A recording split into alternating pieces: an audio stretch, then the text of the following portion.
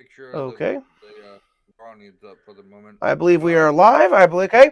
Hey, people, welcome. This is one of my first live streams. Still working out the kinks with the software and all that.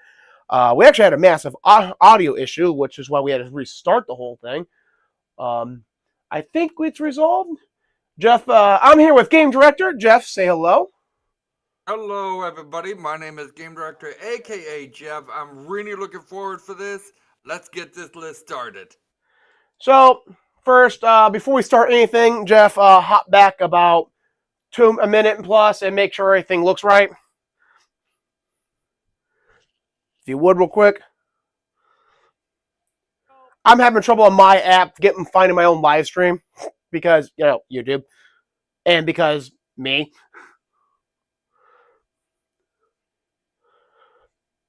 Keep talking, Kev. I'm just gonna type something real quick.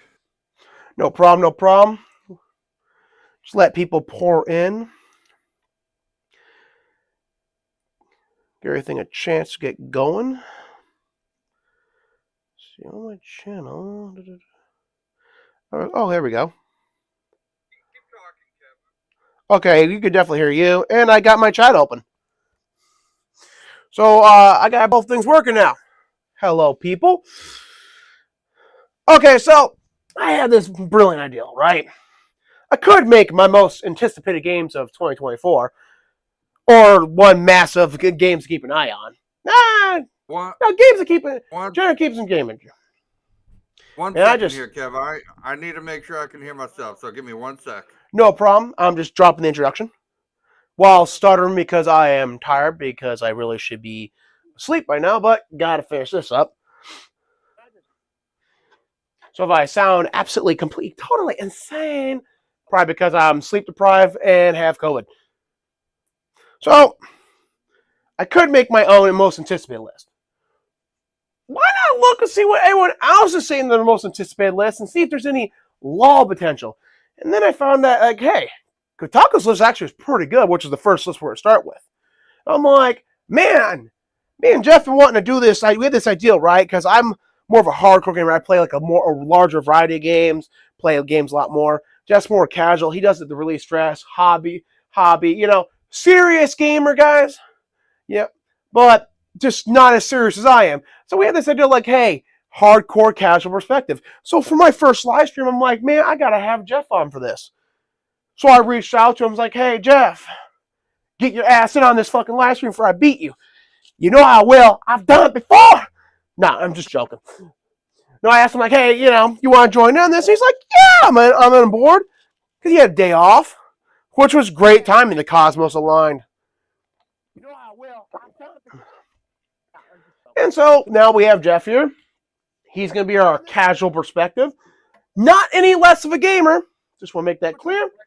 And I'm your kind of your hardcore perspective. I game a lot. I pay attention to the politics of gaming. I look at the financial analytics in a lot of my videos. Jeff, he does more gameplay. He's off doing something right now that I didn't really quite catch, but on his phone. But he'll drop back in when he can. So without further ado, we're going to look at various websites, most anticipated games. I'm going to give you my opinion on it. Jeff's going to give you his opinion on them. We're going to rank these entries by two things. Is this game on our most anticipated? And as in, are we going to anticipate it? And is the game going to be, should it be on a general list? Like I said, people, the sleep deprivation is starting to set in, but we don't have much time for me and Jeff to do this, so it has to be done today. Yeah, but definitely going to be real tired, guys. So it's going to be a very interesting list, guys. So, like I said, I'm really looking forward for this. I can't wait until we get everything all situated. So let's we good to go, man. Go on the road, shall we? Yeah, don't worry. So, Jeff, as I revealed to the people, we'll give some commentary on these games. We're gonna then say, are we anticipating it, and should it be on a general list? Because look, there are games, and now keep in mind, full disclosure, everyone, just because you're anticipating a game doesn't mean you're gonna buy a game. Because it really just boils down to, hey, what's coming out this month or that month? Because there are games well, I'm not gonna say my most anticipated game of the month each month I have not bought, but if you're anticipating like 5 games coming up the same month, sacrifices are gonna have to be made. And the government really frowns upon human sacrifices to get more money, so we can't do that anymore. Unfortunately. Government never lets us have any fun. Ever. So anyway, we're going to start with Kotaku because Kotaku is everyone's favorite lolcow. And yeah, they're actually pretty good in this list, which is shocking and surprising. So let's start.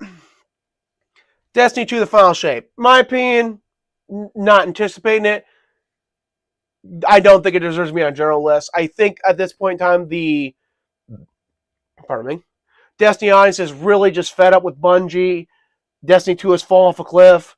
I think a lot of people in the Destiny community are really hoping that the final shape is the saving grace, but a lot of them are also at the point where they've accepted that this is not going to be the overhaul Destiny really needs. Now, I have not really been following this closely, but that is just the general gist of my understanding of the situation. So, not anticipating it, not interested. I don't think it should be on a general list. Jeff, you? So I kind of disagree with you on that one. I do think that it should be on a general list. I do think that there should be some type of generalization, knowing that Destiny 2, the final shape, should be on everyone's list if you're a big Destiny fan. Now, well, here's the thing, man. Like me, when even the Destiny community, like who this is made for, are done with Destiny 2, and then a lot of them are like, well, yeah, I'm going to play the final shape, but like I'm not really hyped for it anymore. I was going to get to them. Don't worry. I was going to get to them. Yeah. I understand what you're saying, but believe me, I was getting to them. Now, look, to be fair, I played Destiny 2. I played a little bit of the first Destiny. I mean, I wasn't really interested in the first Destiny, but kept like, oh, you should play the first Destiny. It's a lot better. I'm like, all right, well, I'll check it out. I checked it out for maybe a little bit, and I'm like, okay, I can kind of see why people like this game. Beating Destiny 2. I'm like, okay, this wasn't a bad game. What now? So, Final Shape Destiny 2, not really on my list, not really on the most anticipated list for me, but it should be on a general list. It should be something that everyone needs to look out for at least once or twice. That's just my opinion, though. That's fair. Hey, man, we can disagree, man. We're adults, and we're not like bots on Twitter. And that's not an Xbox reference. That's a literal, puppet account reference. Just to be clear to anyone listening. Yep. Now, with my Destiny experience, I played the first one. I didn't really get any of the DLC for the first one. I heard it got really good. Just really didn't feel like getting back into it. Then Destiny 2 is coming out, and I'm like, okay, they learned all these lessons from Destiny 1. Destiny 2 is going to be this banger of a game. It's going to be a fresh start, so it'll be good for me to jump on because now I'll have the part for a start, and then I'll get to enjoy Destiny as everyone else is enjoying it. Then I jumped on, and I got burned a second time. I'm not getting burned a third time. So that's just my stance on this. Let's move on to the next game then, Jeff. Next game, Kev.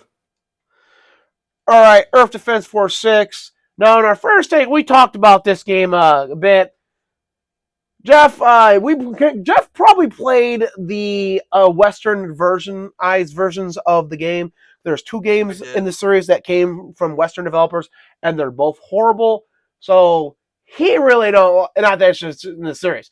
Me, I love the hell out of 4. I love the hell out of 5. This is definitely on my most anticipated list. This, I believe, is in my top 3 games on Steam, if not number 1 right now. I can't wait for this. A post-apocalyptic Earth Defense Force where the stakes are getting even higher. Must have. Jeff? Okay, so I have played the Western version, I guess the quote-unquote Western version of this game, and I did not like it at all. Like, I understand why a lot of people are hyped up to Earth Defense Force, because it was a good game, and I understood that. But it's not really for me personally. I'm not going to say it's the most anticipated game on my list. It's possibly on my bottom part of my list. not the most anticipated, but it is the most general type of game that we need to look forward to. But other than that, I mean, it looks to be pretty good. So yeah. Well, we can play a trailer if you want to see some trailer action. Oh yeah, I should have been playing these trailers when we're talking about these games. Oh yeah, now the audio works. Nice.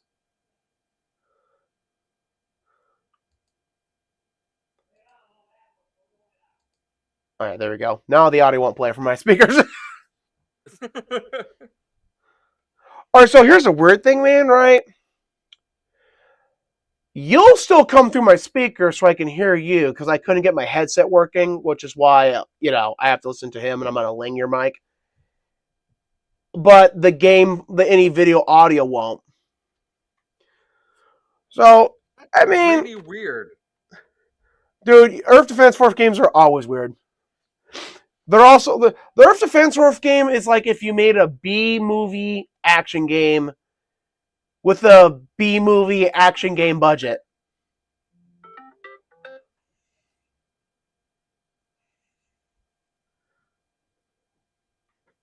All right, let's move on to the next game then.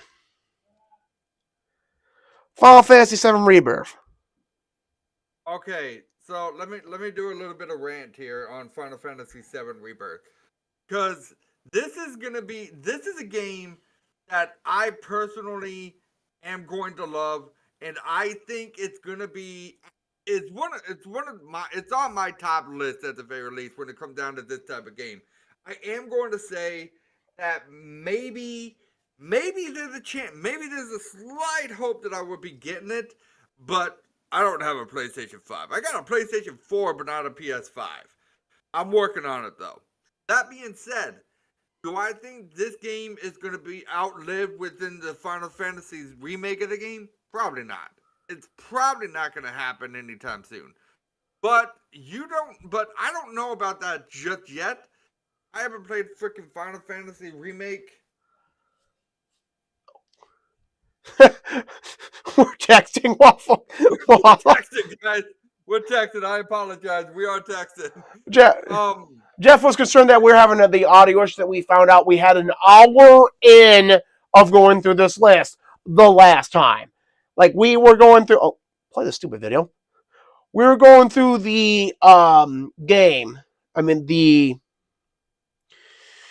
live stream, and an hour in we found out we couldn't hear Jeff, so it's basically just me talking to myself for an hour.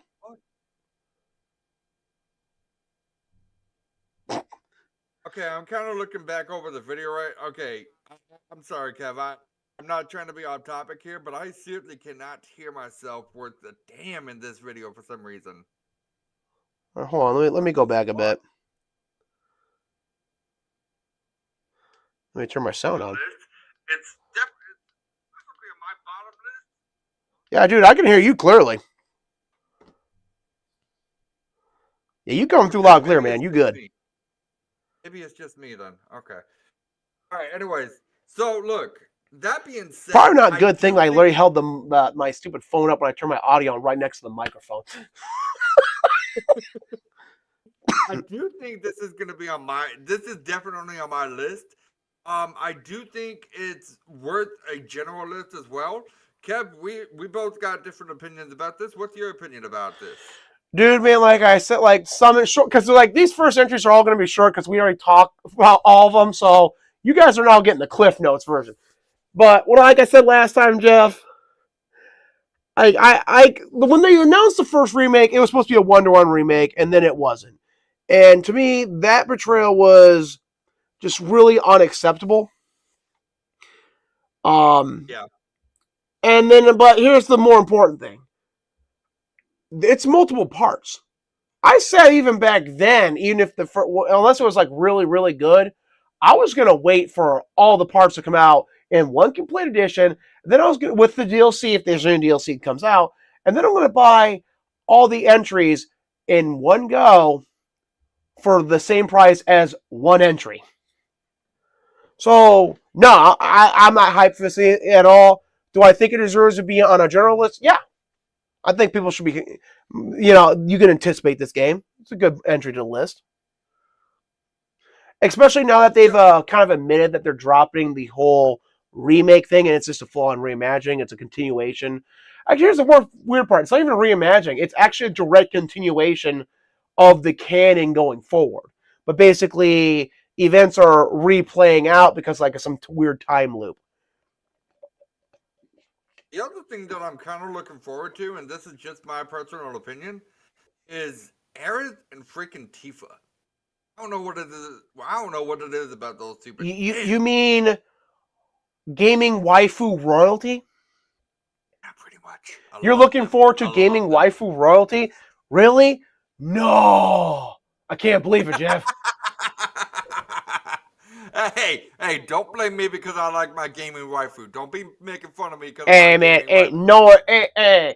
We are a pro sexy woman channel on Gamers Haunt. We ain't none of those ugly bitches on my channel.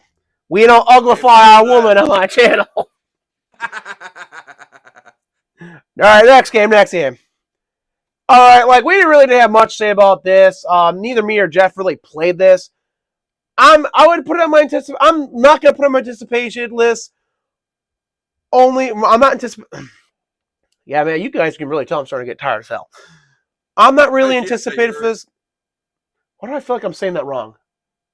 I'm not really anticipating. Okay, yeah, that is wrong. He's not anticipating what this game is going to be. I'm not really anticipating it either. I'm not. It's on the general list, but all in all, it's not really on our most anticipated lists. Is what he's trying to say here, guys. Yeah. I saved you like 5 minutes, Kev. There you go. Thank you, man. Dude, like I was good until I sat back down, and now you're tired as hell headache has like swooped over. Oh yeah. And you only have this one day, so it ain't like we can put this off till tomorrow. I know. For a take 3. I mean, look, technically, I guess we could, but I gotta be at work at like 3:00 tomorrow. So I mean, well, yeah, tell your boss to go off herself. You're working for me now. All right. I'll pay you in exposure. I just pissed off so many artists. Okay. Next game. All right. Next game. Oh yeah. I'm not anticipating because early access. Just because I don't really do early access, but I believe it deserves to be a general list. The first game was amazing. Jeff, you? Never played it. Next one. All right, Homeworld. No, I was talking about the last one because we forgot to do the whole thing. Oh yeah. Okay. Yeah, like Hades. I never played it, so yeah. I'm just gonna kind of leave it at that. Yeah. Okay. Homeworld 3. I think this is a great addition to the list. It really shows that Kotaku had an actual gamer making this list. It's not going to be everyone's game, but this is definitely a game a lot of people should look forward to in 2024. Continuation of the Homeworld series. You control a mothership. It's an RTS strategy game. Yeah, you know the drill.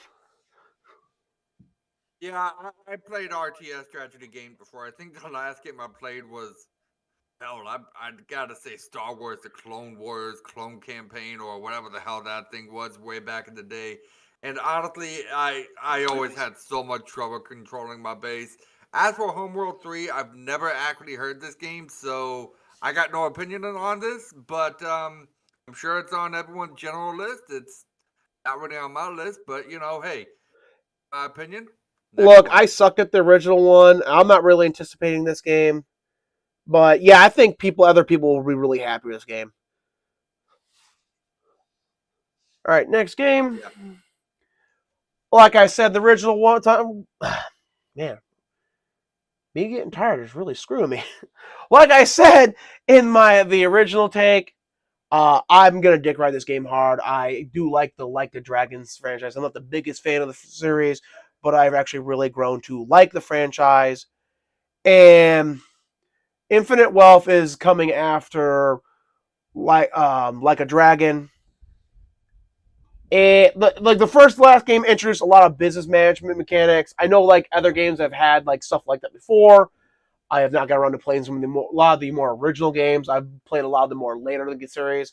So I really want to know what kind of business management this game's going to have because the main character in the last game became a CEO of a company.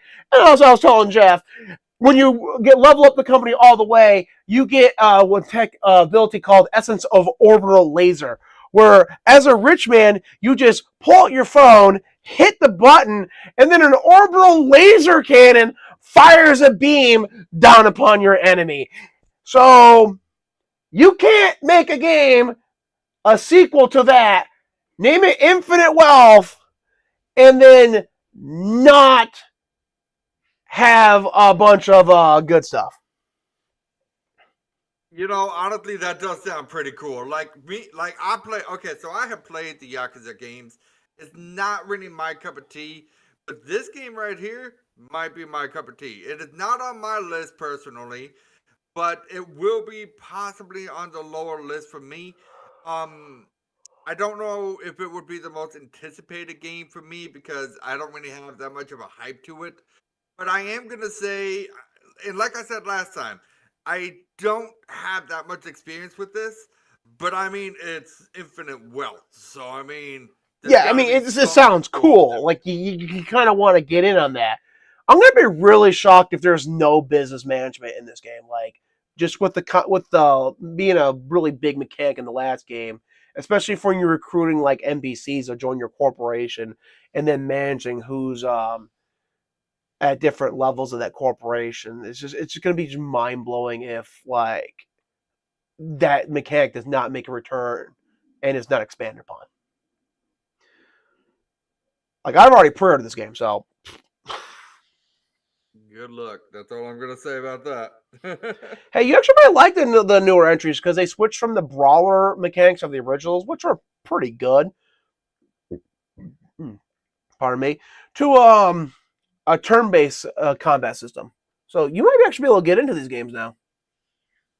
Well, we'll find out now, shall we? Yeah. All right, next game. Little Nightmares 3, like I said last time, man. Definitely, I'm anticipating this game. Not high on my list. Definitely deserves to be on a general list. New studios making it. It might be nice having a studio making a Little Nightmares game when we don't have to worry about the studio making the game changing what's going to be about the game, like midway through development. So in the beginning of Little Nightmares 1's development, we heard it's a Studio Ghibli movie, but then it went dark. And then in Little Nightmares 2, it's a sequel, and then like months before it released, there's an interview like, okay, no, we changed our mind. It's actually now a prequel. So not having to deal with stuff like that is a definite boon. I agree. I totally 100% agree. And the one thing and this is on my list too. This isn't on my top list. This is probably like mid tier list for me at the very least. It's definitely worth checking out. In my opinion. Obviously, what I'm looking forward to is the new settings of this game, and I'm really hoping that Six is in this game too. I think that's her name, if I remember correctly. Yeah. We were debating whether it's 6 or 9. I'm pretty sure it's 6, because nine's Pretty the sure it character was from six. that movie Nine, which again, amazing movie. Yeah, great movie. But let's move on. Yeah, but so, and the final thought in this, the only concern I have is the studio's unproven of having made a Little Nightmares game, but they're kind of really hard to screw up. So it'll be interesting to see how they pull it off because it could be better than the original, or it could just end up being like, yeah, no, franchise is done. Honestly, you can't really screw up on a side scroller game. You can't. Yeah, you know what? You would think so, but I kind of think there's some studios out there that probably could do so.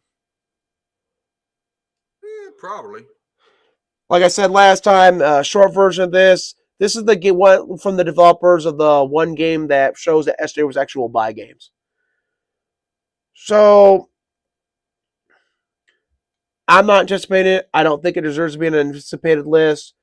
purely because the conundrum of, do I want to risk the ideals of ESG, DEI, formerly what we used to call social justice, spreading because a bunch of dumbass CEOs see one game succeed and think like, oh, if we incorporate these mechanics and ideals in the plot in every game, then we can also attract that audience to our game, and then have like every franchise that I love ruined because of just ineptitude. And I really had to say no. So I agree with Kev wholeheartedly. I played Life is Strange and Life is Strange 2. I think these are the same guys that made these two, if I remember correctly. Yes. So honestly, I'm not gonna lie to you. I don't care for it. I'm not gonna care for it. It's not on my list. I don't think it should be on a general list in general because it's not. Because look, like Kev said, this is basically an SJW game. This is, and I don't know how. I don't know if. Well, I'm not gonna get too far into this because And I'll say this again, like just for this take, I do believe that SJMers should be allowed to have their games. I just don't think it's a good idea to be promoting them. honestly, I think this is more of a leftist game in my opinion. But that's just Yeah, me. That's the only thing I'm gonna say about it. yeah. So next game, again, like this quick version. I'm anticipating this game. I think it should be on general list. It's a hybrid of somewhere between. Man, my brain is really out of it right now. Dude, I'm not even joking, man. This tiredness has come on and is hitting me hard. End up and walk around for a little bit if you can. Yeah, that might be a good idea, man, because I do not know like why. Like I am out of. I'm actually considering going drink some coffee or some caffeine drink to get myself back in the game. Yeah, there you go. Because I actually have I got me some of this guacamole Game of Art.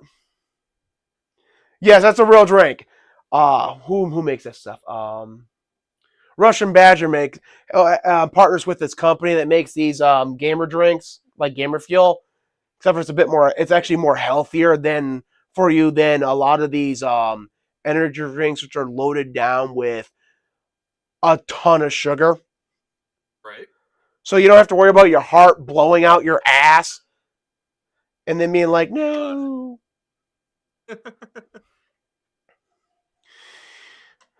All right. So my Yeah, opinion Jeff, I'll about let this you game. talk about this real quick. I'm gonna go grab me some caffeine. Okay. So my opinion about this game is I never played it. It I mean I'm sure it's on everyone's general list. I never really played it. I didn't really care for it, and that's all I'm gonna say about that.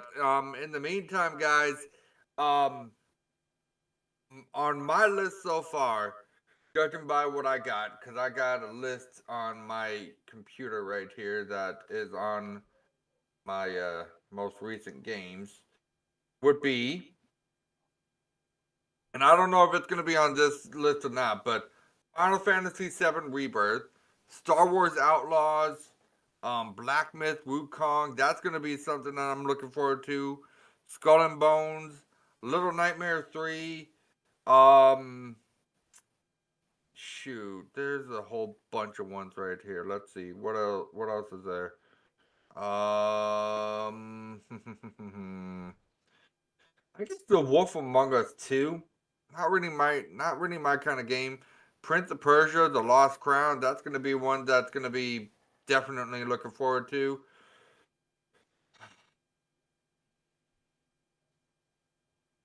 Sorry, I was just kinda looking over some of the games right now, and I'm not gonna lie, I it's not really my kind of game, but it honestly I hate to say this, but I'm really kind of looking forward for Hellblade 2. Um Mostly because I know what Senua is all about, and I hate Hellblade. I really fucking do, guys. Like, that game put me through so much fucking hell, and I hate everything about it. It's absolutely just no. Another one that I'm really looking forward to is Avowed. That's the one that I'm really looking forward to right here. Jeff, we'll get to that crap. We'll get to a little. Dude, trust me, Avowed is actually on some of these lists. I'm just talking in general. Yeah, I know. You had to feel the silence. Yeah, I quickly grabbed it, ate some of half a burger, so. Because I might just be like stupid hungry too, because you know, like when you get hungry, and then like you have no energy because you haven't eaten. Yeah. All right, so did you already give your opinion on this game? Yeah, didn't really much care for it. Never heard about it. It's Pacific Drive. I'm sure it's on someone's general list. It's not really my thing though. All right, like we said last time, because I'm going to keep the other live stream up. So if you guys want to go back through and check out the last live stream, the only reason we're going back through and redoing this is like I said, Jeff's voice was literally not recorded. So we had to kind of redo all this whole segment here. I'm excited in this game. It's not the top of my list, but it looks really cool. It looks like it's going to be really fun. I love the post-apocalyptic kind of setting of drive around, scrounging materials, upgrading your car. I loved how they presented the game. So I'm kind of anticipating this game. Definitely deserves to be on a general list. Again, showing that Kotaku has, whoever made this list, knew what the hell they were doing. Oh, look, I agree with you on that one, Kev. I'm kind of looking forward for this game. It's on my most anticipated list, but it's not on my list personally that I would really want to try to get into right away. But it is definitely on my anticipated list. It looks so fucking cool. I'm really looking forward to seeing what this game is really all about. Because maybe there's a really good storyline. Maybe it's just like an open world type of. It is kind of open world. Escape the apocalypse type of thing. So we'll have to find out.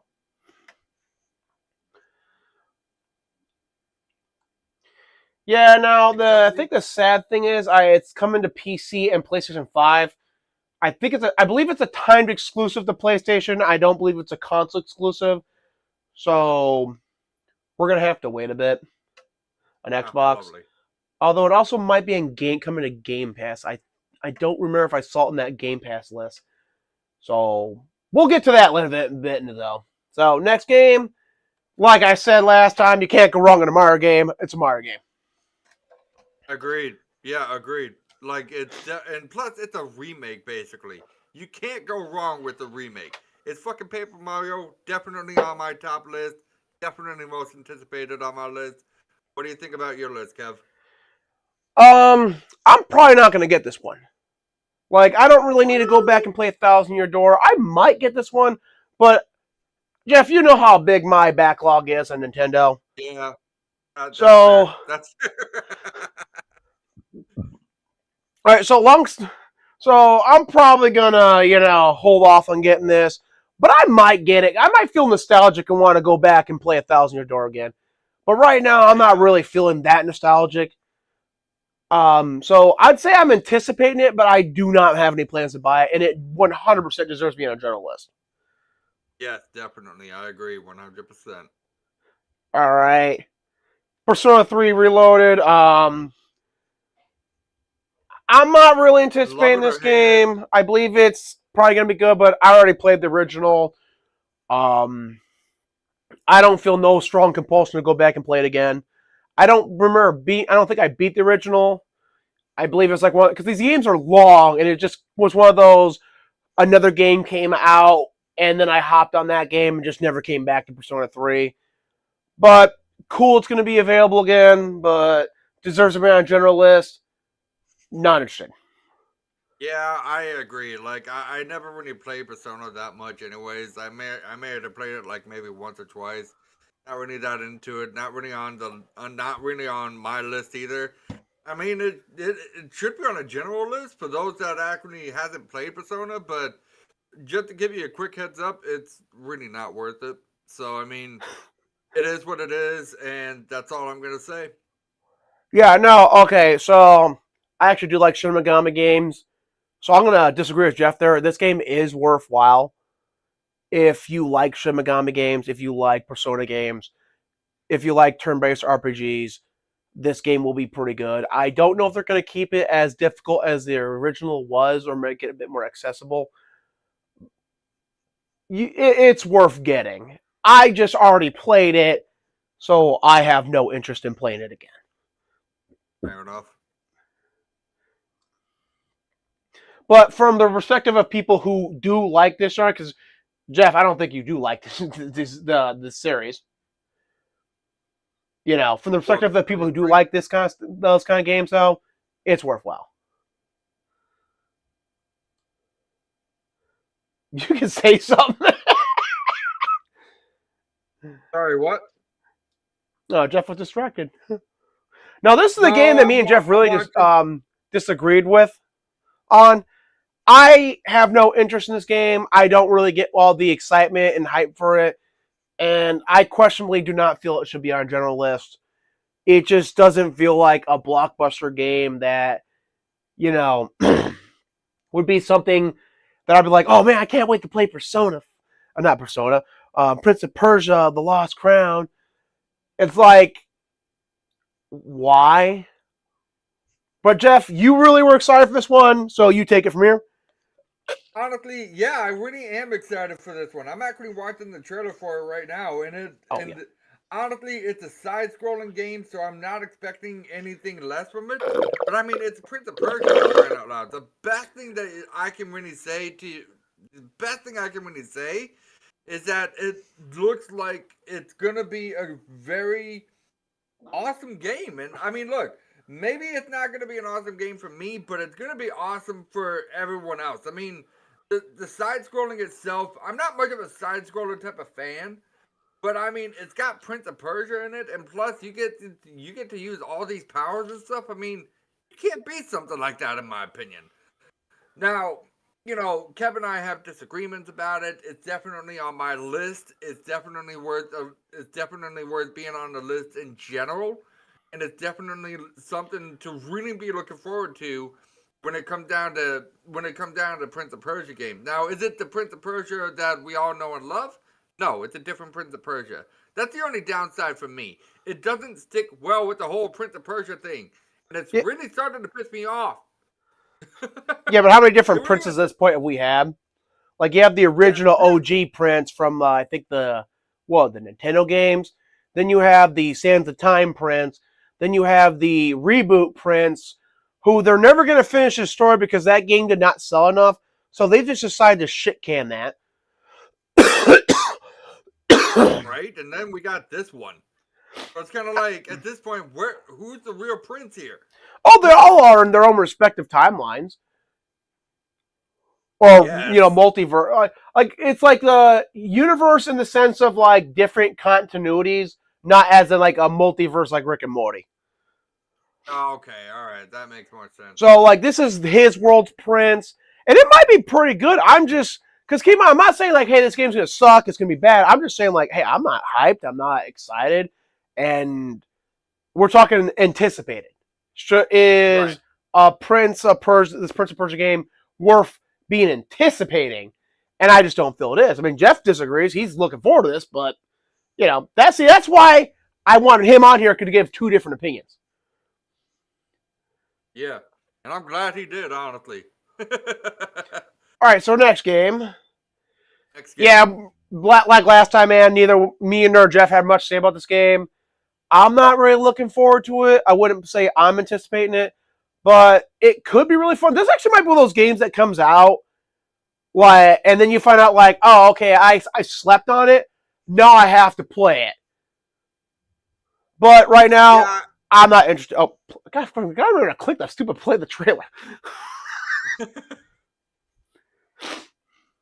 Yeah, I kind of agree with this one. Like, I mean, the only good thing about this one is it's Mario.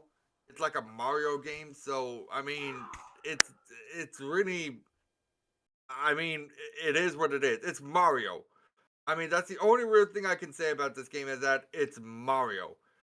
I mean, other than that, I'm not really looking forward to it. I'm not expecting anything good from it. I'm not expecting anything bad from it.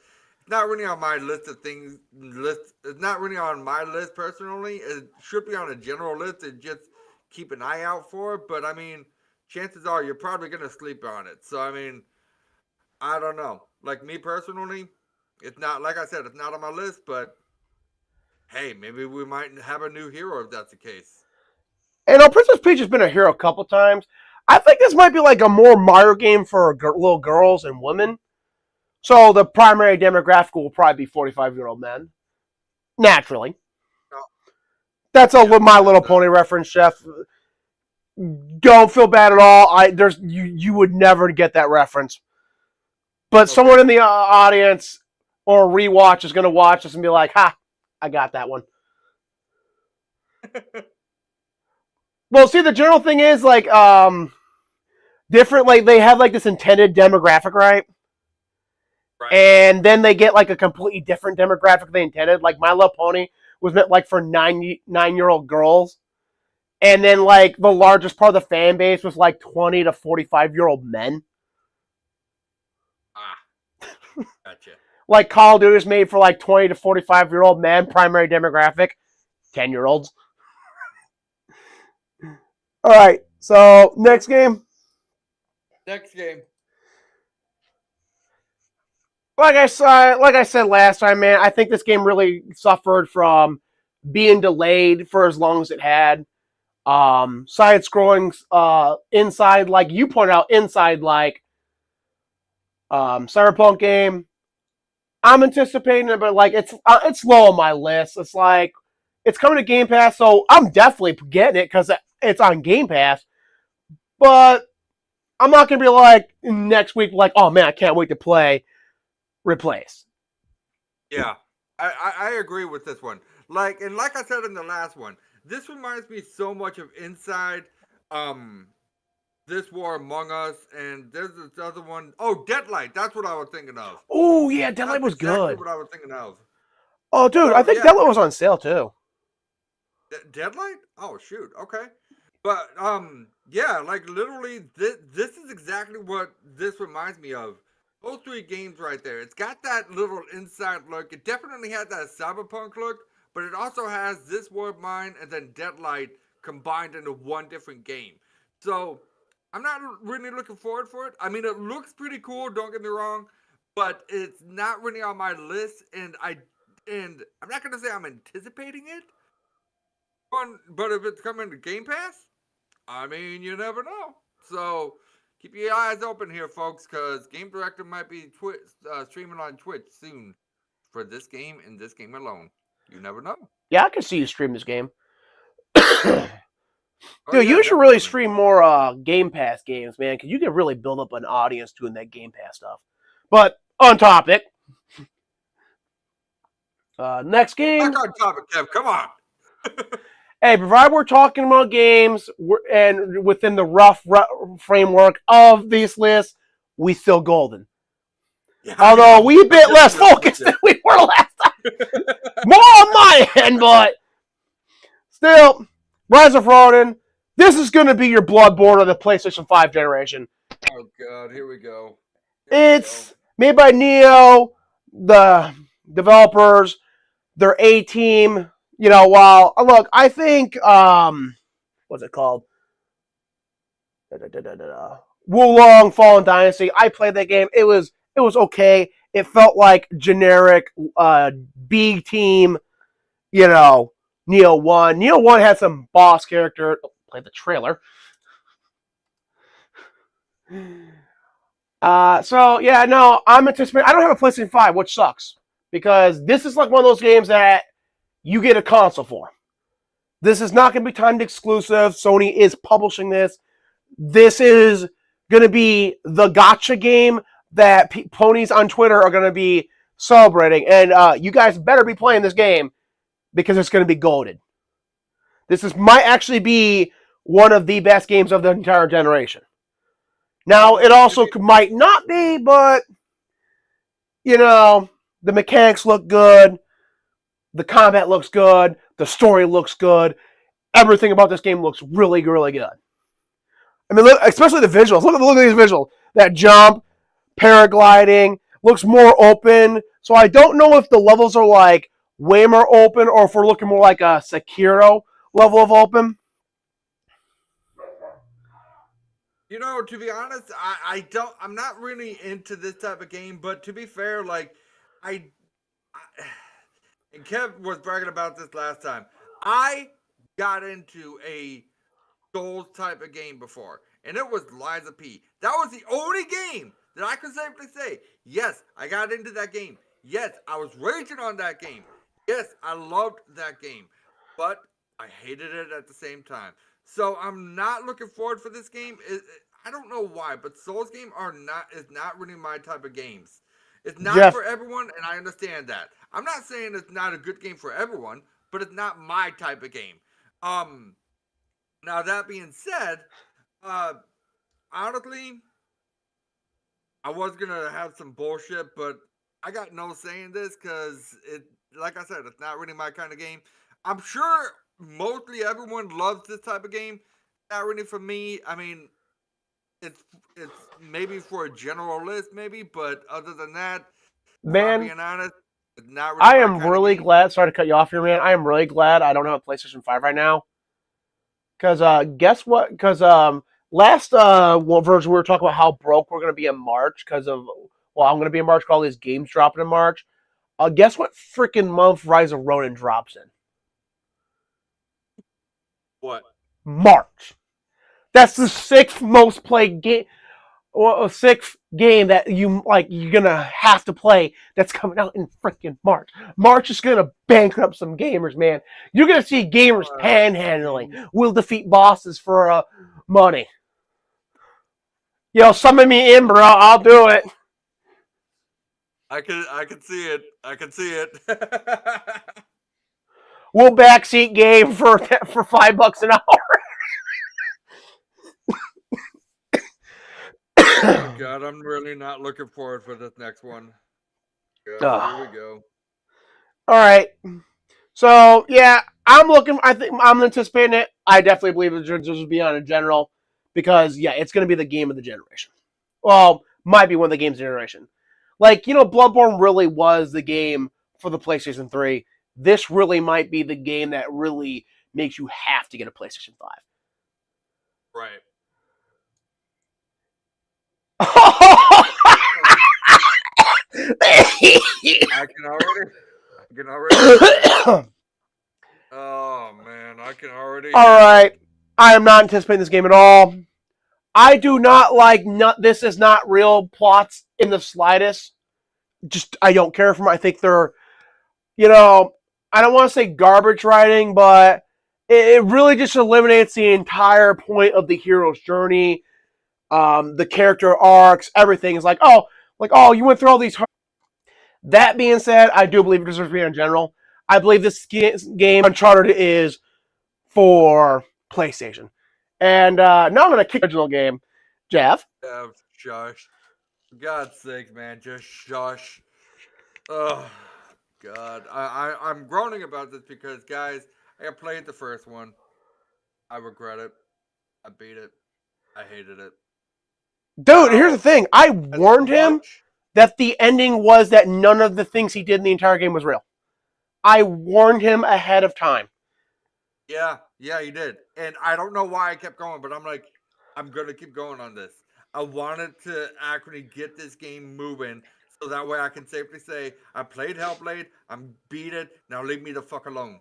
And seeing Hellblade 2 and as much as people are gonna give me as much shit as they can about this is a game that I can safely say I don't want to look forward to, but seeing as how I played the first one, I want to see how this ends. So I don't want to say I'm looking forward for this one, but I am.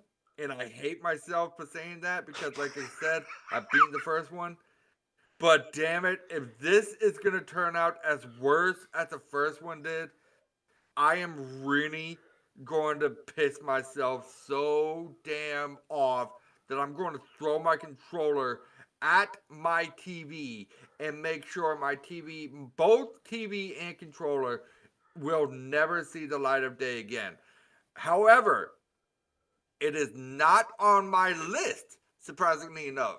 As much as I anticipate this game, It's not on my list. No, Jeff. I Because of the think you fact being- anticipate the fact that you fucking know you're going to be buying this damn game, and there's nothing No, you I'm can not. do about it. No, Kev. Look, I may not like the first game, but that doesn't mean I'm not anticipating this game to suck. I don't want this. Okay, let me Jeff, clarify this. you're embodying my Don't want my this game. important life lesson of learn nothing, because the universe will then learn to teach. It can teach you stuff, and will want to keep doing that, and that generally involves hardship and tough learned lessons. And no one wants any of that crap. Which is a joke. People actually do endeavor to learn stuff in life and grow as a person. Yeah, they do. But see, Jeff, he'd be like, man, like Jeff, you hate that game. Like, why would you want to get the next one? Shut up, Kevin. And he'll play it and it's like, oh, no, it won't. No, it's not that. It's like, Jeff, that game's gonna suck. And then he's like, oh no, I know I'm not gonna get it. Kevin, that game sucked. I'm like, Jeff, I told you that game was gonna suck. Look, I'm not gonna lie to you. I have my mistakes, okay? I'll admit that. But look, I don't want this to be the most anticipated game on my list, but it is. Now, as for it being on the general list, yeah, no, hands down deserves me a journalist, man. Well, actually, no, never mind. I cannot tell you what your opinion is. Go on. no, honestly, like I don't deserve this. Should be on a general list. Like as much as I. Oh man, all right, how do you justify this not being on a general list, man? Because look, I hate the Uncharted franchise mostly because that one female character, Drake's wife, can't remember her name.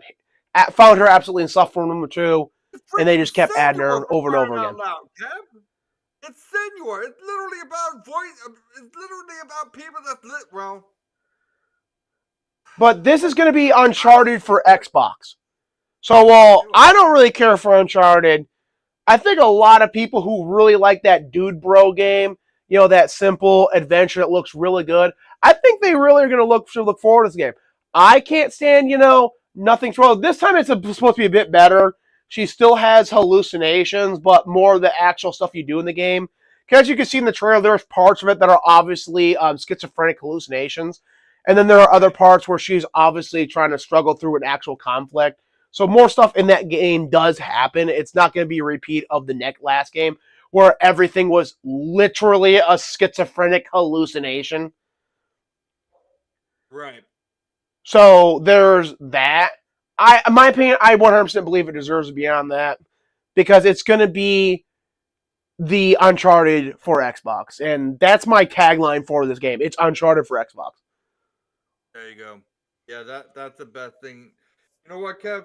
I agree with you 100% on that one. See, I thought I could convince you. Like, dude, do I think it's going to be a good game? No.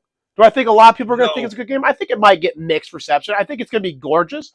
I think people are going to praise it for its graphics. The combat does look a bit improved. The story looks a bit improved. So I think it'll get praised for a lot of elements. But it's going to be the Uncharted. Like, no one thinks Uncharted is the pinnacle of storytelling, gameplay, or game design.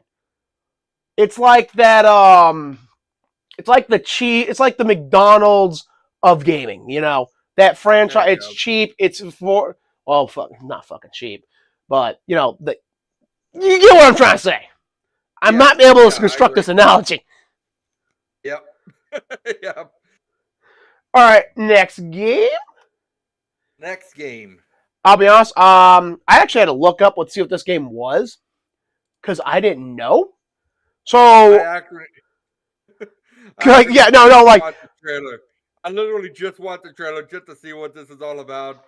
I mean, I didn't watch the trailer when I was actually recording my video for this list.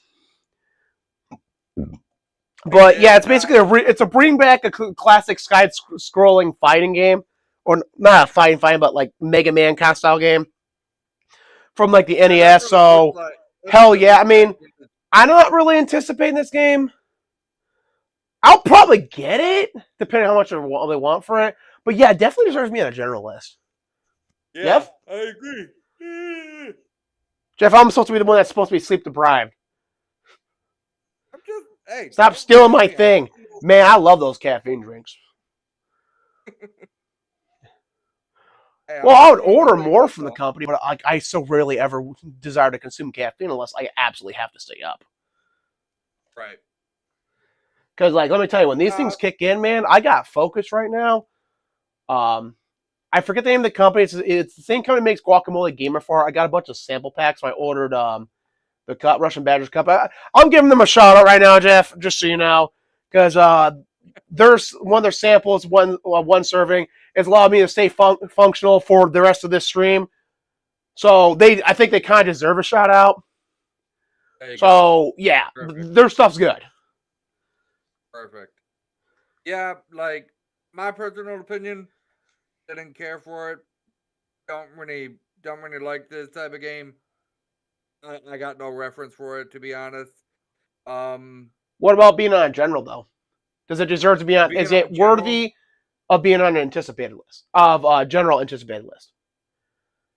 being on a general anticipated. I mean, I no, not really. That's fair, man. I like it because it's something different. Like it may not pan out, but it's something different, and it's actually something different of quality. Because look, anyone Yeah, can pull out like a shovelware game as something different, but that's why I kind of that's like true. this. Next game, Skate Story. Again, another game I had no idea what it was, and Jeff will probably watch the trailer. Well, I did forgot to. Skate games are really popular, so I'm not anticipating it. Might be a good entry in a general list. I don't really know. Look, yeah, I'm kind of with Kev on this one. I'm um, I'm kind of torn between yay and wow. I guess Like, I'm not it's gonna a be playing skating this. game. Like, but I can It's see a people who like to play skate games. They might really enjoy this. yeah, but when's the last time we actually had a skating game like that though? Like this. Well, so here's a weird thing. I'm not really in that into skating, but I'm actually looking forward to Jet Set Radio. Is that kind of weird? Weird. Yeah, that's kind of weird. I think mostly because Jet Set Radio is more than just skating. But next game. Yeah, like next game. That's all I can say about it. All right, this game flat out does not deserve to be on any fucking list. Everyone knows that testing has been miserable. The game is going to crash and burn upon launch. We're going to mock it for probably about a couple weeks. Good content for my channel, and then everyone's just going to move on. So, not Look, anticipated. I Bad entry for the disagree. list. Jeff? I disagree 100% on this one. This is the one that I have honestly been looking forward to for a while now. Now, that being said, is it on my most anticipated list? Yes, it should be on a general anticipated list. Now, is it going to break? Probably is. But I mean, look, it's Skull and Bone. It's literally about pirates. What can go wrong with pirates? Well, To be fair, according to to be fair, testers and people let in the me beta, pretty much everything. Like, I'll be I was honest, gonna say, what's like, that look, game that I to be refuse to play fair, again because of when cheaters? to be fair, the only, I mean, they this is basically Sea of Thieves, Yeah, basically. that, yeah. Oh, I'd rather go back and play there Sea you of go. Thieves than play this game again. Then give this game a shot. I mean, look, dude, when's the last time I played Sea of Thieves? I think But it was yeah, about like like 3 months literally, after I quit and refused to play again after we hit in our cheaters. But anyway, continue with your thoughts. but basically, like this is like I'm really looking forward for this game, just so I know what's gonna happen with this game. Is there gonna be a storyline? Is it gonna be an open MMO? Is it gonna be like a sandbox like Sea of Thieves? Is it gonna be like an actual pirate game? Is it gonna be something that's worthwhile? It could be. It could not be. We'll have to wait and see at this point. Now, this is my birthday month, guys. So, hey, by the way, guys, my birthday is going to be in February. I want this game for my birthday. Keep that in mind, okay? Someone give me this fucking game, then we'll see what's going to happen, okay? Look at this right here. Look at this. This is awesome right here. This is what we need. Yeah, but dude, from what I've heard, like every playtester has basically said this game is mid to crap at best. Mid at best and crap. Like Man. literally multiple playtests, like no one has said this game is good. So what they've done is they've taken like these really cool moments and they've put this trailer together, but the actual game sucks. At least that's what I've heard. Maybe I've heard wrong, but from what I've heard, this game is a disaster. But I mean, you know what? Hearing your perspective from like someone who doesn't keep track of all this stuff, I can definitely see why someone decided to be on this. So while I disagree with your opinion, I agree with that your opinion's really what's the word I want to look for? Warranted. Has a good basis. Yeah, definitely. All right, next game. Next game. All right, it's Stalker 2. Like, you play Stalker because you want to play a game where you actually have to, get good, think ahead of time, and actually have to worry some dude might put a bullet in your head from 50 feet away from behind, if you decide to dart out from cover. And you actually have to plan ahead. You have to worry about anomalies, mutants, other humans, not other humans real life, but other humans in game. So yeah, hands down, I'm anticipating this game. I'm cautiously optimistic for this game, but I am anticipating it's on my anticipated list. It definitely deserves me on general, no questions. Great Game Pass game, by the way. Dude, honestly, does this feel like it's fucking Metro to you, or is it just me? Metro was inspired by the original Stalker games, so this is the sequel to the series that inspired Metro. Okay, that explains a lot, actually. Look, I'm looking forward for this game too now, because this game right here, like at first I'm kind of like I'm iffy about it, and then I'm thinking to myself like, okay, now I get your perspective. Now that I know your perspective on it, I'm looking forward for this game because this is a game that you see a thing go boom. Oh, what?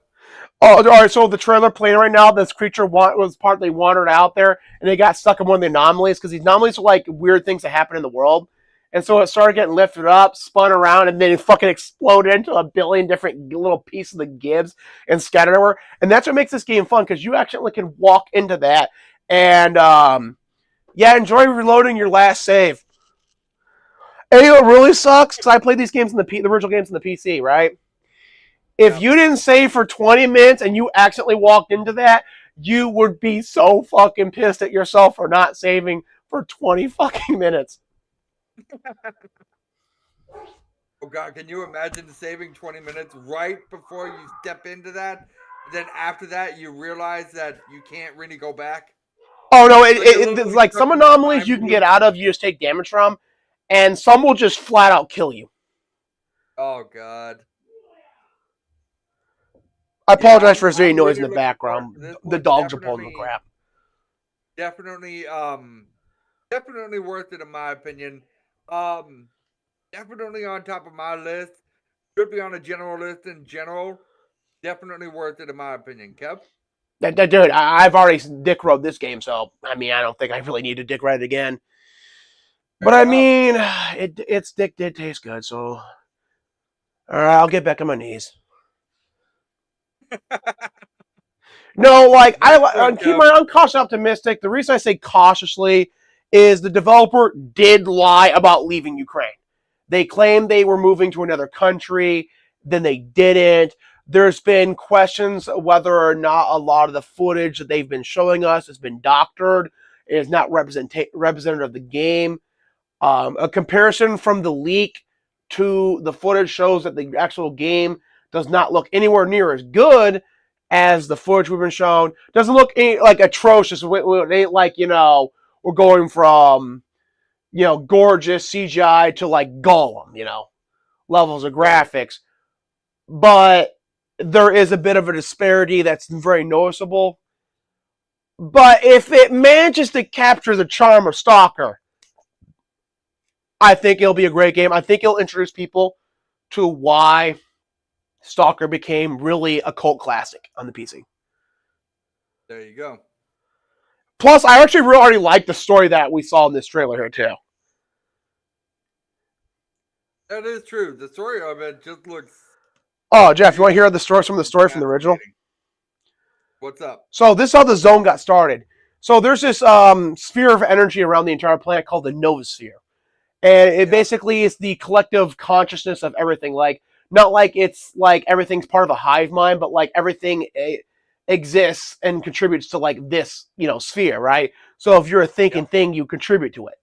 So these scientists, they had this brilliant idea of like, hey, we can make the world a perfect place by just removing some negative aspects from the Novosphere, and thus it'll remove the negative aspects from humans, and thus achieve world peace. So they set up the research center at Chernobyl, the power plant, because the radiation, it's kind of an exclusion zone. Not a lot of people go there, so it was the perfect place to, run research.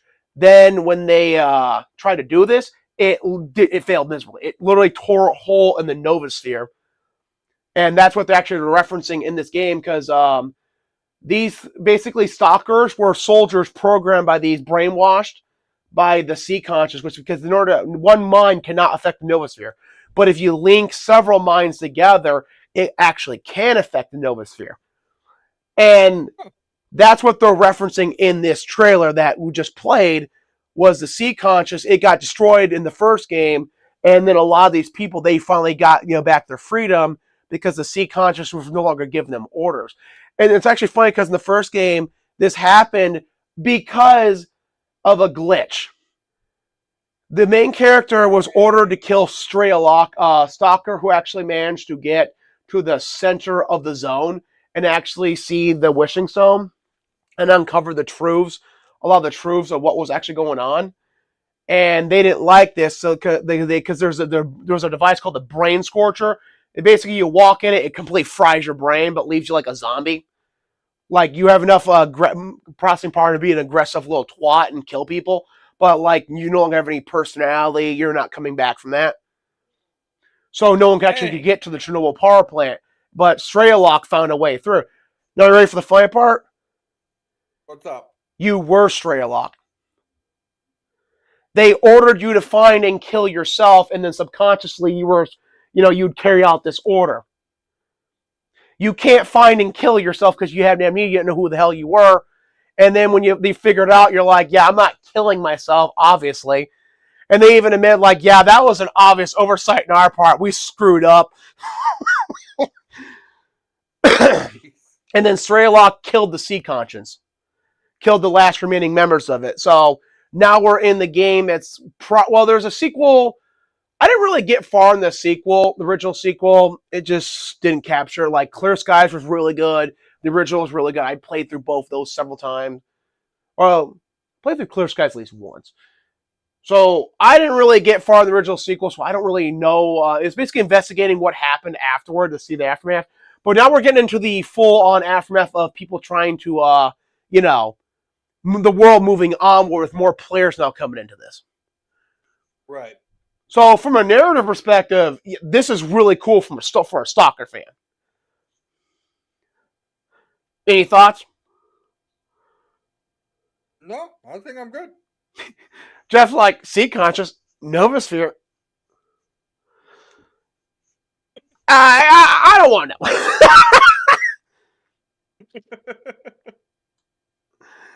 know. No offense, Jeff. I'm taken. Star Wars Dark Forces Remastered. I mean, it's basically Doom Star Wars. So cool, I guess.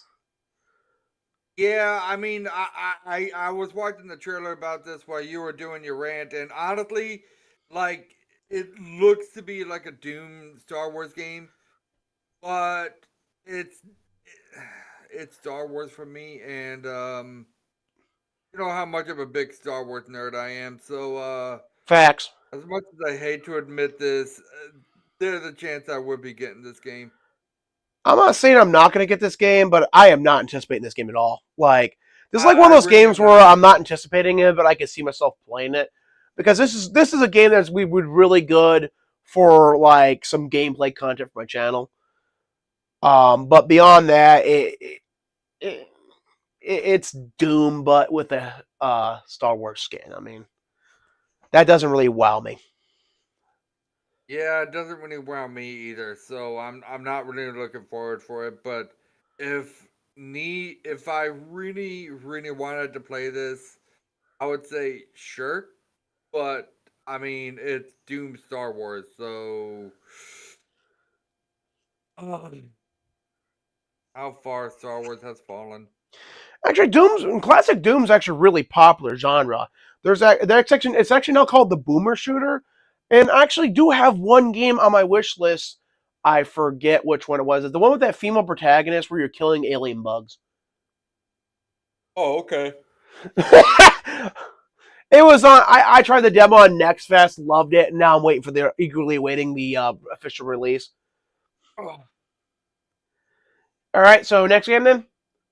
next game. All right. Oh, wait. So you didn't say whether or not. So are you anticipating this game, and should it be on general? I am anticipating this game. Should it be on general? Yeah, definitely. I'm not anticipating this game, but I definitely think it should be on general. Like it just, I'm not. It doesn't interest me, right? But I'm like, yeah, no. People who love boomer shooters deserve some love. So yeah, good pick. Yeah, definitely. I agree. I mean, it's GTA fucking Star Wars. Yeah, I'm anticipating it. I'm really hoping it. And here's the worst part, Jeff. This might be have a story that's less ESG than the actual next GTA game. So this game might be less woke than the next GTA game. Look, to be fair, and I told you this once, and I'm gonna keep telling you this.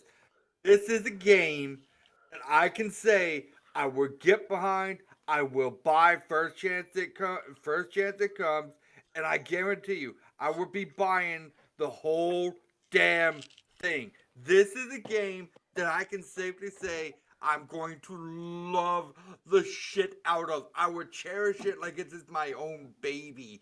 This is a game that I can dick ride on. I am hyped up for this game so damn much because it takes place that doesn't involve in a Jedi, but involves in smuggling. But it's not a smuggler because you're getting hunted. And because you're getting hunted, you get to do a lot of crazy shit in the galaxy. And because of that, you get to have a lot of things go boom. So believe me when I say this, I'm looking forward for this game. This is definitely on my top list of shit that I need for this year. Now, and it's definitely worth a general for it in general because it is honestly that damn good of a game. Now, like, I'm going to my love this only game. concern about this game is one, it's Ubisoft, right? So it's like one of those companies that can seize defeat from the jaws of victory. Yes, I agree. But Yes, that's the I've only also downside heard for this me. game is not going to just be like another Ubisoft clone game, right? So they're developing this game called Beyond Good and Evil 2. I'm sure you might heard of it a couple times. It's supposed to Yep, be a space piracy game. Starting to yep, sound familiar. yep. Yeah, so that game's been in development hell. So the word was I heard. I don't know if this is true or not, but this is what I heard back in the day, a few years ago. They took mechanics from that and put it into this game. So mechanics that were developed for that pirate game where you get to build your own pirate crew are being put into this game. So that does give me confidence we're not about to just play, hey, Far Cry on Pandora, like, the Right. last Avatar game. Like, this actually Yeah. might be something unique and fun and actually might be GTA Star Wars. And that's what I want. I want GTA Star Wars. And my biggest complaint is the dialogue sounded kind of cringe. But I'll be honest, man. If the price I have to pay for a good GTA rags to riches crime game, then fight to keep it, is to put up with a little bit of cringe dialogue. I think I'd be willing to pay that price, man. I think I will. Definitely, I'm right there with you, man. Like I said, this is a game that I can safely say I would dick ride this game. Now, look, when the hype is down, obviously I'm gonna kind of look into it a little more. But right now, I'm really hyped up for this game. This is a game that I can safely.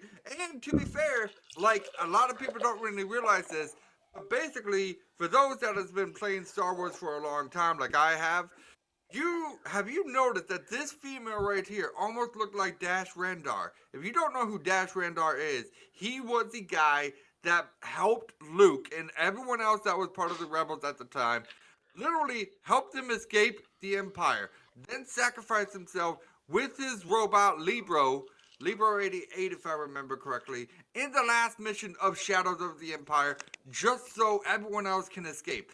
That's the man that we need. This is basically female Dash Rendar. So, guys, seriously, Hey, man, you keep watch this. talking. I'm going to be right back. Okay, watch this trailer. Let me know what you guys think of this, because this is a game that I personally am going to love. And this is going to be something that I personally am going to enjoy, because this game right here is definitely going to be worth it in my eyes. Now, everyone's got their own opinions about it. I would like, look at the trailer right here, guys. This trailer right here has definitely put me on edge. Look at that. The Empire literally looks like a massive fleet. Look at that. There's bounty hunters right there. Han Solo's right there. We all know what happened to Han at this time. Look, the Empire is basically holding its grip. And then here comes the bar that started it all right there. That is where we need to be right now for Star Wars here, folks. We need this to happen. And honestly, that's a cute looking creature, too. A lot cuter than B-88, in my opinion. I mean, most of these creatures are butt fucking ugly, but I mean, let's be honest here. Not everyone is really looking forward for this game. But damn it, if you want to beat a Gamoran and want to kick his ass in a fucking bar, you can do that. That is something that I'm really looking forward to right there. You know, there's plenty of other things that I want to talk about, but I I don't want to really sit in silence about this either, because, like, for example, I can go on a rant about Hellblade 2, kind of get my own true opinion about this. Um, Not really my kind of game, like I said, but that's just me. This game right here, though, I'm really looking forward for it. I really honestly am. There's nothing that I can say that's better than this game. You know what? To be fair, that guy almost looked like Kyle. Huh. Dude, like, there's Wow. nothing in this game that really... Dude, you can go from...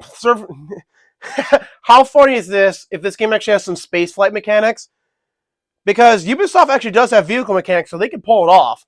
And it's better than Starfield. Oh, don't get me started on Starfield. Yeah, I'm not going to. I'm just saying. Because if this But I agree. dogfighting here is actually in-game, that's what we should have gotten Starfield. I'm just saying. How funny is it going to Yeah. be if the year after... Because, let's be honest, this game is going to be compared... Starfield is going to be compared to this game. This game has a branching RPG narrative. It has different factions. And it has space combat. Does it have exploration? Probably not, other than, the RPG, GTA kind of exploration where you're, checking out the world.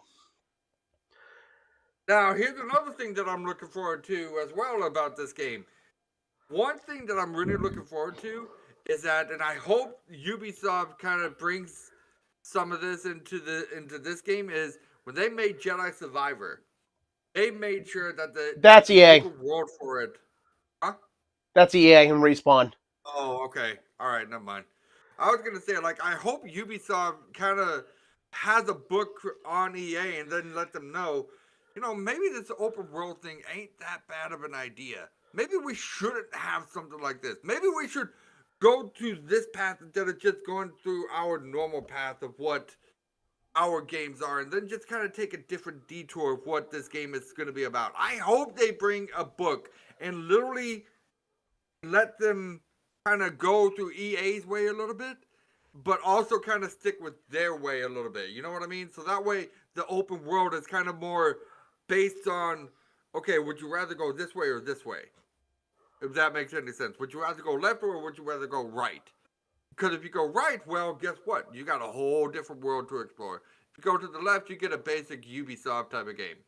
That's just my opinion.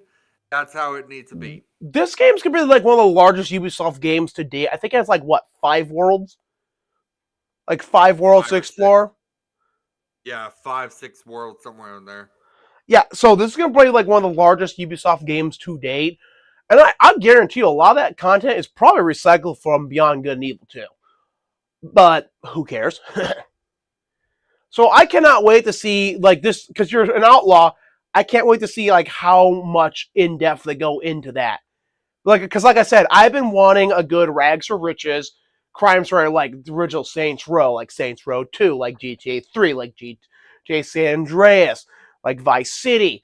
That like Yep. Scarface, The World Is Yours, like Godfather 1 Yep. and Godfather 2. Something that for some reason modern developers are not willing to give us, and I'm really happy that we might actually get this with this game. And the best part is I looked it up, I'm like, okay, is Sweet Baby, that company making everything woke and cringy, involved with this game?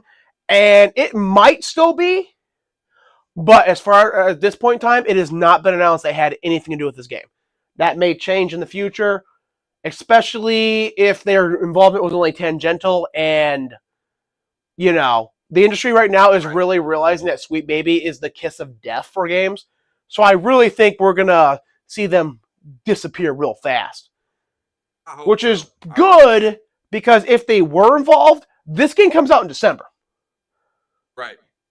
There's plenty of time to remove anything and everything they suggested and then actually bring in some competent writers to actually make it better. Which is really cool. Oh, yeah. So, next game? Next game. Alrighty. No, does not deserve to be on a list. No one thinks this game's gonna. Almost no one thinks this game's gonna be good. The writing is cringe.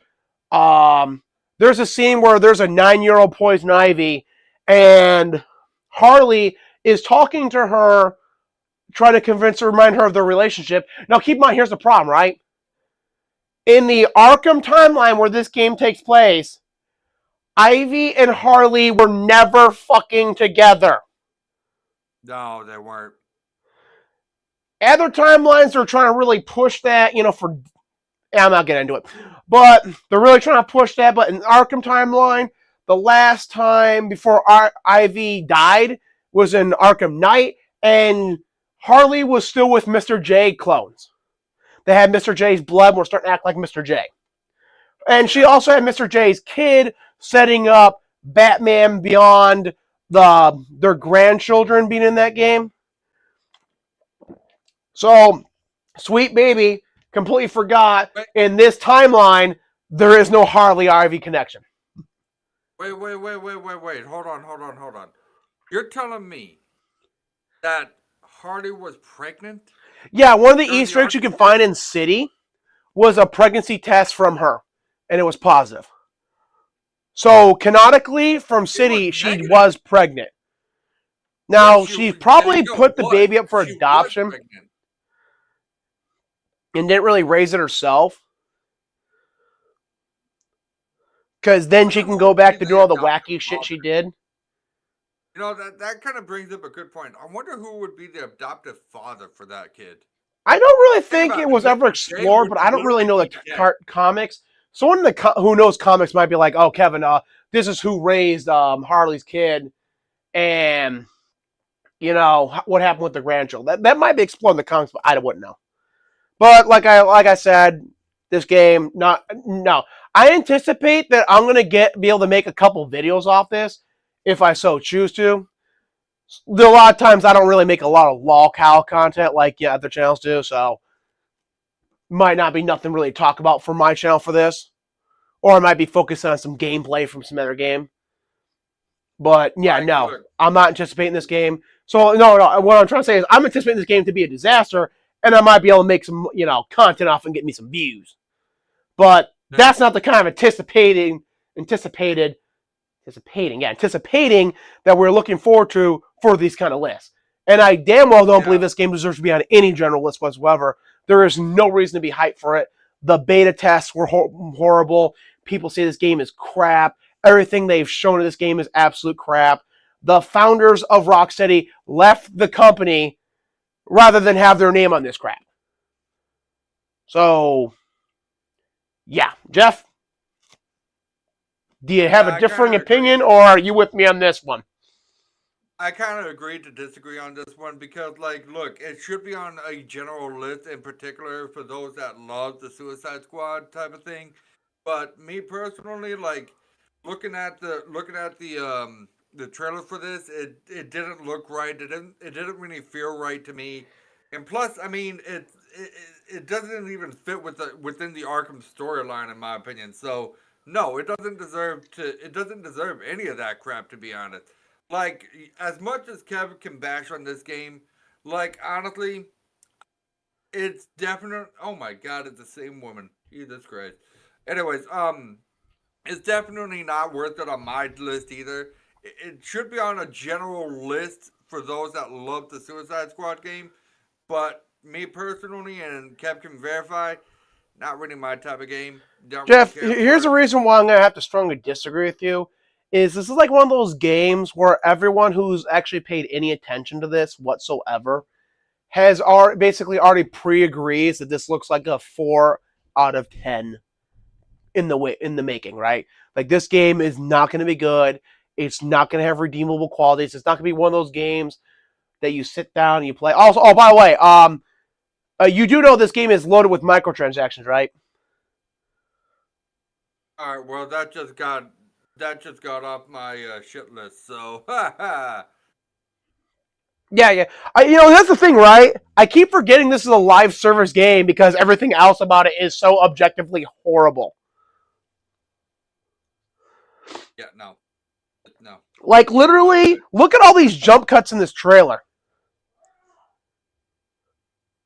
yeah, Like let that tell you about the quality of the game when they need a jump cut, the jump cut, the jump cut, the jump cut. And I was talking to someone about this game on Twitter, right? And it was like one of those, like, oh, do you remember that this game's this? And I'm like, no, there's just so much wrong with this game. It's hard to remember every last thing wrong with it. right, I'll be honest, I'm gonna be happy when this game comes out.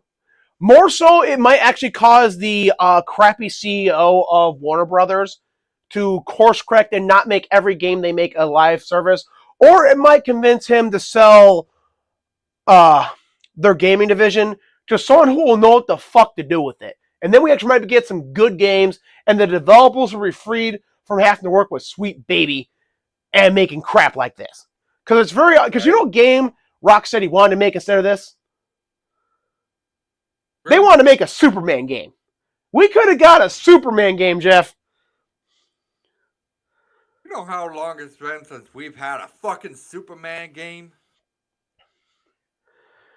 Yeah, we could have got a Superman game from the guy. Like, look, say you want about Arkham Knight, but imagine getting a game made by those devs of Superman. Damn, we could have gotten Superman. Yeah, right. Next Damn. game. Next. Next game. This actually is a screw up on the slide title. This game's actually Tales of Kenzaro Zao. It's a Metroidvania game. Skip around here. Actually, there's no sound, so yeah, here we go. So I guess it's basically an African style, Metroidvania from African studio. So really like Metroidvania games.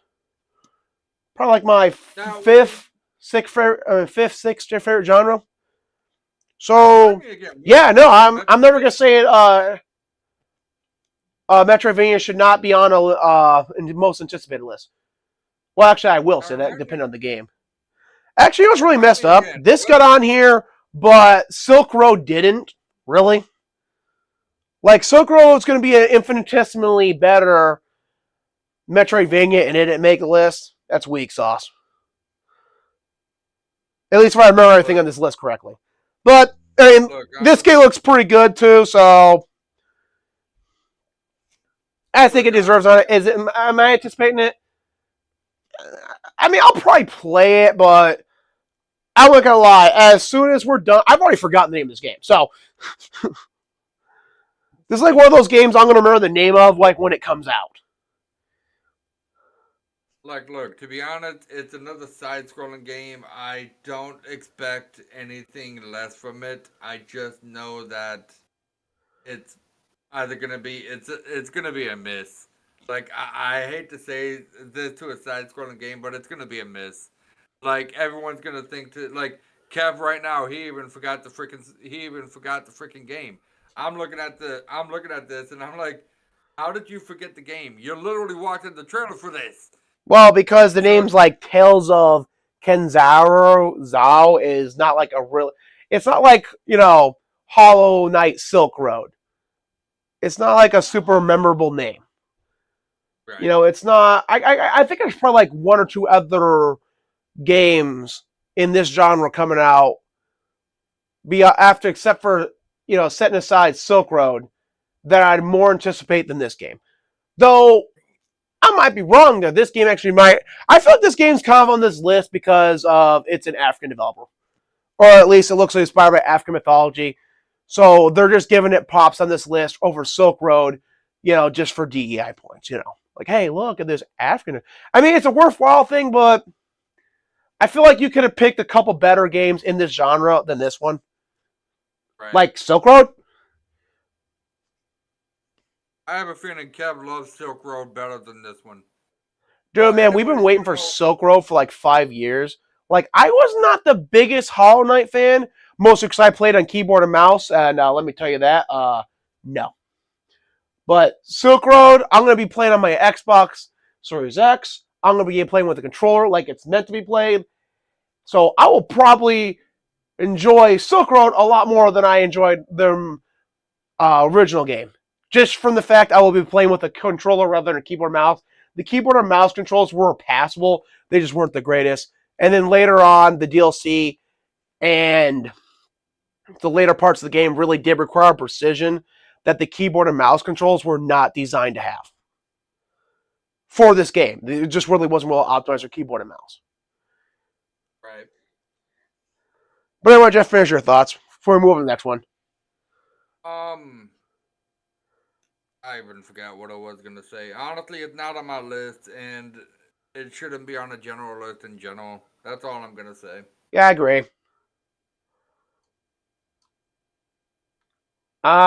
This one doesn't even have a fucking trailer, so I'm not anticipating it, and I don't think it deserves to be on a general list. But that being said, the last Teenage Mutant Ninja Turtle game did well, so I might be dead wrong on that. I mean, look, it basically has the same art style as freaking Puss in Boots, so and it's basically off of Spider's Verse, so I mean, yay and nay at the same time. Yeah, but like, are you liking it because of the art style or because you think it's actually making a good game? I'm liking it because it's TMNT.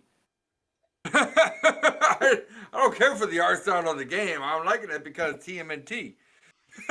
Yeah, no, dude, I love the TMNT animation before the current movie, Rise of the TMNT. That would actually low key surprise. That would actually straight up surprise me about how good that was.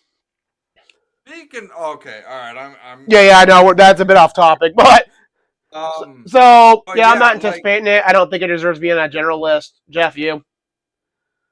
Me personally, I am kind of anticipating it, but it shouldn't be on everyone's general list. Well, by general list, man, just to clarify for Jeff, what I'm referring to, I mean, like, is it worthy of being on like a master list, like on Kotaku? Like, is it a good pick for like a list, like for a major outlet? No, not on Kotaku. No. Yeah, no, I'm not talking like, hey, is this a game worth keeping an eye on? This is like, is this game anticipated? Yeah, not on Kotaku. No. Yeah, no, I think that was a bad pick. Tekken 8, I mean, the Tekken franchise has been a good fighting franchise. I'm not a fighting player, so it's not anticipated by me. But yeah, it definitely deserves to be on the list.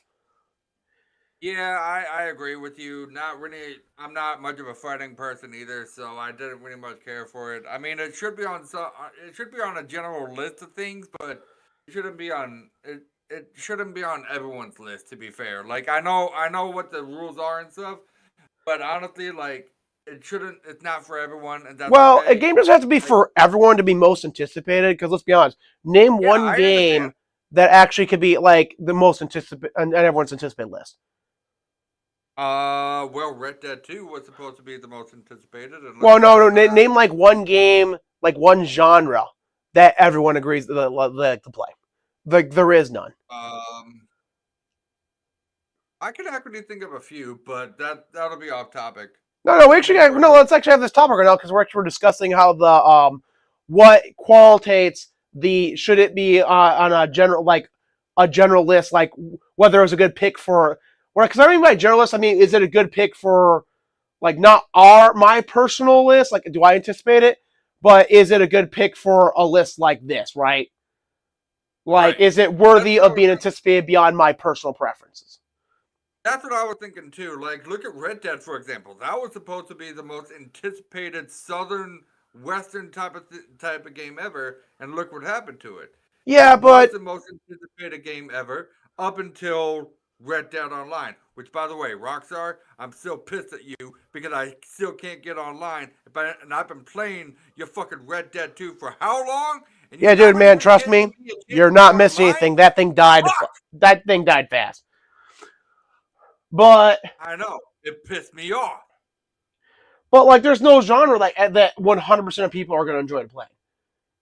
Like the most Look at popular Call of Duty. genres, they sit at like 30+% of the whole overall gaming market.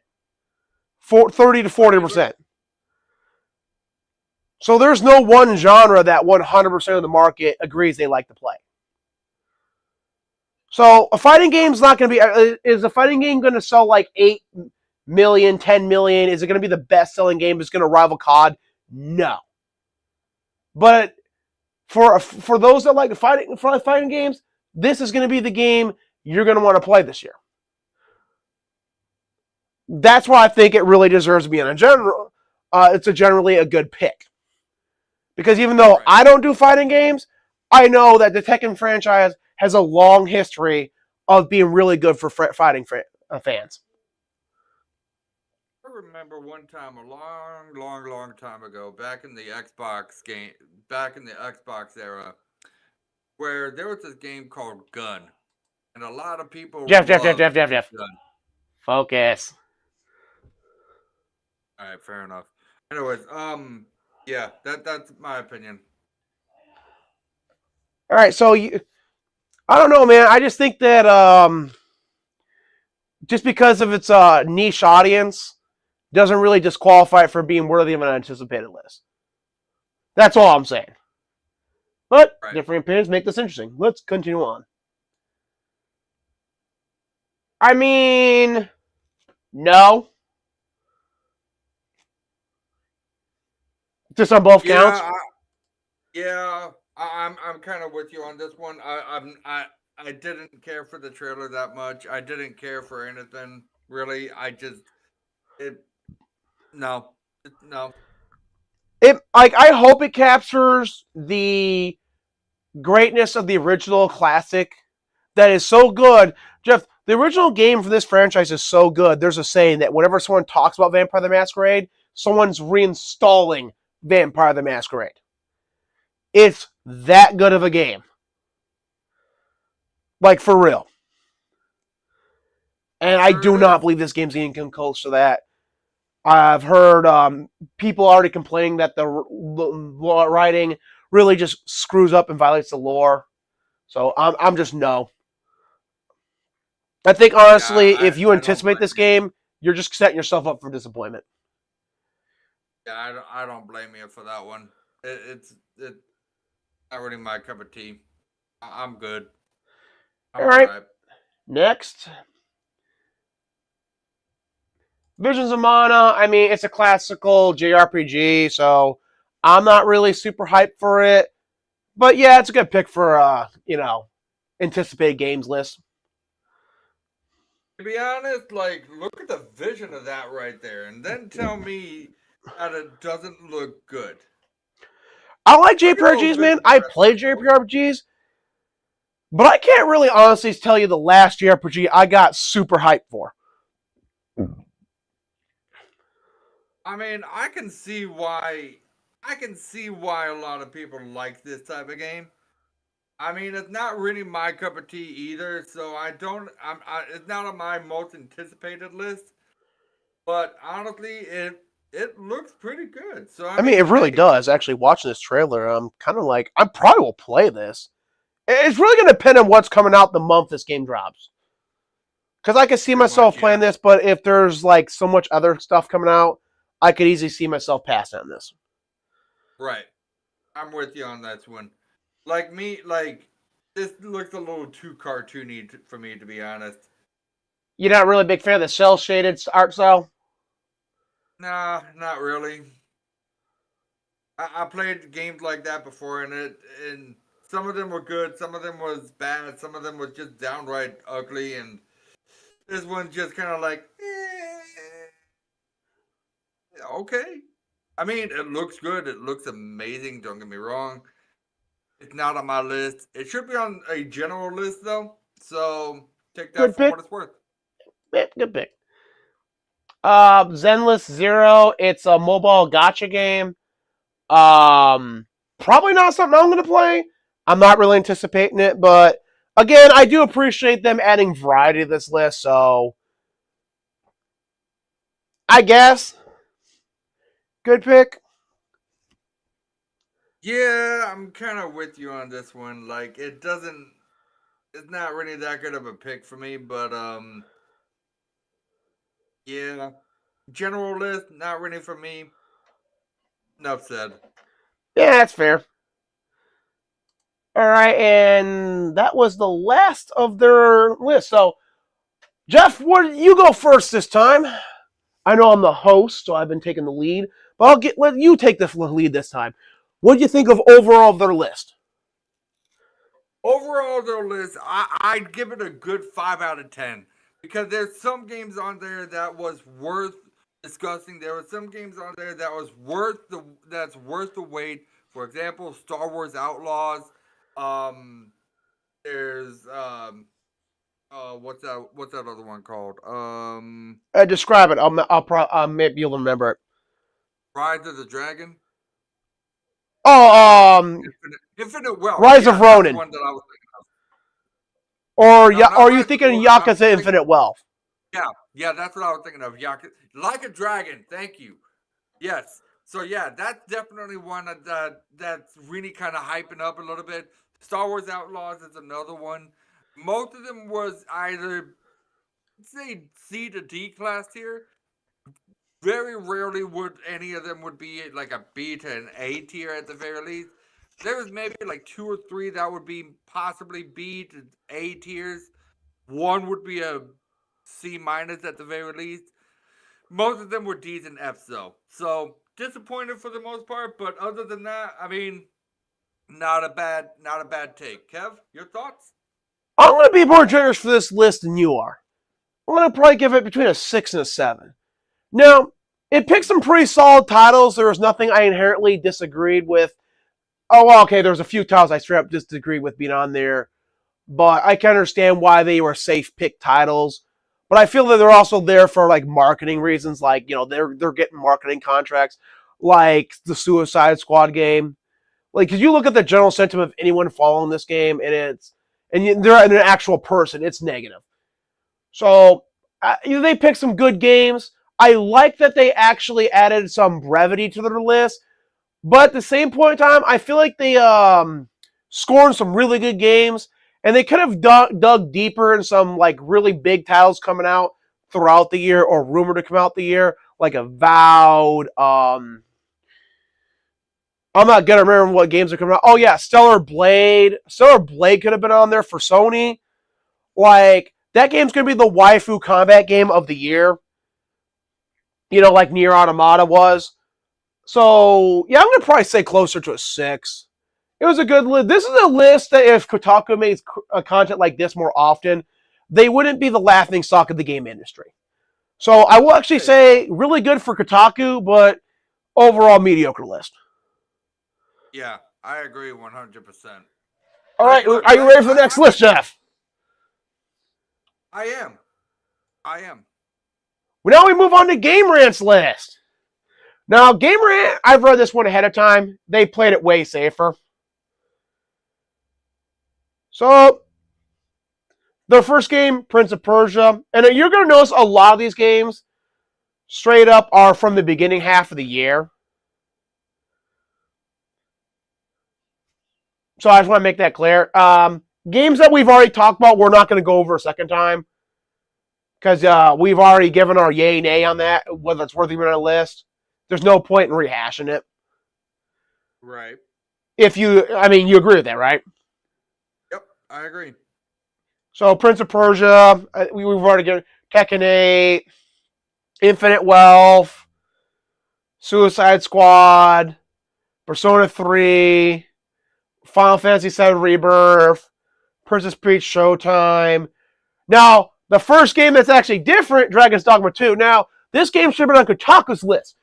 This is going to be the open world game that's going to be a contender if it lives up to its promises for Game of the Year. This is a Game of the Year contender from the first half of the year. This game's going to be this amazing open world game, a ton of interactivity with the environment. Combat's going to be amazing. So many different classes.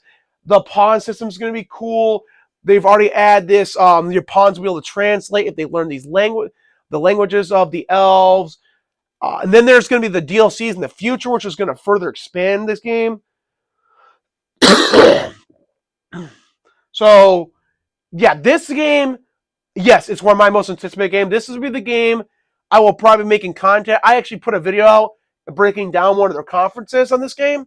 It was one of my best viewed videos. For my content relaunch part of my channel.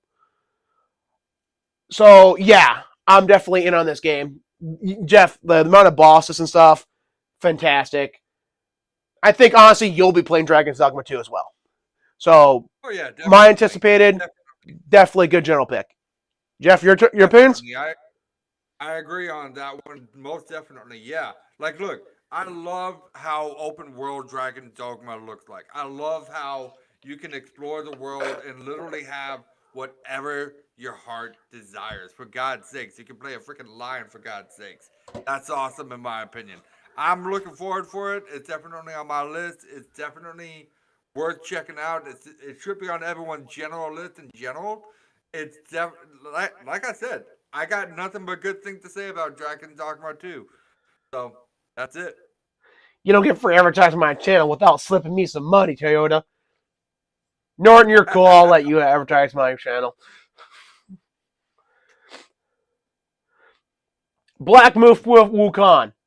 Jeff, Black Wolf Wukong is the only reason Rise of Ronin might not be the game of the generation for PlayStation if Black Wolf Wukong was console exclusive to PlayStation. But thankfully for Rise of Ronin, it is multi-platform because Black Myth Wukong might very well be the best Souls-like game of this generation.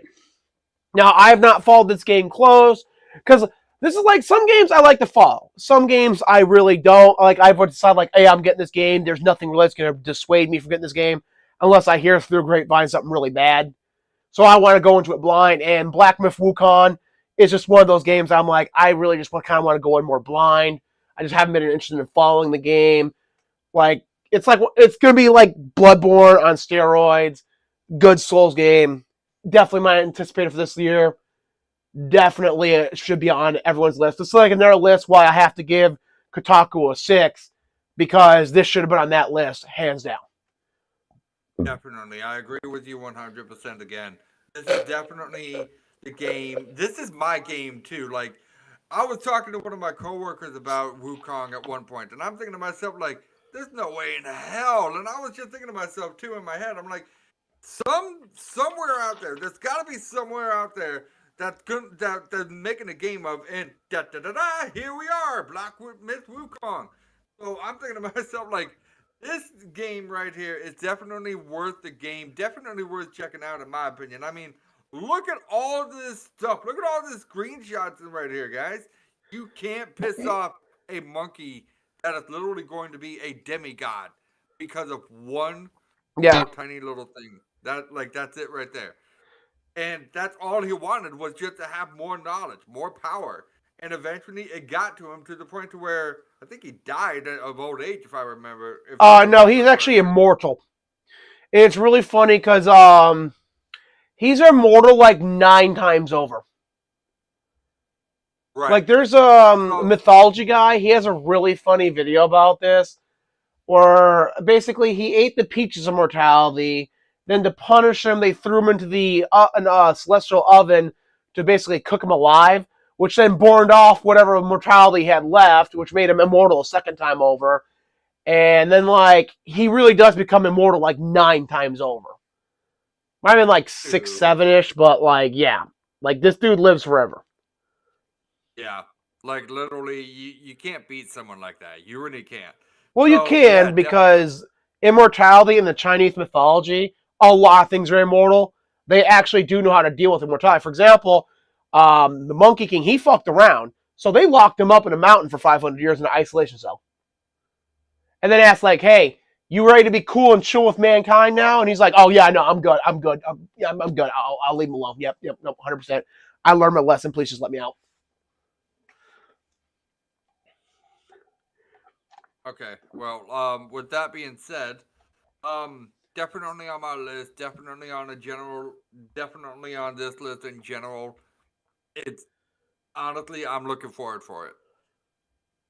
All right, let's see. Avowed. Okay, another game that way strips from Kotaku's list. Like, I know these are like 3 really safe picks, but like Avowed is going to be the game. It's going to.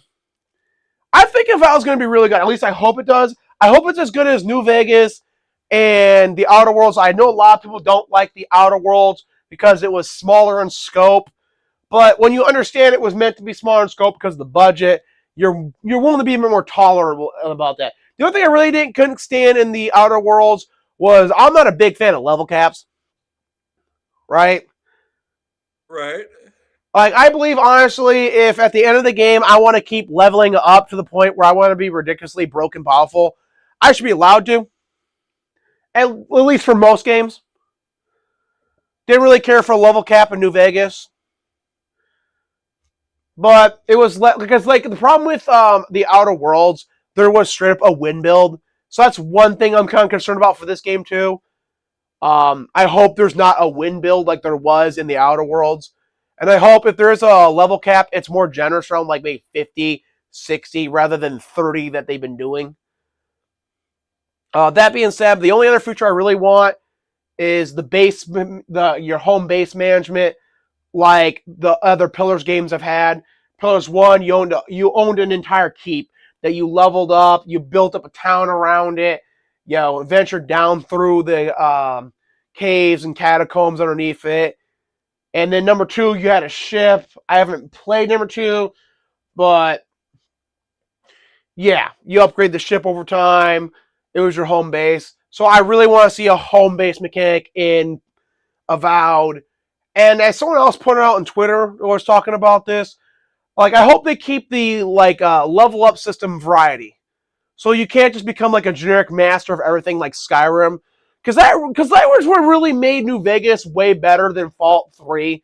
Was that, and Fallout 3, he did have a level cap. So like Fallout 4 in a lot of ways, was that I could do multiple runs because I actually would be building completely different characters.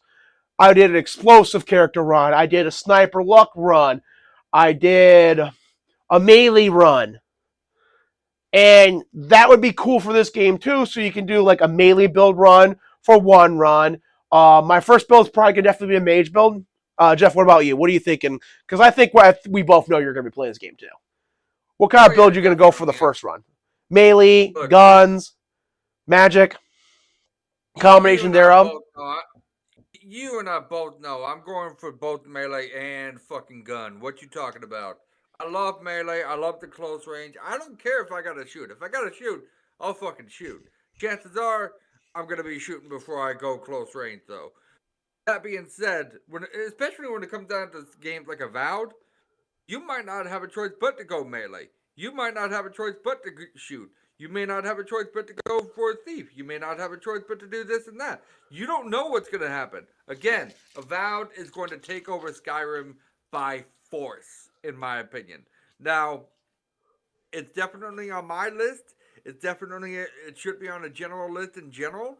And, yeah, that's basically all that needs to be said about me. Yeah, because the problem with Avowed is we know like some general stuff about it, but we don't know enough specifics about it. So like there's not a lot to specifically talk about this game, so it's not going to get as much love in this video, well, live stream, as the other games have gotten, just from that fact alone. But yeah, I agree with Jeff here. It's definitely on my list, well, obviously, and it's a great pick for general list. So let's see, next game. Hades 2, already went over this one. Hellblade 2, Jeff's most anticipated game of 2024. Josh. Greedfall 2,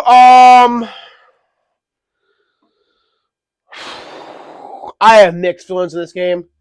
This developer has made some woke garbage in the past. Like Technomancer, a lot of people dick ride that game. And I understand, Jeff, mentioned this, right? So this game has, like, I believe 3 chapters total. It might have 4.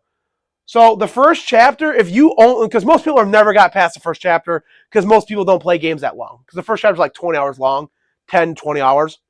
So the first chapter is like this masterpiece of writing, comparing security to freedom, right? Like, what would you sacrifice? You know, where do you draw the line? And exploring the, you know, philosophical concepts between these two, you know, dueling ideologies in a world where survival is very harsh, where you can't just say, like, nah, we have so much resources, we can just be free. And then you get to chapter 2 and they throw all that crap out the window. The whole chapter 2 was a thinly veiled story about race relations in America, where mutants were obviously black people. Yeah, no. People, don't get pissed at me. I'm not the one that wrote this, okay? So if you're saying, hey, Kevin, that sounds kind of racist. Yeah, no, I didn't write this crap. I'm not the orcs or black people kind of crowd. So then, on top of that, by chapter 3, oh, by the way, they also said that mutants were the future. Mutants are a genetic dead end, which is why they are definitively not the future. And they also, because eventually mutants become sterile. That's just how genetics works. Eventually, you will not be able to produce an offspring, or any offspring you produce is really going to wish you didn't produce it. Then chapter 3, man, started spouting collectivist bullshit. And I dropped the game at that point. I'm like, no, I'm done. My character is not spouting collectivist SJW bullshit. Done. So this is a game, but Greedfall 1 wasn't as bad as Technomancer. Like, it was considered, I think, a bit woke by that day's standards, but by today's standards, we probably would, like, very questionably view it as woke, right? Because that's how far, like, the Overton window has really shifted for, like, that concept. So, yeah, honestly, like, I don't know. Like, this game could be woke. It might not. I don't trust the developer, so I'm not anticipating this game. I'm like, let me say, I'm not anticipating this game, and I'm not anticipating this game. Like, if this game turns out to be good, like, I'll keep an eye on it to see if it's good. Then yeah, I'm gonna get it. But if it's not good, then if it's woke, I'm not touching it. Yeah, I kind of agree with you on that one. Like, literally, for me, I don't care for any woke shit. I don't care. Like, this is something that has been something for me personally that I do not like, and that's just the fact being that I hate woke in a game. I told Kev this a couple live streams ago. The only thing that I ask for in a game is fucking a game. I don't care what woke is in it and what woke isn't. Just give me a game that doesn't have to do with the wokeness. For God's sake, people, it's not that hard. Now, for the general audience, because now a lot of people are more than okay because of South Park to say woke is bad. But before that, a lot of people who wanted to call themselves enlightened centrists, and I'm not looking to start beef with any content creator said that. I just, yeah, I'm not gonna go further than that. But anyway, woke is basically, in the older days, it was social justice, progressivism, heavy third wave feminist ideology. That was classic woke. Modern woke is intersectionality. It is DEI. diversity, equity, and inclusion. It is ESG, environmental safety standards, the climate change, all that jazz, which climate change actually was part of classic woke as well, just not as prevalent as it is now. Um, it is intersectionality and it is progressive ideology. It is basically cultural Marxism, just so, we have a definition of what we're talking about. So you don't think we're just like, ooga booga, we don't like woke.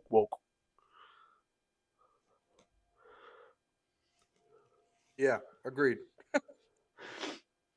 Hey man, like, dude, a lot of people are like, well, can you define woke? And I'm like, yeah, I can. Like, do you want the short version or do you want the dissertation? Right? All right, so I don't think it should be on a general list. I think the developer's doesn't have a reputation for that. Jeff, you? Yeah, I'm kind of with you on that one.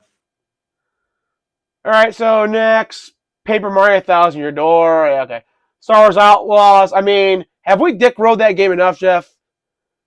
Not yet. Not yet. Yeah, that's what I was kind of thinking too. So yeah, I mean, GTA, Star Wars.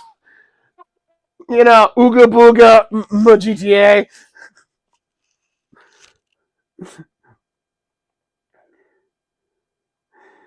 No, honestly, that's one game that I personally am really looking forward to. I don't care how many times I got to dick ride that game. That's the game I'm looking forward to right there. Okay, now what's actually cool is about this one is they actually allow people to vote what their game was. Oh, there you go. So Prince of Persia: Lost Crown got 2% of the vote. Respectable. Princess Peach Showtime, the game we were kind of hesitant about, got the lowest at 1%. Like, I don't know how Princess Peach Showtime is lower than. Actually, yeah, I can understand that. Never mind. Just finishing that sentence made me realize how wrong I was. Like a Dragon, 4%. Tekken, 4%. Persona 3, 5%. Final Fantasy VII Rebirth, the game that you actually said you were looking forward to. A bit. 16%. Wow. 15%. Dragon's Dogma 2, a worthy 11%. Now, in my opinion, I think more people should be looking forward to Dragon's Dogma 2 than Final Fantasy VII Rebirth. But I understand Final Fantasy has a way larger reputation, a way larger fan base. I'm not delusional. I think after Dragon's Dogma 2 comes out and it wows the industry, because Dragon's Dogma 2 might bury Avowed just by how good it is. Like, Avowed might wish it would have came out before Dragon's Dogma 2. Because I think Avowed's really going to be compared heavily to Dragon's Dogma 2. Black Myth Wukong, 4%. Avowed, 5%. Hades, 5%. And the most worthy contender, at 28%, Star Wars Outlaws. See, people are dick riding that game already. We already knew that Star Wars Outlaws was going to be the game of the fucking year for us. People are dick riding that game a little too hard. Guys, cool it down for a little bit. We can dick ride it when it's getting close to the time. But for now, leave the hype. Just remember, leave the hype for right now. It's all good. We'll get to it. I promise you we will. No, this next list. Oh, yeah, okay. Overall, what do you give this list, Jeff? You talk a bit, man, because what I'm drinking is kind of working through me really fast. Hey, so look, if it wasn't for, let's see, 1, 2, 3, 4, 5, 6, 7. If it wasn't for 7 games on this list, I'm not gonna lie to you, I would be really like, this list right here would be at an all-time low. But because there's 3 games in here, or 7 games in here, that kind of put it on the map, I'm going to be a little lenient on it, and I'm going to give it a 7. Now, a 7, it ain't bad. Obviously, we got the Final Fantasy Rebirth. Obviously, we got Dragon's Dogma 2. We got Black Myth Wukong. We got Avowed. We got Greedfall 2. Or not Greedfall 2, Paper Mario.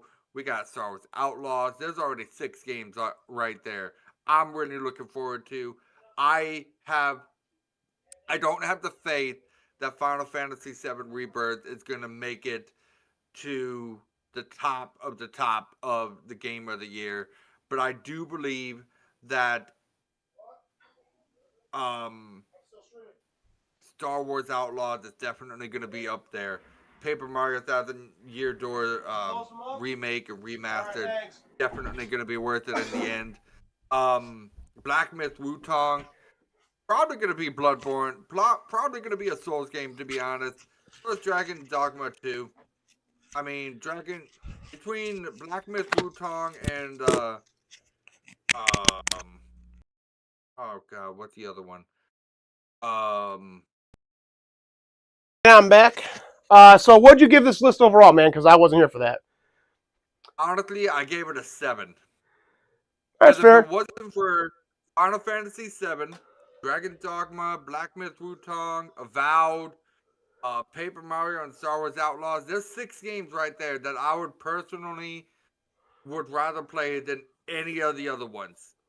That's basically it right there. Black Myth Wutong is definitely going to be on my top list, as well as Star Wars Outlaws, Final Fantasy VII Rebirth.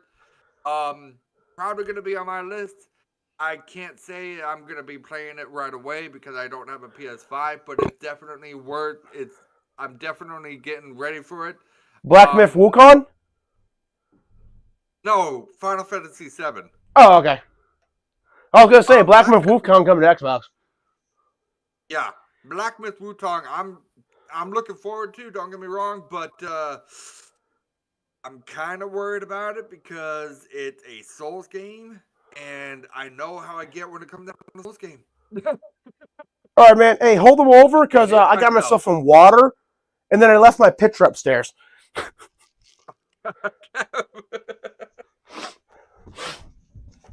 So yeah, guys, like literally for me, I'm looking forward for it to be fair. I'm also looking forward to playing I really hate to be this guy. I really do because I hate myself for saying this, but I'm really looking forward for Hellblade 2. Just because I want to see what's gonna happen with this chick. I really am. And that's all I'm gonna say about it. That's all I'm gonna say about Hellblade 2. I'm not gonna dick ride the game. I know it's gonna be shit. I know it is. Don't fool me, guys. Okay, I may be a little slow, but I'm not that slow. Okay, relax. And then yeah, like Dragon Dogma 2, I'm really looking forward to. Hey, Jeff, real quick question. Yes. Jeff, real quick question. How much of that just fucking played live? Huh? I just used the restroom, but I realized I forgot to take my mic off. So, did everyone get to enjoy listening to me piss?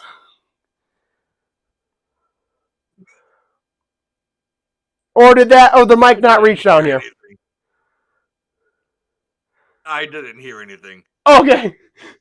Because, dude, I'm taking a leak and I look down and I'm like, oh, crap, I forgot to take my mic off. Oh, lovely.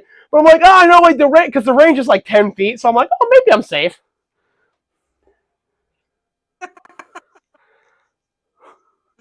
Nah, you're good. Hey, look, I wouldn't be the first streamer that quite literally took a leak on stream. Provide, like, you're not seeing me do it and we're good. Oh, yeah. Oh, yeah, you're good. Because the audience definitely would have heard me wash my hands, so they'd be happy. All right, so my opinion on this list.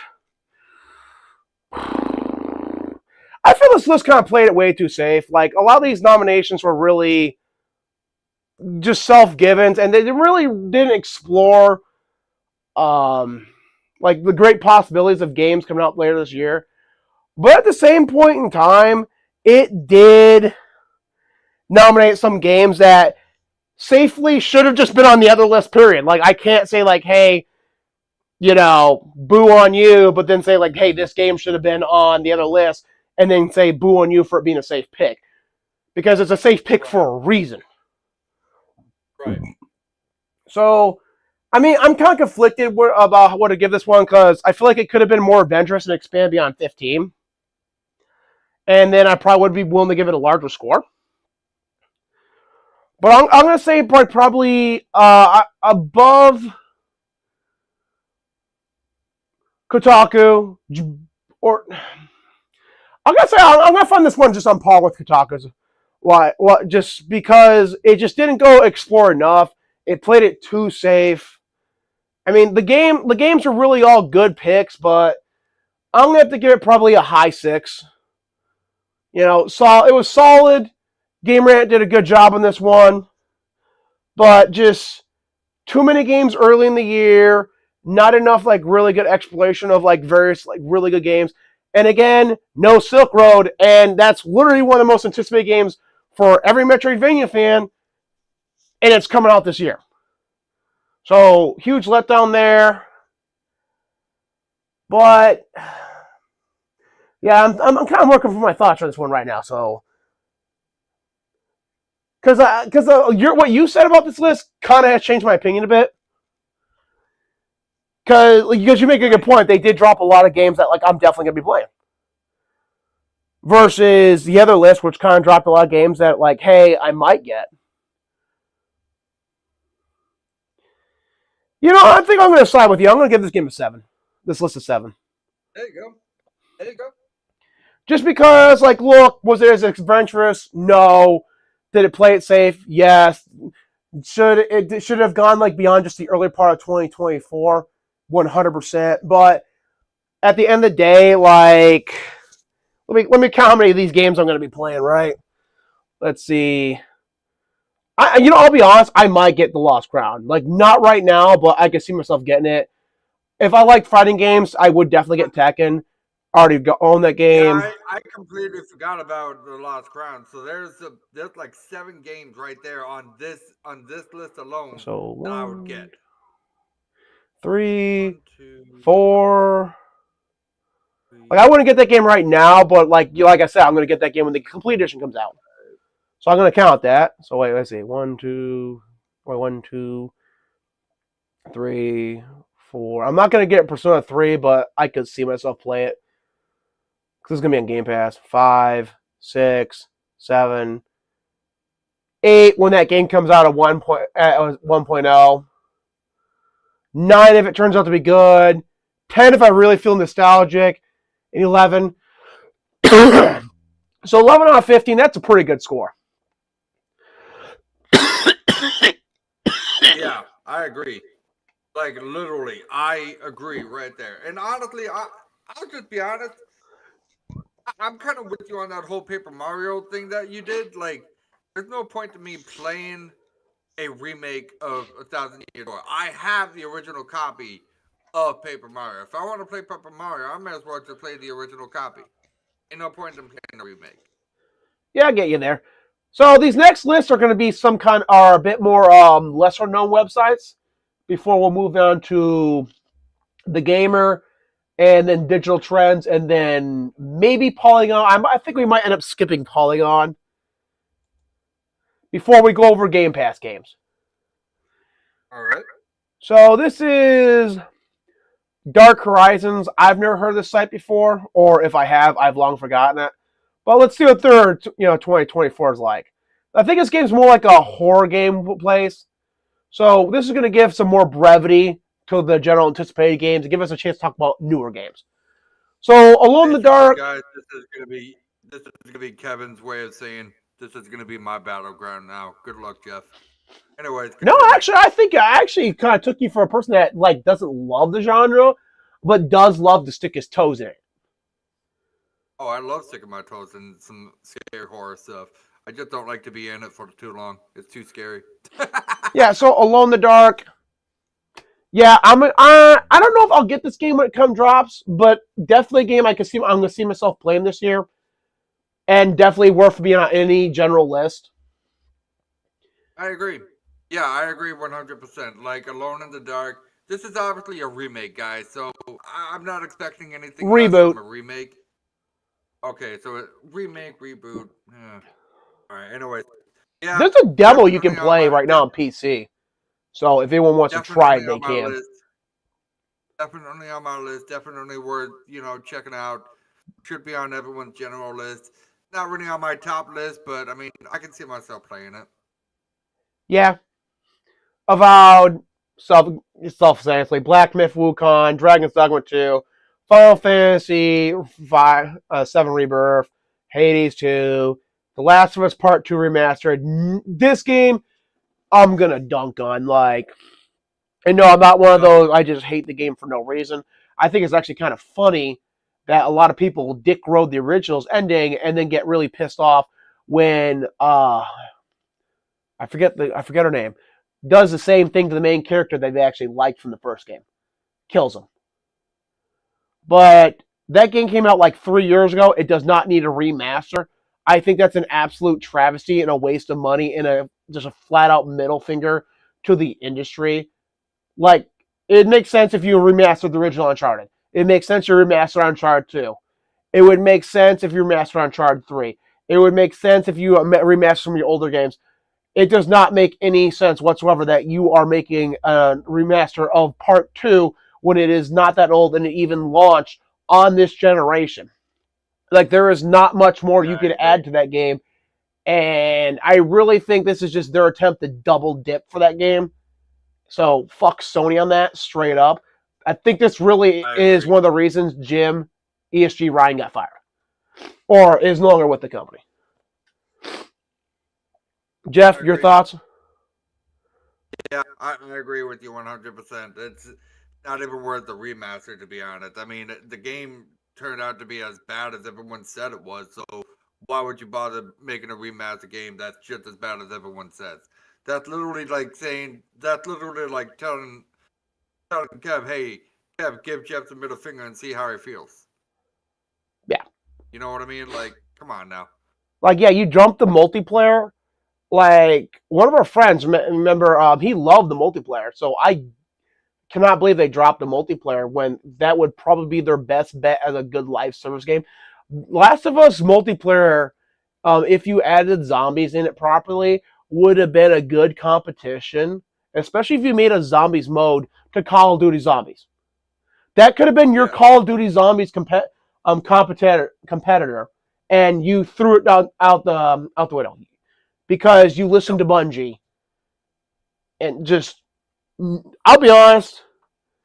I'm not going to get into all the stuff that's going on with Sony right now, but I would not be surprised if the Naughty Dog people, especially if this game does not do well, are going to keep the same administration after the Japanese CEO takes over. Any other thoughts, I Jeff? agree. Hey, Jeff, you're kind of breaking up there. It's just so if your mic's getting low on batteries. Is it? My mic Every is so often you're getting wired, kind of so I don't staticky. know why. I'm just letting you know every time you're getting every so often you're getting a bit digitally. Am I? Oh fuck! All right, hang No, on. it's like just when you start talking. How's that? That better? Yeah, you're good. Okay. I like a Dragon Infinite Wealth, Little Nightmares 3. Jeff, I'm going to let you take the lead on Flight Simulator 2024. You enjoyed Flight Simulator more than I did. I didn't even try the game. I mean, I recognize it's a good game for people who love it, but not my thing. Okay, so Flight Simulator 2024. Let me just say this right now. I saw the trailer for this maybe once or twice, and I'm not gonna lie to you. It looks pretty good. It looks entertaining for the most part, but it's basically you're flying. Like that's it. There's no storyline. There's no this and that and the other. You're flying. That's it. Um, I did enjoy it for the most part. I since got the game off my console because it was taking up way too much space and it's not even worth it for me. So like me personally, I would say that I like Microsoft Flight Simulator. It's just if you like to fly. So it's basically like a flying game. Yeah, it's relaxing. Yeah, you kind of doze off after a little bit after sleeping on the plane for like maybe 7, 8 hours, and you're trying to get to freaking Disney World, but you can't get to Disney World because the flight will tell you something, and then everything's gonna be going to shitstorm after that. So I don't know. Like me personally, I think it's gonna be decent for those that like to fly. But me personally, I like the more lift off and then just kind of go from there than just do what I gotta do type of thing. I think Kev kind of came out of the live stream. Let me double check Oh no, that. I'm still here, man. I was just because my computer's kind of old. I was just closing anything that I really didn't need to have open Oh, okay. to see But if yeah, like basically because my CPU's really old, man, and I figured, hey, maybe it's the fact that anything I didn't need to have open might be causing the digitization. So just to improve on the quality of our stream, I was just going around closing some windows because I think the live stream was running on that, and I think that was eating up some bandwidth. So I mean, I have great bandwidth right now, but just to overall fix anything, make sure you came across crystal clear. fair enough. And I did say I was But letting you take yeah, the lead like in that one. But yeah, like I said, dude, like me personally, Microsoft Flight Simulator, I mean, it's worth it if you like to fly. If you don't like to fly, it's all good. I'd rather be on the ground personally than fly, but that's just me. You know, on and all, I can see it. I can see it on my list. Definitely not the most anticipated game, but I can see it on my list. Definitely. That's all I'm going to say about that. Okay, so I mean, I like the idea they're adding these like various missions and stuff you can do in the game to give it more like versatility. So it's not just hey, do you want to be a hobbyist and fly whatever plane you want from location to location? Like you actually can take on missions and stuff like that, like rescue, aerial fighting, rescue missions, cargo transport, gliding, racing, hot air. I'm basically reading off some of the stuff here. But that Right. does kind of make it sound more interesting. But again, it's just not going to be my cup of tea. But I see that as getting more people into it. So kudos to them. That's a definitely great advancement to that game. So yeah, I think it deserves to be on a general list. Just not going to be on mine. Right. Understood. So no rest for the Nope. wicked. This is like the guys that made Ori and the Blind Forest. This Okay. is like their next games. It gave me very fierce Heavenly Sword vibes from the PS3, just from how the narrative felt, which I really liked it because it's kind of like a mythical, but had like this really dark tinge to it, like a very harsh realism. But it's an action RPG game. I'm looking forward to it. I really wish I could play a trailer here, but there's no embedded trailers. I'm gonna give Kotaku like some major props for embedding trailers for each one of these. Um, but yeah, I'm anticipating it. Not gonna be my most excited one. I'd say is mid tier for me on anticipation, and I do believe it definitely is a good addition to any list. Jeff, I got no opinion about this, to be honest. fair enough. Pacific Drive, we already talked about. Persona 3, Prince of Persia, Lost Crown, Princess Peach, Showtime, Rise of Ronin, Jeff's most anticipated game 2024. Shut up, Kevin. God dang it. You knew that was coming too, didn't you? Yes, I did. I knew it was going to come. Okay. Now, look, let me take the lead on Silent Hill 2 for a little bit. Okay, because you know I'm about Because, to dunk the fuck out of this. oh, I already know. But look, for those that know that have seen my channel, I'm just going to be honest with you right now. I never played Silent Hill, and I never will because that game is shit. Whoa. Did you say That's all Silent I'm Hill going to shit, say about man? Man, I know where you live. I will travel to your house.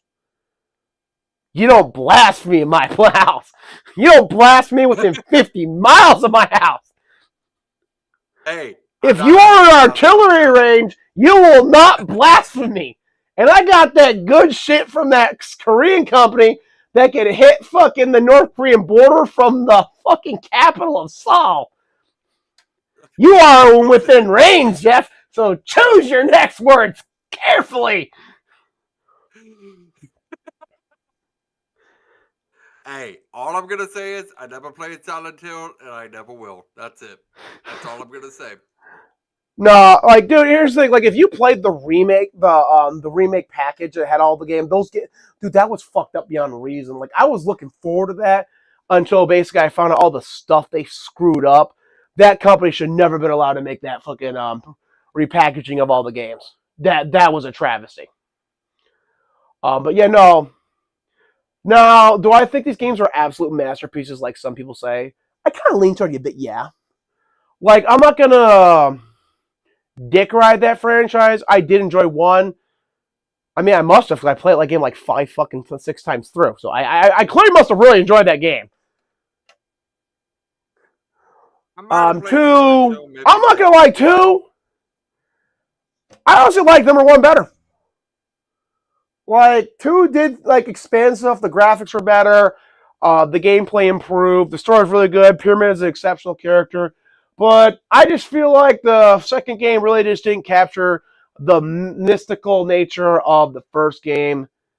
My opinion, like I'll be honest, like I kind of like. I'd probably even say I like three better than two.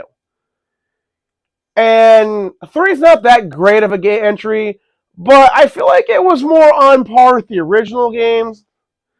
But then again, two did have a better open world than three. So that's kind of a hard one. But no, I have shit on this remake. I have multiple videos shitting on this remake. They are adding content. They are cutting content they deem not fit for the modern audience. And so if Jeff was blaspheming like he was about these games being shit, like the little fucking heretic apparently he is. Oh, come on, Jeff. I'm joking. I know, you're good. Dude, you actually think these games are shit, though? Like, for real? Well, no, but I've heard you bitch and rant and moan and groan about Silent Hill for so long that I literally got drilled in my head. Don't play Silent Hill. Oh, okay. So I So, haven't played it. no, like, if you want to play good Silent Hill, 1, 0, 1, 2, 3, and if you want, like, a really decent, like, mainline, but, like, it goes, like, in a different direction, gameplay-wise, 4's still pretty good. 5, really weak, decent story. And then Downpour was the next one that actually had a good fucking story, weak gameplay. Like after 4, none of them really captured the majesty of the original entries in the game series. But this remake is gonna just be fucking garbage. And they're even adding new endings, and they actually might be changing Pyramid's origin story. Which, by the way, if you go to my content on this, you will see I show you where Konami then said that this was that the new origin story was baseless on a misunderstanding, but did not deny that they were doing it. So basically, it boiled down to, hey, your sourcing is wrong, and you shouldn't have come to that conclusion from that sourcing. Oh, so was their conclusion wrong? Oh, we don't have no comment on that. No. So their conclusion was right. But how they got there was wrong. Your silence speaks volumes, Konami. You shouldn't have let Blooper touch this. Blooper has not made one good game. You failed. Yeah, that's actually very true considering they made Layers of Fear. So yeah, no. So I mean, I'm not anticipating this game. The only reason I don't think it should be on a journalist either. I think honestly, just with from journalistic integrity, you should be declaring to let people know that hey, this is not a proper remake. They're changing all the puzzles. They are changing all this fucking content, other content. They're changing locations or removing content they deem problematic. They think they know better than the masters who originally made this game amazing. And when it comes out, it's going to be a train wreck. It's just a question of is it like a fender bender or is it a full head-on crash and the cars are so mashed together that you're going to need a skilled super surgeon and a genius to even be able to figure out where one set of bodies begins and where one set ends. Exactly. I'm right there with you. So Skull and Bones, again, we had different opinion on that one. Stalker, we both agreed. I mean, have we really dick rode Star Wars Outlaws enough yet? I mean, I feel like we could get a bit more dick riding in that game.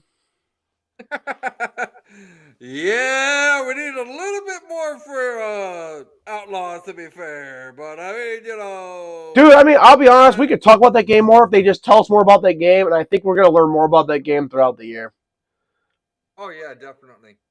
And I hope it's for the You're right. better, not the worse. Yeah, yeah, I agree.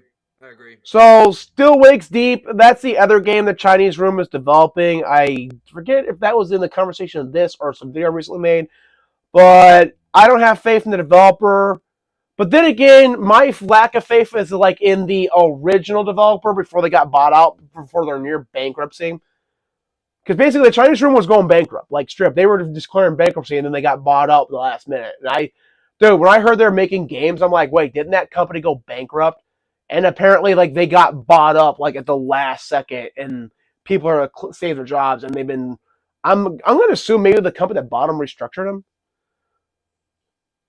So maybe this game's going to be good. It's a good horror game. It's not going to be a walking sim. There's going to be some fighting in it. I hope it's good, but am I really anticipating it? No. But I would say it'd be on my keep an eye on list. Should it be on a general list? If you're making a general list for horror fans, yes. But I think it's wishful thinking. Jeff, your thoughts? Honestly, I haven't heard about this game until now, so I got no opinion about it. Yeah, fair enough. Tekken 8. And then like a bunch of honorable mentions. We can go through this. I haven't heard. Baby Steps. I mean, really, you're nominating that game? I mean, fair enough. There's a game called Getting Over It, which is kind of a joke game, but it's had a lot of streamer popularity. It was actually I actually own it because I think Humble Bundle. And this is his next game, Baby Steps. I don't know squat about it. You? No, not really. Brother, Tale of Two Sons remake. I think you played the original. Any thoughts on that? I don't remember if I did or not, to be honest. Brothers of a Tale Two Sons. No, I think I wanted to. I think I wanted to, but I didn't really. I didn't really care for the storyline that much. So Europa. I don't even know what that game is. never heard of it. I think I might have, but I don't know if it's some space sim or if it's some horror game. Flintlock Siege of Dawn, aka what the hell is that game? Forspoken but good. It's like a Souls game, man, and it really does look like Forspoken if Forspoken was made by developers who knew what the fuck they're doing. Yeah, never heard of it. It was actually shown at the Most of these Xbox games- showcase. I think like 2 years ago. Most of these games I either never heard of or didn't really care for. Yeah, I'm kind of on with you on that one because even these games, like Foam Stars, I've never heard of that one. You? Foam Stars kind of reminds me of freaking Palm Stars, but they're all like made of foam. So Yeah, I can see that be a Rick and Morty parody. Frostpunk Pretty 2, Frostpunk 2 1 was an amazing game. Your funny thing, I own it and all the DLCs. I've yet to get around to playing it. But yeah, worthy contender to be put on this list. Thoughts? definitely worthy for Frostpunk 2. Worth on the general election, not really my type of thing though. Harold, how about I don't even know what the fuck the game is. Neither do I. Homeworld 3, we already covered. Killer Clowns from Outer Space. It's going to be like that Friday the 13th game, but with killer clowns, which is from outer space. It's this kind of a cheesy horror movie from the 80s, I think it was. I've heard of this game. I haven't really heard too much about this game. But I'd say, like, if I was showing more stuff, like a proper entry in a trailer, I would probably say I'd put it in my anticipated list. Can't say I'd get it, but yeah, definitely a good nomination because we need more, Friday 13th style games. Agreed. Agreed. 100%. Also, I'm just gonna say this for those that is more simpler than I am. Let's just say this: Jason comes from space and kills everyone. That's basically what Killer Clowns from Outer Space is. More or less, with a bunch of zany antics and clown-like gags, but yeah. Pretty much, yeah. Mandalords. Definitely, Sorry, man, go on. definitely on my list for Killer Clowns. Should be a general list for everyone else. Mandalords, it's kind of one of those settlement management games. Um, I'm not really excited for this one. I do like that genre. I think it's more because I don't remember if I've heard good things about the game in early. I think it's an early access or not, or I might be thinking of a different game. But again, this is a game where if you showed me a proper entry with a trailer, you could change my mind. Never heard of Mandalorian, so I can't really say. Now Eh, I'm gonna do a hot take on Mario versus Donkey Kong when you're done. you can start with that one because I don't know jack squat about it. And other than my you can't go wrong with the Mario game on a list, that's going to be my takeaway from that. So your turn. Yeah. Okay, so look, Mario versus Donkey Kong. I'm just gonna say this right now. You better make sure that Mario versus Donkey Kong is worth the fucking game. Otherwise, it's not worth it. And that's the first time and the only time I'm gonna diss on Mario. Other than that, I'm good. Nightingale, I think it deserves 100% deserves a general. I'm just really sick and tired of online survival games, so I don't even know if this game will succeed or not. If they put in a single player mode, I will 100% be on board playing this game, but beyond that, I got nothing really to say. I got nothing to say on Nightingale. Paper Mario, we already went over. Replaced, already went over. Shadow of the Ninja Reborn. Wasn't it Never that? heard of it. Wasn't that one game that we were talking about on Kotaku's list? You know that NES like style game. Oh, is that what it is? I think so. Oh, okay. Well, we already Yeah. know Okay. that So then. Skate Story already went over. South Park Snow Day. I mean, it's a new South Park game, and it looks less woke than the last one. Dude, it's Thank kind of God. amazing how many games I slept on from that time period that were considered woke. That because of how far the Overton window have moved, that I'd be like, yeah, I can't really say it's that woke. I can't remember really why we didn't like it back in the day, and then you really have to dig deep and remember how what like qualified as woke back then. Yeah, yeah, you're right. Yeah, I'm kind of. I'd say it's coming out in March. One of those games dropping in March that's going to bankrupt me. Uh, there's too many other games coming out in March, so I have no anticipation for it. I might end up Honestly, getting it, but I can't even say honestly, when. I'm with you on that one. I'd say I would probably buy it, maybe. That's a big maybe for me. And on top of that, I mean, it's South Park. What else is there to say? Yeah, South Park's the genre, the game that basically and series that tells people what to think and what's okay to talk about. I hate Pretty to say much, it, yeah. but like, look after they dropped the video talking about how about mocking Disney and woke, how now even all these enlightened centrists and other content creators who were shying around even mentioned the word woke now just drop the word woke like it's no big deal. Like I've noticed a huge uptick in like I'm not gonna go into a rant about that, but that series really does tell people what to think, and now they wish we're not. I almost went off the South Park rant, man. Easy there, Kev. Focus. Oh no! That's what I was saying. Um, yes. Point being, I'm not the biggest South Park fan. I was gonna say, Nowadays Kev, I really like the carefully. classical stuff that was more foul mouth humor, but yeah, the now new political commentary stuff, not my thing. Right. I agree. Stellar Blade, basically waifu game of the year. Like that was the game I was mentioning. Again, it really deserves a full entry to showcase how good this game's going to be because I don't know squat about it, but I would love to see a trailer for it. And I know that's my Never fault for heard not going about to it. look at one. Never heard about it. Never even knew until now. It's one of the games Sony's publishing that their third party is making, and it's coming out this year Okay. for PlayStation 5. So it's another game that PlayStation users are really going to be able to, talk about how great PlayStation is because it has this game. Like, PlayStation this year is going to have some pretty good bangers, unlike last year. Nothing from PlayStation itself, but unless they, announce some stuff at a conference and then start dropping it at the end of the year from first party. What's Tomb big on Raider your 1, end? 2, and 3 remastered. I mean, I'm not really super interested, but you can't go wrong with a remaster of these classic games. It's really going to You boil really down to can't. me, like, how good are the controls now? Because my biggest complaint about the classic games were the controls just weren't that good. Yeah, I hope they actually have Laura Croft hot this time. Oh, no, she will Instead of be. just. Oh, she better be. I mean, the ass.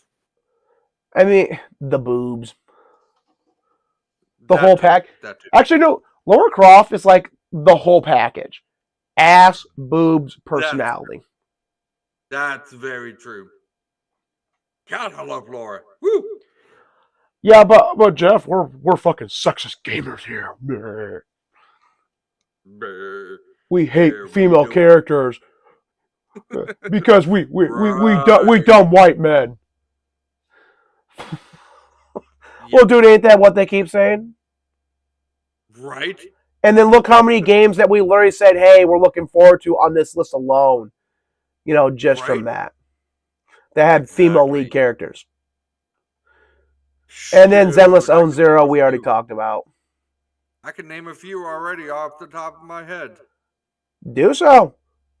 Like, this is not like too far off. Because, like, dude, like, for people that are watching, when we're on his streams, we really just go off on whatever tangent we wanted. And I want to keep this more focused. But we can do you go a bit, talk about stuff like this. Like, name a few that you could think of. Wet? We got Wet. I mean, you can't forget Wet. If Oh, you yeah, don't dude, know yeah, what Wet, Wet is, classic. guys, come on now. Let's see. There's Lollipop Chainsaw Massacre. Oh, I'm looking forward to the remaster of that. Hey, isn't that supposed to come out this year? Or is that a 2025 title? I think that's either this year or 2025. I'm not sure. Yeah, because I know it's supposed to come out soon. Like, dude, if that game's coming out this year, I'm going to need to go back and start deducting points from the other list. Just saying. Definitely. Yeah, definitely. That's the only real two that I can think of apart from Laura Croft. Don't forget Samus Aran. Okay, yep. I can't forget Sam. How the fuck did I forget Samus? And also, don't forget, in Metroid Other M, when they took that strong female character who earned her strength and personality and perseverance over multiple games and a backstory and made her into some subservient not even a housewife joke of a character, and gamers were pissed that the media fucking said we were entitled and wrong for not just accepting them doing that to her. Never forget that. True. Very, very true. But back onto this. What do you give this list, man? Oh man. God dang. One's actually a hard one. Cause I mean there's like a whole shitload of games in here. And why don't you go ahead and then get back to me on this one? Because I'm all right. If on I'm this giving one. it based on the games I had in it, not counting the honorable mentions. See, I want to give it a 5, but then I'm like, hey man, you can't rate it compared to other lists. You have to rate it by in of itself. So yeah, I'd probably give it low 6, but the honorable mentions, I really do kind of feel like this elevates it to like a high 6, low 7. Yeah, I was thinking the exact same thing, to be honest. Like, without the honorable mentions, I was going to give it a low 5 at the very least. Oof. With the honorable mentions, I would give it at least a low 6 at the very least. Like, that's just me being me, mostly because of, I mean, the list already has some of the games that we've already went over at least a couple times, and so far, like that's all we're seeing is just Yeah, repeats of the same game. yeah. Now See, we're but here's not the gonna thing, judge. man, is that we're rating based on like if you saw this list and only this list. So that's why, because And only I was this thinking list. your logic, but I'm like, no, no, no, no. You have to remove that bias. So like, if you previously gave a list good points for that, then you have to give that this same list for having those same points the good points, which is what All got it to right. like a Well, low look. 7. Well, look. If I'm just gonna play it like that, then I mean I'm not gonna lie to you. And this is just me being nice. I'm gonna give it a high 5 and a low 6, and that's Okay. just without the honorable mentions right there. Yeah, that really did save this fucking list, to be honest. Because, like, let's be Yeah. honest, you can go to other websites like the one we just read and read like a way better list. Like the only thing really different in this one is No Rest for the Wicked, which was a good mention. Flight Simulator, that's a good mention. Um, well, but like everything else, you can see a like way better list. Like in my opinion, like for this website, they really should have taken and expanded on this honorable mention section to really stand out from the other websites. I Because if you agree. were to give me a full list 100%. for Baby Steps, the Brothers remake, Flintlock, Siege of Dawn, Killer Clowns from Outer Space, Manor Lords, Mario, like a lot of these games, you could have like I would have if they would have expanded that, hands down, easy. 7. Actually, probably would I would actually say this probably would have been one of the best lists we've seen so far. Because then it would have the variety I praised Kotaku for and the really high selection of games I will probably play this year that we both praised Game Rant for. Right. Yep. All right, so next list. Next list. All right, here's a Grimdark website. I figured this list actually will, might be a bit different. So let's go over this. Hellblade 2, Final Fantasy. Yeah, apparently I was dead wrong. We're just reading the same crap. No, but Warhammer 40k Space Marine 2. I kind of figured this game would be on this list. No idea why the hell it got slept on the other list. Gonna be a great third-person action game, sequel to the original Space Marine. Has one of the best statues that I really, really hope I can find like $200 to buy because I fucking want that so bad.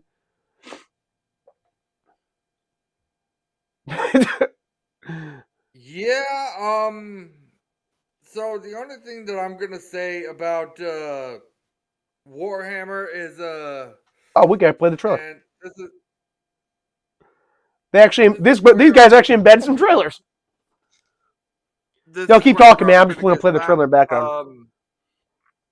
This is where I'm probably gonna get slapped on.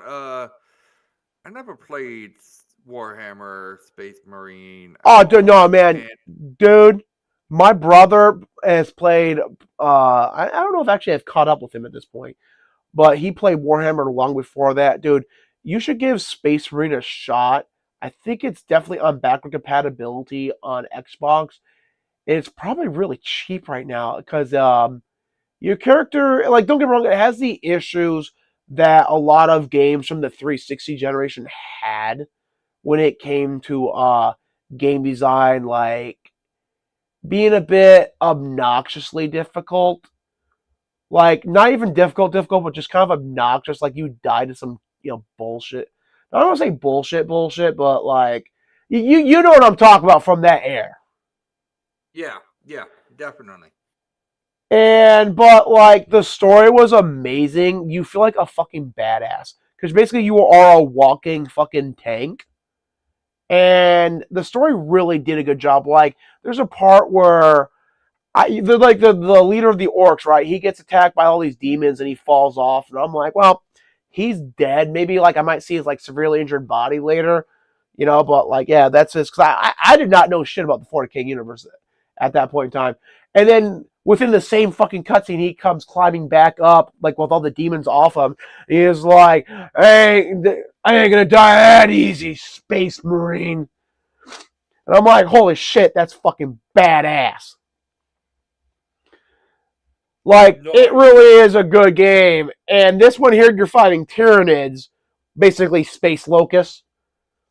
So, yeah, man, I think you should give this game a shot, man, because like, you know how you love those machismo stuff, man? Like games that make you feel like a badass, like a manly man. Yep. Space Marine's like totally gonna be your game, man. Damn. What the fuck's wrong with his face, though? Space Marines are augmented humans that undergo gene therapy and body enhancements, and including cybernetic implants, in order to fight the foes of mankind on a level that no normal human will ever be able to reach. Like those bugs you see, you're just tearing through like it's nothing. Like regular soldiers at the beginning of that trailer were barely holding on against a handful of those. And then there you drop down. Here's like dead, dead, dead. Don't care. Crush, stop, uppercut, and it's like it blows out your kneecap. It's like that's like something no normal person can achieve. And what you can't hear because there's no sound in this is that when he sees them or when he kneels, he says his angels, because the God Emperor of mankind leaves humanity. And Space Marines are literally believed to be like experience them as like a religious experience because most people will never ever see it, and they're basically considered the angels of the God Emperor of mankind. Huh. So that is like literally a religious experience, seeing your character for an average person. That's how badass you are. Fair enough. See what I mean? Like you would definitely like that one. So my opinion, I'm obviously hyped for that game.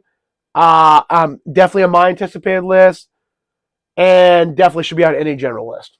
You? Definitely right there with you, dude. Like, now that you put it in that perspective, dude, I'm looking forward for this one. Definitely. Yeah, I'll be honest, man. Like it's pretty hard. Unless dude, not all 40K games are good or people's cup of tea. But like, if you can't sell Space Marine 2 to a person like you, Jeff, then I mean, I don't know how you can feel that hard. Like it's such an easy sale. Just talk about how badass you are and how much action combat you're gonna be. You're gonna be fighting through like this impressive army of insects, and like I'll probably say I probably anticipate this game a bit harder than Earth Defense Force 6. Like for real. There you go. Hades 2, Rise of Ronin, Outlaws, Vampire. And then the last one, I think this is actually last on the list. I think I pros one. The Elden Ring DLC. It's supposed to be dropping this year. Yeah, I mean, Yay! Elden Ring! Yay! Okay, can I go to sleep now? yeah, go ahead. That's literally how I feel about Elden Ring. Like, literally, like, yay, Elden Ring. Let's go to sleep now. Yeah, that's it in the list. So, Jeff, I'm thinking you're going to be less enthusiastic about this list. So, what do you think? Hard 5 at this. Hard 5 at the very least. Yeah, I thought you were going to give it lower. And really? I'm right there with you, hard How low 5. Did you think? I'd probably say like 4, high 4. Ooh. That's what I thought you were going to say, hard 4. I'm agreeing with you, though, hard 5. Honestly, honestly, I'm being generous on this one. The only reason why I'm saying hard 5 is because of Star Wars Outlaws. That's the only reason. That and Warhammer. Like, look, this website's list is like very bare bones, but at the same point in time, I can't really name any game on this list that is not worthy of being on the list. Like, I'm not interested in that one, but worthy.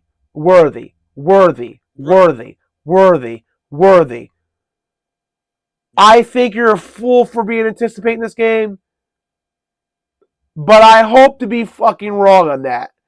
I hope to be wronger than wrong and to be eating crow on that. Right. So, worthy. And that's a good mention. So, that game, this expansion here is rumored to basically either have a world map equal to the original games or half of it. So basically, a new game in and of itself is set in the same game. So worthy, but there's not that much variety. It does I honestly believe if you would dig deep into like games coming out 2024, you could find more games on par with this to nominate. I agree, 100%. So no other comments? Nope, no other comments. I'm good to go. All right. So today we have The Gamer, another one of the mainline industry websites, who actually has a pretty good banner. So let's see what the recommendations are. Oh, yeah, they even updated it. Even more. See, now I can appreciate this. Oh, wait. Yeah, they only updated it once, so yeah, I'm going to have to boo that. But yeah, I can appreciate them updating this with more lists, more games. And actually, their opinions on that one. So we've already been over that one. MechWarrior 5 Clans. I've heard of this game. I don't know too much about it. I mean, I would see it being a low tier on a general list, especially if you like mech games. I think it's supposed to be like a story campaign. Let's see. I hope this one more narrative focused. So I'm not really hyped for it, but that's just me. Yeah, I'm kind of with you on that one. Like, if you like some mech armor type stuff, that's a game for you. But other than that, I may have played like maybe a mech warrior mech game like this for maybe one time a long time ago, but I wasn't really into it. So I mean, look, it's got combat in it, and obviously, guys love combat. I'm looking at you, everyone else.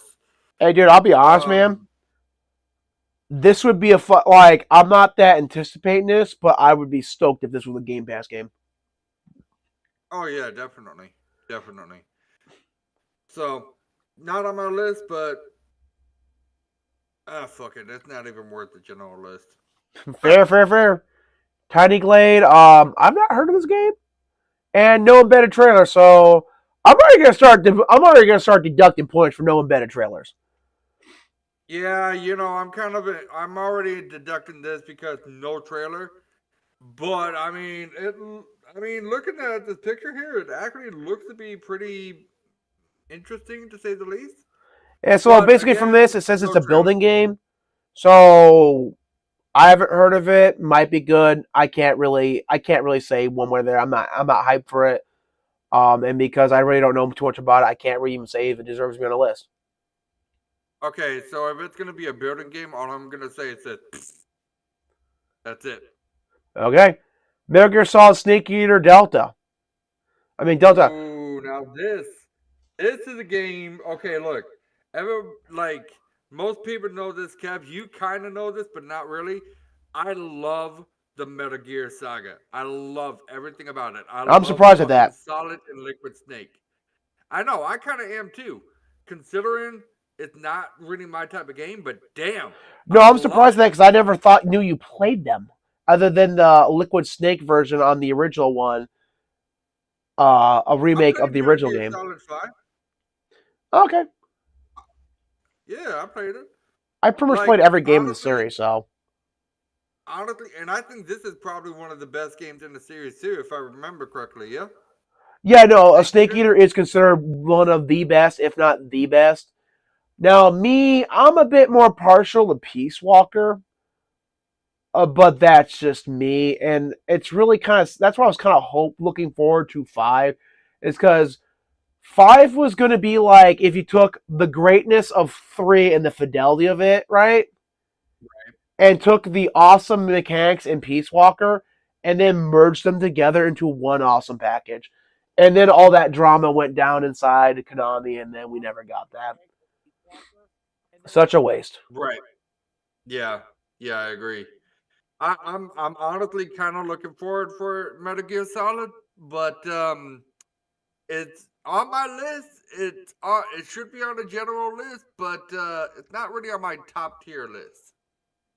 I wasn't looking forward to this game that much at first, But then I was going down the memberberry hole. Look, I never really watched South Park, but I know the meme.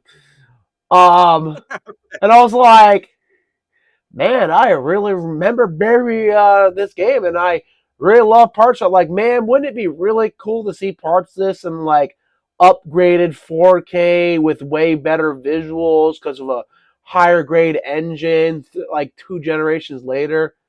And I'm like, oh fuck! Now I'm really excited for this goddamn remake.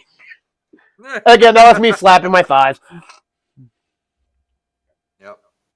So yeah, I'm with you on that one. It's on my list. I probably wouldn't say really high on my list because it's really going to boil down to how much I want to play a remake. Because at the end of the day, I did already play this game. So it's going to boil down to how much I really want to play this game. But as like I would like jokingly say, I remember it in like 4K ultra graphics. Because like if you ask me like, hey Kevin, what the graphics look like? Oh yeah, it look like that right there. You know, this picture here, it's like, Kevin, that is not how the game looked. I'm like, yeah, probably. But that's how I think how cool it would look if it actually looked that good. So, Yep, that's fair. Infinite Wealth, 33 Immortals. I've heard of this game. I don't know too much about it. I have no opinion one way or the other on this one. Yeah, I don't either. Black Myth Wukong, Silence of the Siren. Again, this is really starting to irritate me that there's no trailers for these games.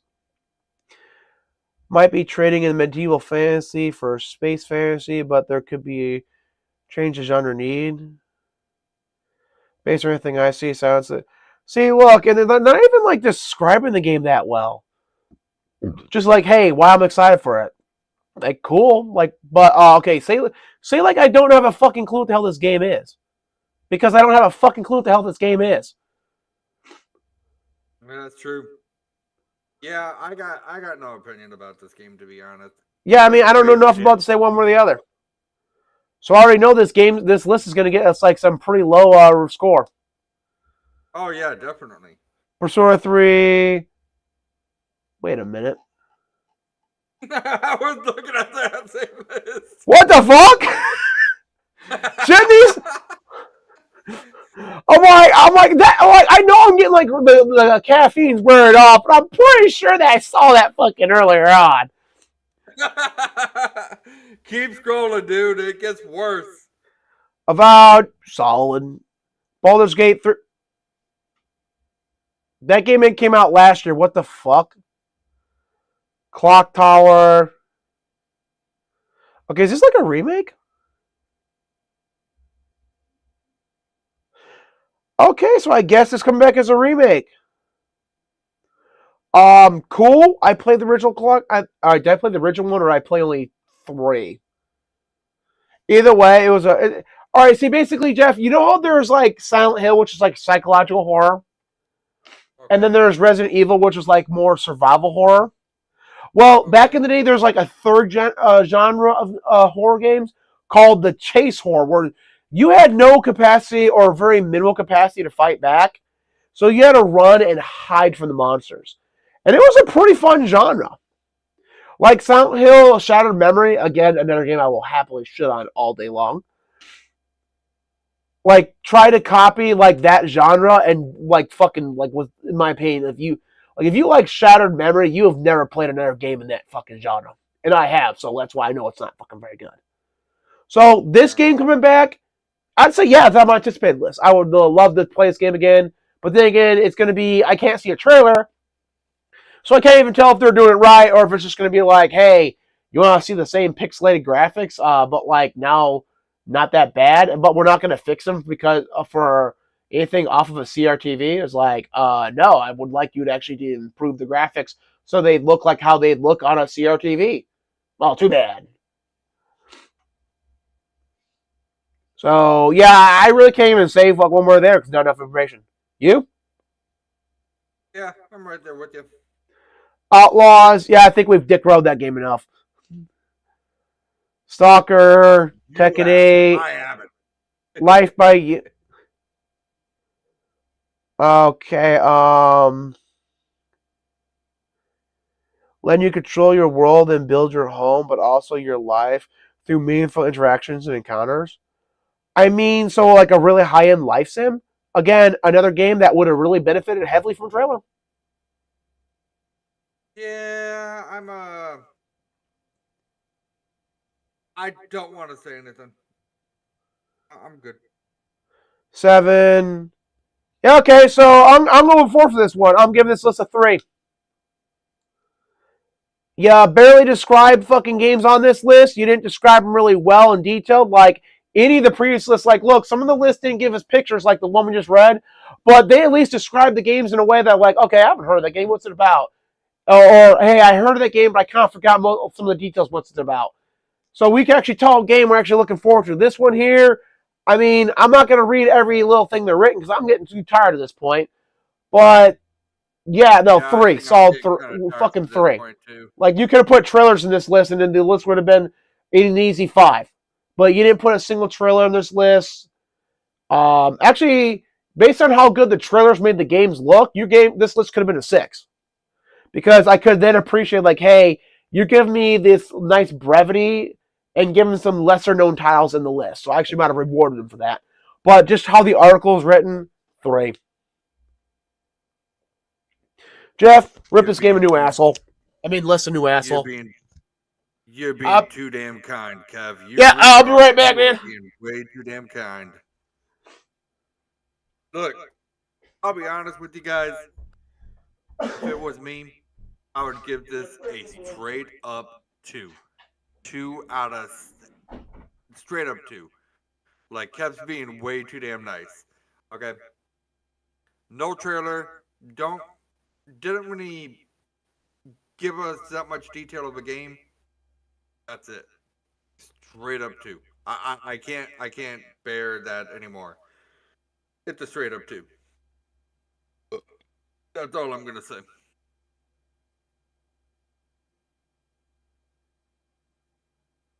It's kind of quiet right now, guys, but I'm not gonna lie, I'm getting kind of tired, so there's a chance we might not be live any longer than we have to.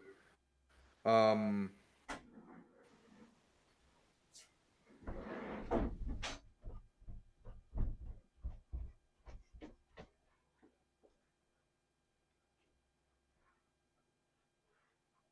Hey, you there, man? yeah, I'm here. I just walked down here like really quiet. I'm guessing you're getting kind of tired too, huh? I am. Well, we only have a few more things to go, man. And I think I've been up like since I know at least midnight last night. So, how much are well, give me the cliff notes on what you thought of this article, man? Because I actually kind of want to hear how you rip a new asshole.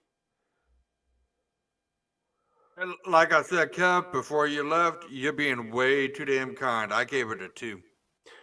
Damn. And yeah, I know it just was not that well of a good article. No description of the game. There's literally like nothing here. No trailers or nothing. Straight 2. That's it. Enough said. Fair enough. See, Jeff gets like really quiet when he gets tired, man. You still good to keep going though? Yeah, I'm still good. I'm getting kind of sleepy though, but yeah, I'm good. Because if you bowed out, I'll just keep going myself then. But all right, so we're good part is we're getting to the point where we're basically at like duplicates. So this is Digital Trends, Prince of Persia. I'm gonna give this list props right now, just for the fact that it contains some release dates in the header. That's true. Yeah, I agree. I like this list. Like a Dragon, Final Fantasy, Preach. Again, mentioned again. So that comes out in April. Animal Well. Oh, okay, what's this? It's been ever since I first appeared last year. The visual distinct Metroidvania. Again, Metroidvanias are always good having a list. For a dark pixelated world full of animals. When I played it last year, Summer Games Fest, I was being drawn in by the mysterious atmospheric world. And what intrigues me most of all is the developer shared memory teases that the 2D world is loaded with secrets, some of which it doesn't expect players to find for years. Yeah, I'm not gonna lie, that's kind of good. Yeah, that's wishful thinking. Fucking gamers will find shit fast. And after some collaborative sleuthing, if it can live up to the promise, I think you'll look at this indie game. I mean, again, I think a trailer would have helped, but that description wasn't as bad as the last article. So, dude, this list might get like some forgiveness purely because the last one was so dog shit. Flock, Jesus. Yeah. Huh. Oh man. Did you hear what I said? What? Yeah. Yeah, this list here is going to get some forgiveness because the last one is just so dog shit. So, Metroidvania, Yeah, I don't really know much about. I mean, there's a link here. We're just going to take me if I click on it. Oh, the store page. So I can actually just read through the store page. I mean, it's not a bad way to take care of that. So I can look for more details if I need more details. I don't know. Like I said, I'm kind of tired at this point too, so I can't really say I'm anticipating this one. I probably will completely skip it. Unless I hear like, hey, you really need to play this game.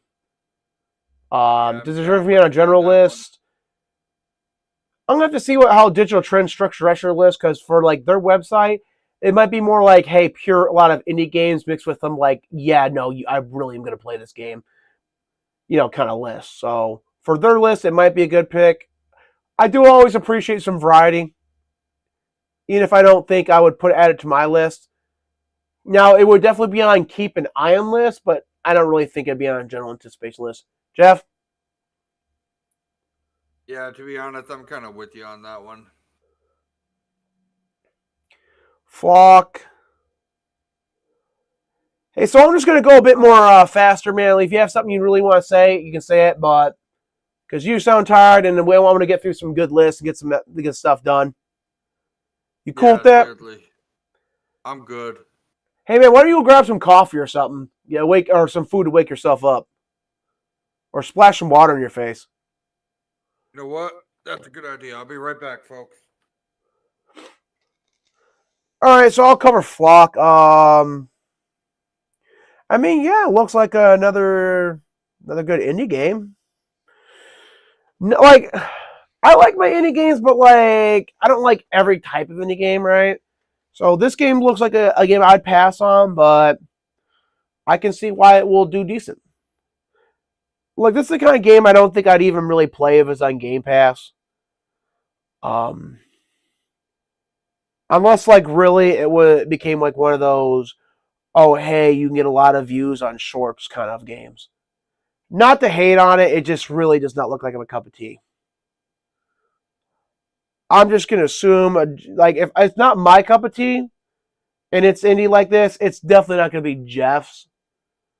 So I can already guess he's going to say no on both accounts.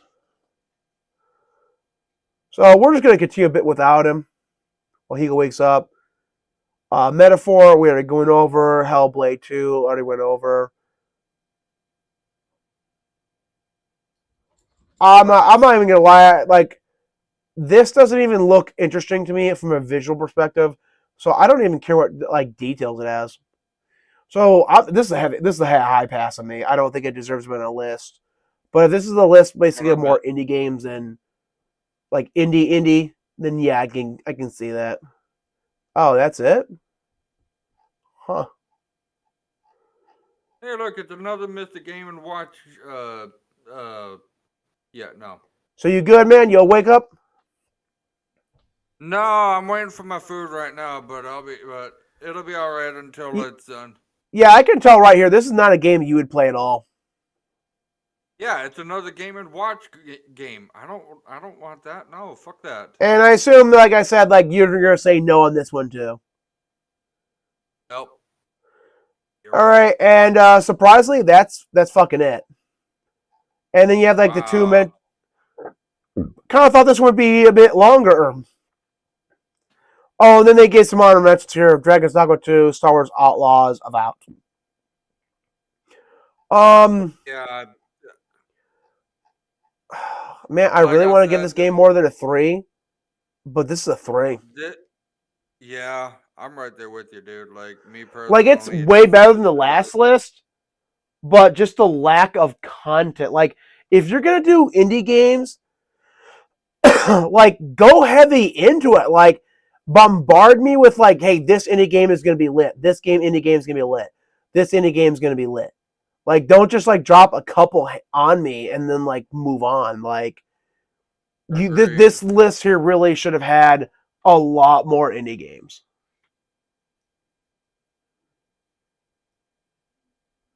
If it's just going to be the indie game list. Your thoughts? I'm right there with you, man. Best. 3 out of 3. Man, how do you get this tart at 7 o'clock or 8 o'clock? I don't know. All right. Yeah, so, I mean, I like the structure better. I like the linkage. I'm assuming that's going to, like, if I click that, it's going to, okay, it takes me a preview with, like, again, I feel like you could have dropped this trailer in that, though. This article could have been structured better, but overall, miles better than the last one. And the only reason it's getting a 3, and if the creator ever watches this, like, hey, man, your writing was pretty good. I'm literally giving you a 3 purely by the lack of content. Like, if you just would have went hard into, like, maybe there are 20 games, indie games, I could have given you, like, a way higher score. I would have given you, like, a 5. You know, but, like, because you really didn't, like, and then, just keep in mind, you can't, like, drop something like this, and then there's something like this, in the list this short, like, and then get away with it. I'll be right back. My food's done. I mean, kudos, though. I mean, structurally, it wasn't bad. Just, like, you just needed more content. And you really could have got there. And also, trailers. Put trailers in these, like, either put trailers or a lot of screenshots. At least 5 screenshots like that one list. Now we're moving on to the next list. Well, Jeff. Polygon, everyone's favorite website. Right after Kotaku. Let's wait while we wait for Jeff to get back. I mean, I got to hand it to him. This is a really nice collage banner. Yeah, no, I'm gonna give him credit. This is really nice, a really nice collage.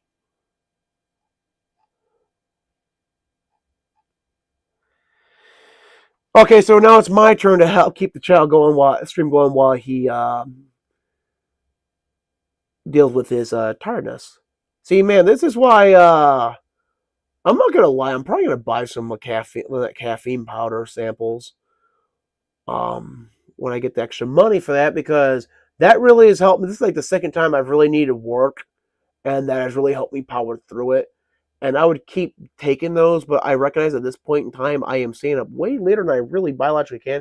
And keep in mind, guys, the only reason I am this functional is I have never been diagnosed with a sleep disorder, but I do have one, some form of insomnia. So yeah, I can function in this. Like, all I have right now is like a mild headache, some disorientation, and I wouldn't really trust my complex thinking skills, just because it's just going to take a lot longer for that hamster to get, that wheel to the 100% mark. But, like, remarkably, I'm good. Jeff must just be exhausted from all the work he has to do, because they run him ragged at his job. And I know now we're getting, like, way off topic, but, I'm guessing, like, he's just, because, like, he finally got a day off, and he must have really just been tired. Dude, from all the work he's been doing. A double yesterday. Oh, they did do a double yesterday? Yes. Damn, man, you must not have had enough chance to recharge your batteries. Look. Okay, here's what happened, right? 6 o'clock rolled around. My cook didn't show up. My night cook didn't show up, so I had to cook. My person that was supposed to be up front called off because she had corona. So, and I had a new guy with me, and that was the only thing that was stopping me. Then my boss was supposed to come in and take over for me, but she didn't show up till freaking 8 o'clock. So at that time, I was getting close to closing down the fucking store, anyways. Yeah, so you might as well just finish out the double. I ended up clocking out at like 9:30. I was not gonna stay there anymore. Don't blame me, man. Can't blame me for that. See, people, if you have watched me and Jeff's other streams, he knows he needs to get a new job, and he's actually trying to find one right now. And I can say that safely because I don't think your boss is ever going to watch 4 hours of this to find you talking like this.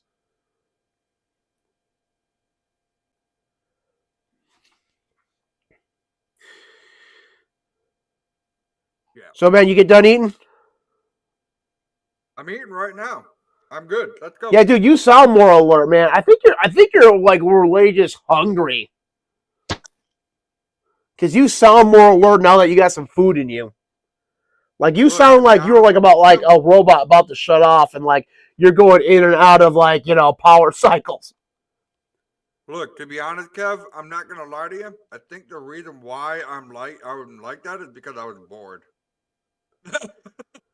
Ouch, man.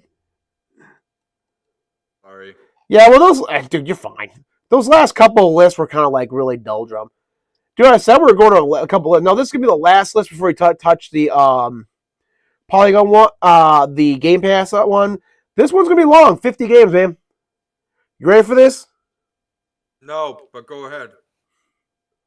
Another called Recollection. Okay, I'm not really bringing Sion's point and click event. Okay, point and click, not my thing. Wouldn't be on my list. But I mean, if it's being brought by Nintendo, Nintendo's a pretty good judge of character for games. So if you're in the point and click adventures, probably a pretty game. I mean, like, don't get me wrong, I like point and click adventures of the more adult variety. But if it's not an adult variety one, probably not going to be my thing. Jeff, your thoughts? Not really my type of thing either.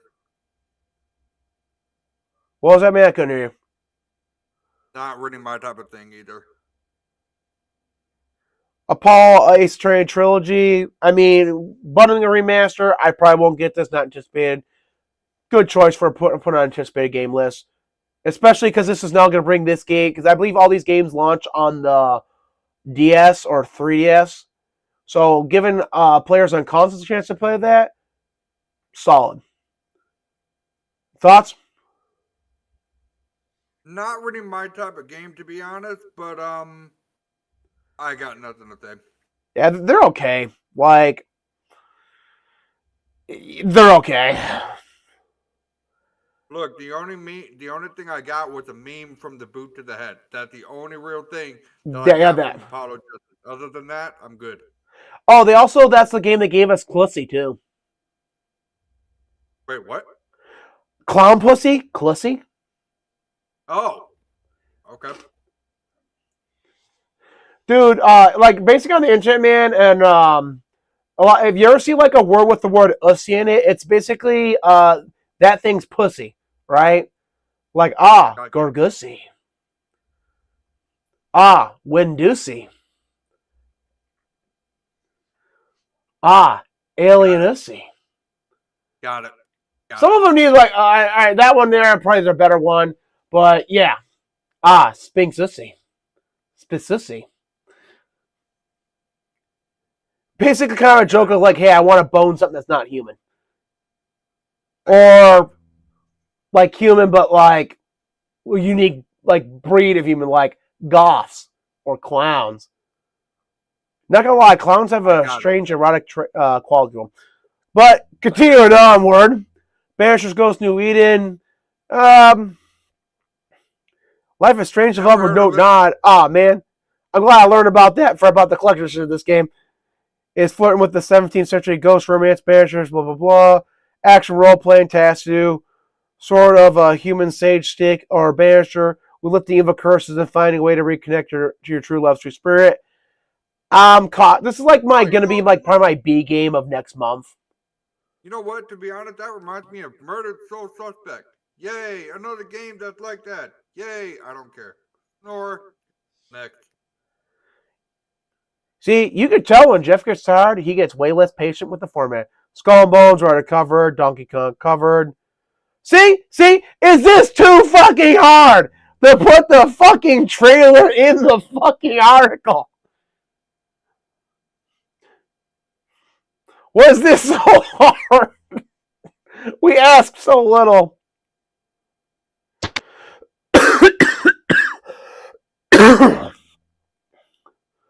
Yeah, so No, Link! Oh wait, you're not Link. No, brother! Yeah, so basically, like, if you look up the original, it's that, but with better graphics, so I probably won't play it, but oh, hey, Giants.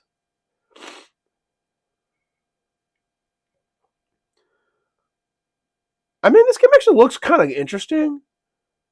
I wouldn't say my anticipated, but like, yeah, I wouldn't put. I don't know if I'd put it on a list, but definitely a good keep an eye on list game. Thoughts? Definitely looks cute in my opinion. Looks what? I like it. Looks cute. Oh. Final Fantasy Rebirth, already been Alone in the Dark, already talked Dark and Dogma 2, Showtime. This game I'm actually really looking forward to. So Polygon's already doing pretty good, although gonna kind of shit him for fucking not putting trailers in every last one of these, and the description being kind of really weak. So basically, it's a JRPG. You can play 3 heroes, main characters, and then you'll meet over 100 heroes. There was a earlier game, a side scroller on Game Pass. This game here will continue that game's story. Well, it's set in the same world that game's story. And basically, we'll wrap up that game story. So that's like one reason I absolutely have to play it. This is 100% on my anticipated list, and definitely a good recommendation. It may be on everyone else's list, but it's not on my list. I mean, it's recommended. It should be on a general list, but not on mine. Never heard of it. All right, Braid Anniversary Edition. Braid with better graphics. I don't care. Never heard of it. Destiny Final Shape. Black Myth Wukong. Angerfoot. You see, I don't know what this game's about, but having a foot kicking a crocodile man with 80s aesthetic has me interested. Like, if you have, like, this is a great screenshot because, Jeff, this game had like 1 second to get my attention, and it did. It's like, oh, Angerfoot, what's that going to be about? Okay, now I'm going to give you 30 seconds to give me a pitch. Again, though, a fucking this trailer would be nice. Here, Jason Stewart. Nice. It's basically boomer shooter with be a lot of kicks and like way better graphics. Oh, cool. Okay, cool. All right. Yeah, I mean, if it came to Game Pass, I'd probably play it, but this next year is going to be so full of games that got delayed thanks to COVID. I think this game's going to get a pass. I wouldn't be surprised, Jenny. Animal Well, we already covered. Our history. All right, this is the game I heard about, and it's coming to Xbox. Like basically a Civilization-like game. I don't know what to say. It's on my anticipated list, but I'm definitely probably gonna play this game because it's gonna be in Game Pass. I'm not into that whole building game. I'm not. I mean, that's fair, man. All right, so R2. I think R2 is like one of those games that's like an obligatory on your like anticipated list and general recommendation, but like you know it's an obligatory mention. Like, you kind of fully are not going to be surprised if it comes out and it's a 4 out of 10. But you're kind of hoping it's like a 7 out of 10. Nah, I played the original. I played Ark before. Honestly, it's a survival type of game, so I'm not really surprised about it. And yeah, not on my list. It should be on a. It should be on a general list. No, you know what? Screw that. It shouldn't be on a general list. Only because it's about survival. If you want to play a survival game, you play a good survival game, like Conan. Kind of Code's pretty good. Or Blacktail. I haven't played Blacktail yet, but it always has a ton of good reviews. And the funny thing is, I own the damn thing too. The backlog. But yeah, Avowed, Baby Steps. See this picture should have been in that article that mentioned this game. So, like Getting Over, it looks like you basically control a character, but instead of moving a stick around, it looks like you're gonna control like the legs and basically make it walk places. Oh, lovely. Look, man, this is not like one of those gonna be game of the years. This is the game that basically you're gonna play and stream. Oh, it's gonna be PC. Oh, it's actually gonna be on PS5, and you're gonna stream just for the views. Like, this is like one of those games you play because it's interesting and different, and for views. Hmm. Hey, it's well made.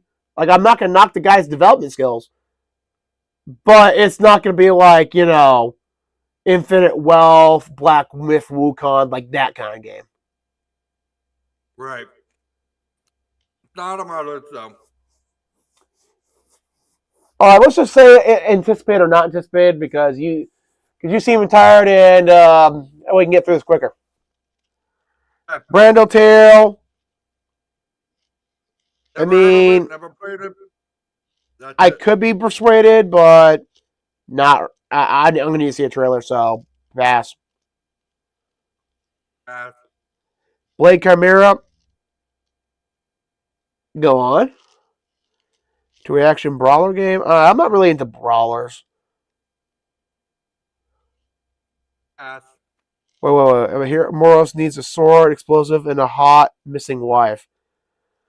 I mean, I have a hot missing wife. Oh man, I'm gonna have to reevaluate that, man. The degenerate code says if I have a hot wife, I obligatory have to give like 1 extra point. How hot we talking now? Ooh, wait, hot missing wife. You know I think it might be her right there. So blonde, pigtail. Yeah, okay, yeah. No, I mean, jokes aside, I probably won't be getting the game. Blue Protocol. I think I've heard of it, but I'm not really interested in it all, so pass. Pass. The casting of Frank Stone. Pass. Do you know those games you play? I can't remember what the fuck they're called. Like the Dark Side Chronicles. No, that's not it. Dark Side Pictures. No. Until Dawn?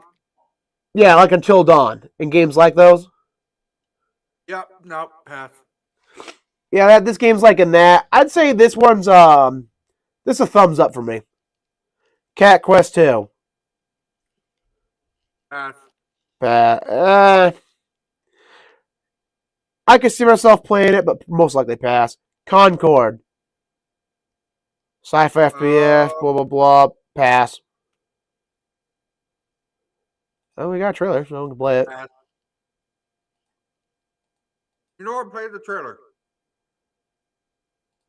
Oh wow. Oh yeah, I remember this game got announced at the Tokyo Game Show. At the Game Awards and fucking told us absolutely nothing about the game. Pass. Double pass because you told me nothing about your fucking game. Okay, pass. Contra. I'm going to play this because Contra always looks fucking badass. Thumbs up. Before even seeing the footage. Andra. Now that's a thing I haven't seen in a long ass freaking time. I think I remember seeing some of the screenshots or gameplay of this before.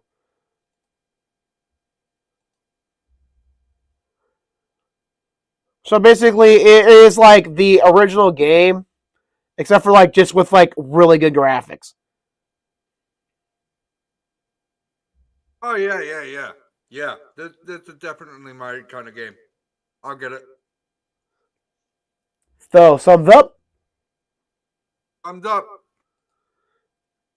Core Keeper, thumbs up for me. I love building games and survival games, and this game's coming out in 1.0 this year. So yeah, I've been keeping an eye on this game.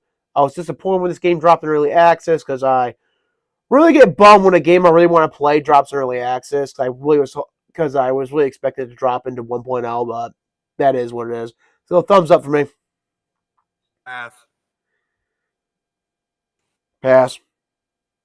Death Trick, Double Blind. Pass. Dustborn. Oh hey, isn't that woke game? Yeah, pass. What's that? Oh, Dustborn? Pass. Give me. Oh yeah, it's that hipster. Yeah, no. Thumbs up. What is DLC mention. DLC. Earth Defense Force? Yep. Flintlock Siege of Dawn.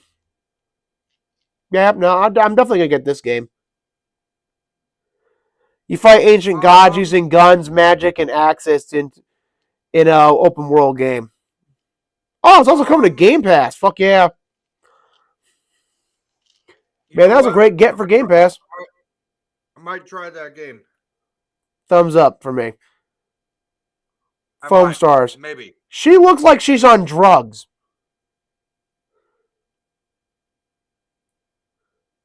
Oh God. Dude, she looks on drugs and like she's about like to have a mental breakdown.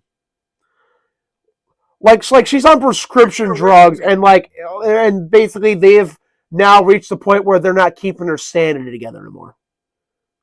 Get that shit away from me. Pass. So yeah, it looks like it's a Splatoon like clone, so pass. But the Rule 634 and that's probably gonna be epic.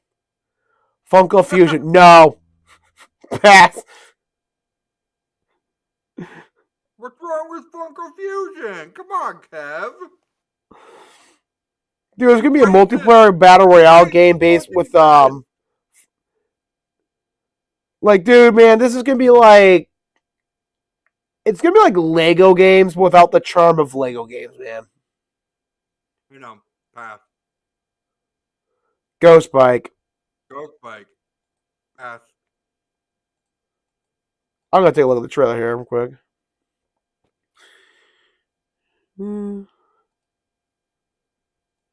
Yeah, it's a pass. It's just a racing game. Hades 2. Already covered. Hyper Light Breaker. Shiny open world roguelike Hyper Breakers. Expect to arrive early access. Ah, man, early access. Co-op action games. Swells and heart machine established and blah, blah, blah, blah. They explore procedure generated biomes in search of monsters and kingly loot. Pass. Pass. John Carpenter's Toxic Commando. Thumbs up, hands down. Jeff, this is the game I'm going to be like badgering you to get to play with me. So get ready for that. Oh shit, that screenshot just says it all. Baby. All right, Jeff, you know the guys who made the World War Z game? Okay.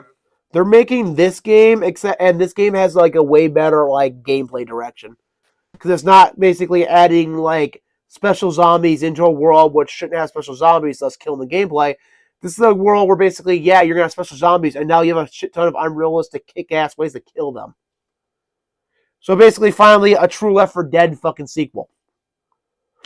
And I'm gonna downvote this list a bit because where the fuck is the trailer? That's like one of the best trailers fucking in game that when this game was announced.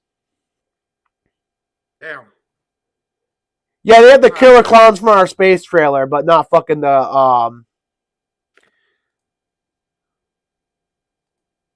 I don't need to see the aesthetics. Da, da, da, da, da.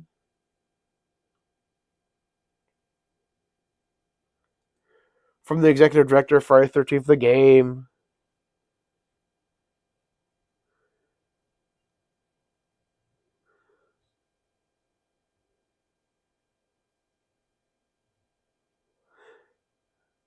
Dude, there's an alien invasion going on outside. I am not opening my fucking door. Yeah, I'm not either.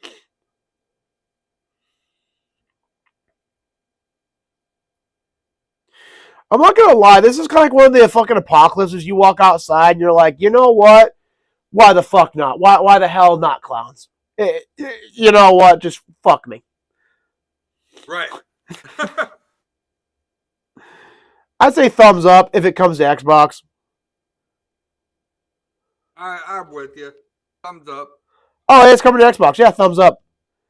Kingdom Hearts Missing Link. No, it's a mobile game. Thumbs down. No. All right. Now, here's one game I'm fucking glad that this game's coming to Game Pass, man. This is a thumbs up for me. Basically, get to explore and set and help colonize an alien world while fighting around in a mech. Oh, So basically, like part farming sim, part exploration, and part fucking you got a fucking mech. Really looking forward to this one. fair enough. Thumbs up for me. That's a big maybe, but I might have a hard pass on it. It's on Game Pass. So you don't need to pay for it. This one's a pass for me. Said, yeah, pass. Luigi's Mansion 2 HD. Lightyear, maybe. Maybe, but it's a hard pass. Luigi's Mansion! I can see you downloading Lightyear just because it's going to be on Game Pass. Like you would lose nothing by trying it. Hang on. Is this the first or second one? Oh, it's the second game HD, so an upgrade of the second game. Dude, all right. Are you you're gonna call me a heretic for this? But pass. Heretic? Why? It's still a $4 game. I'm not paying $60 for it. I don't care if the graphics are updated. Oh, come on, it's Luigi's Mansion, for God's sake. Dude, Luigi's Mansion games are really, really, really, really good. And they're $60 for a 4-hour game. That's fair. Like, I'm sorry, like, no, don't get me wrong, like, if I really get into electronic repair, like, I'm gonna, I don't want to say try, but thinking, right? I don't like to lie about my intent. And you have a ton of money, yeah, I'd love to buy this game. But as it stands, unless I have like some really good like income, I'm not buying Luigi's Mansion. It's not economically worth it. I'm sorry. This is like one of Nintendo's like best games that if you told me it was on $30 on sale, I would fucking grab. But it is not worth more than $30. Yeah, that's fair. You know what? There's a big maybe. I might push it to a maybe if I saw the trailer for it. It's Luigi's Mansion. It's a good game. It's the same game as the first game, same game, and the third game added a bunch of new mechanics. They're all great games. They're just short. They're just not worth $60. $30, yeah. $60, no. $20, yes. Oh yeah, hands down, $20. Yeah, fucking. I'd be there day one, fucking $20. Exactly. I'm with you. So, Metaphor, ReFrontier, I've already thumbs up that, so. Multiverses. You were a pass on that last one? Yep. Yeah. So, Multiverses, I'm not really into fighting games, so pass. So, I'm into Luigi's Mansion, so that's a thumbs up. Metaphor, that's a pass. And Multiverse, yeah, pass. Also, I like to add something to this. Why the fuck is Shaggy here? And how the fuck is Shaggy fighting fucking Superman? Well, this game basically takes characters from like a bunch of different universes and shoves them together to fight each other. So, I think honestly it deserves to be on the list, but we're not doing does it deserve to be on the list anymore. So, just whether or not it's on our list or whether it's or not. Fair enough. Multiverse, pass. I'm gonna say pass. This never. Like, I'm not even interested enough to read that, but Yeah, I'm with you on that one. Never definitely a pass for me too. Thousand Years Door, that's a maybe. It's really going to depend on my nostalgia and what's coming out that month.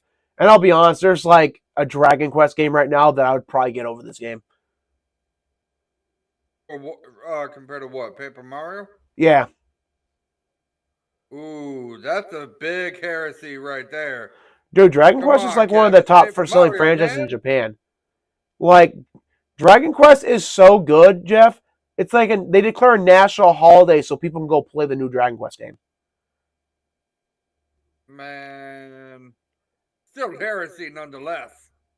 Dude, I'm sorry, man. I've already played this game. I don't need to play a second time. And, dude, the graphics are great. I don't need to play this game a second time. I don't know. I'm not gonna lie. That's That's it? probably gonna be a hard pass for me. Mostly because I already got the original, and I can easily just play it. Yeah, okay, I guess that's fucking it. Damn. Is that it? Okay, Damn. how did we go through all these fucking lists and not one of them had Silksong on it? That's a good question right there. What the fuck, man? Like, dude, that is literally the most anticipated Metroidvania game. Period. What the fuck, dude? Yeah, dude, that's some serious slippage on these guys. Like, that's like one of those things that kind of makes me want to fucking make my own list. But like with YouTube screwing me, I don't want to like dump that much time and effort in researching all the games coming out in 2024, and then to compile a list to talk about them all. But it might honestly not be not a bad idea. But I'll just stick to my keep an eye on list per month. So what score do you give this one? Oh, I'm giving this a really hard one. I mean, there's a few trailers, but I mean, look, this one is gonna be hard. Um, I'm gonna give this one a straight up. You know what? I'm gonna be lenient, and I'm gonna give it a 3. A very, very, Oof. very, very low 3. Yeah, I'm gonna switch an alphabet score. I'm giving this list a C. Maybe a C minus. Wow. Look, I'm not gonna because look, like if this was the one list I read for like the year, basically get excited for the year, it wouldn't be a bad list. Like Skull and Bones, Ghost New Eden, Mario vs. Donkey Kong. You know, it has some pretty solid games that I'm gonna want to check out. Dragon's Dogma 2, Eden Chronicles, Black Myth Wukong. I'm not gonna lie to you. I love how Avowed. I love how they got a fucking Tifa and Aerith just kind of dancing. I've always wanted to see those girls dancing. God damn it! So like Core Keeper, like this is pretty like if this is the one list I read this year, this would be like I'll be honest, like the only reason this game list is getting like a bit downvoted is quite literally was the last one we went and see. Like if this was the first one we saw, like before Kotaku, it would probably get like a B, maybe a or a C plus. But at this point in time, like it really hasn't added anything new. And I'll be honest, I think it's kind of missing some of the games that the other like lists had. I agree. I agree 100%. That should have been on this list. Oh shit! I mean, here's the thing: like, there's a lot of games coming out. Like, I'm not forgiving any of these motherfuckers for sleeping on Silk Road. That is some straight bullshit. Like, what the fuck, man? Am I right? About what? How do you like? All right, so Silk. Like, I don't know if you know about Silksong. I just call it Silk Road. Well, but basically, it's a sequel to Hollow Knight. Like people have been waiting for this game to come out for fucking years. Like, people get super excited. It's finally almost here. Like, it will probably drop middle of this year. Unless, hold on, maybe I'm missing some confirmation. And Silk Song.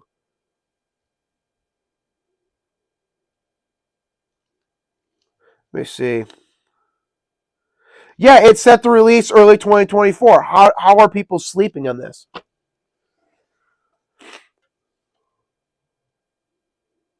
Dude, what the fuck? Yeah, like, it's like literally it's been one of the most anticipated games for 3 freaking years. How do you finally sleep on that game on all your anticipated game lists when it's finally coming out?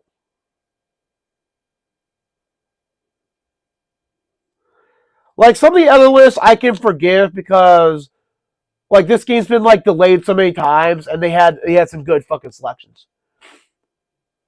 But Polygon, yeah, I can't forgive that, man. Like, you had 50 games and you couldn't drop a Silk Song mention. Like, you could have cut this one right here, the first one, and gave me a Silk Song reference. Shame.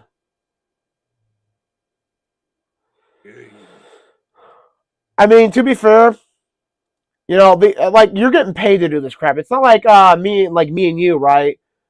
Where you have another job and I just do this for fucking hobby and try to make get to the point where I can subsidize my games so I can enjoy be interactive with the audience at the same time, financing my little gaming habit, right? Right. These people get paid to do this. They're being paid to sit there and look up what games are coming out every fucking year. I honestly feel like they could have done better on some of those lists. Like, none of those lists got to A.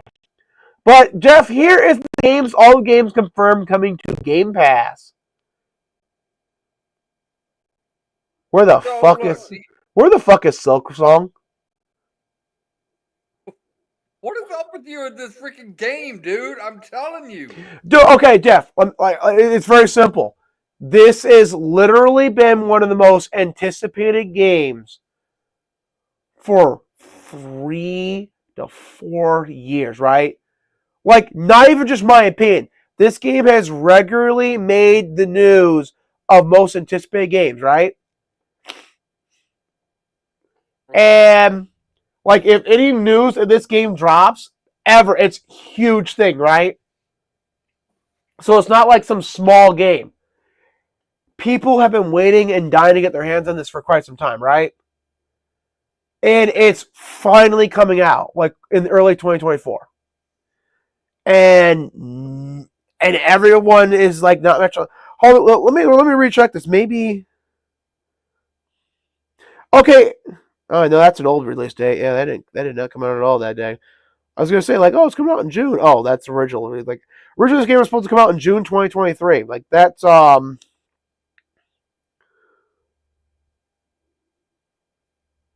yeah, okay. Tech Radar just did a. Let me see here. Tech Radar. Push Radar 2023. Excuse me. That's what happens when I drink pop. Anyways. Yeah, so it's gonna be like Turnip Boy, Go Mecho, Sona 3, I don't care. Played Up, don't care. Yeah, so yeah, Game Pass. I'm actually looking forward to Turnip Boy.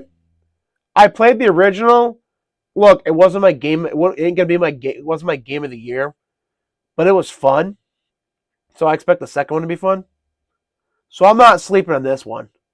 So I'm gonna get that one. Lightyear Frontier, that looks good. Soccer 2, look, we've been talking about Soccer 2 for quite a while now. I'm not gonna lie to you. I'm looking forward for it, but I'm not at the same time. Mostly because I don't want to get the Metro reference. And honestly, the Metro reference is actually on sale right now on the Xbox. Dude, here's the funny thing, right, man? Metro is a Stalker-like game, not the other way. Not Stalker 2 is like a Metro-like game. You're basically playing this is the latest entry in the series that helped shape how Metro was. Now look, Kev has been picking on me for a while about this whole Hellblade 2 shit, but look what's coming to Game Pass. Yeah, I know, which is how I know you're damn well going to be playing it. Doubt it. Jeff, we both know you're going to be like, I do, Kevin. I know I hate myself too. I can't believe I'm doing this, but you'll be playing it. I think, let's be honest, we both expected me to cave and get Fallout 76. Pretty much, But, yeah. yeah, I think we're both kind of surprised how well I've actually held out. And I'll be honest, if it wasn't such a miserable game, I probably would have played it. But like, and there's going to be this huge content expansion at the end of the year, this year, that's going to add like this huge area. I don't know if it's from a leak or an actual official confirmation, but there's supposed to be this huge expansion, and I don't know if I'll be strong when that happens. I'll be honest though, you release single player fucking Fallout 76. I'm fucking downloading that shit, man. I wonder what Still Wakes the Deep is all about. What game? Still Wakes the Deep. That's that game we was talking about, where basically you're on an oil rig, and like, where's the game at? Is it on here, or are you talking about something else? What about the Game Pass? Okay, I'm not. Oh yeah, you're basically on an oil rig, and like eldritch shit's happening, and you have to fight like monsters and like mutant humans and stuff like that. I mean, that's on Game Pass. I'll play it. So on the first row, yeah, Lightyear Frontier. Wasn't Open Roads that one game that we were with the car? If that's the same game I'm thinking of, then yeah, definitely. Manor I might play Manor because it's gonna be on Game Pass. Look, I can totally see you play Little Kitty Big City. I can totally see you play that. For the lulz, yeah, I could do it. And then another Crab's Treasure. Yeah, that's definitely Kev right there. Dead Static. I've actually seen Dead Static. It's basically GTA Grand Theft Cthulhu. That's actually one of the games I saw on the Game Pass and actually got excited about. I don't know if it's going to be above a 7 out of 10, but it's kind of like, it looks actually interesting enough. Might be fun. Flintlock, yeah, I'm definitely looking forward to Flintlock. I am too. I'll probably sleep on 33 Immortals. Like, I'm not gonna lie, unless I see like that game's like really, baller. Bounty Star, man, dude, that game's gonna be fun. Kind of like Lightyear Frontier, but smaller in scope. As much as I dog on Flight Simulator, I'm kind of looking forward for Flight Simulator 2024. I really am. I think we can both agree to Vowed is the definitely I'm 100% fucking playing that game on Game Pass. Oh yeah, that goes for two of us right there. That makes two of us. I don't really know what Urban is, so I can't really say. Galacticare.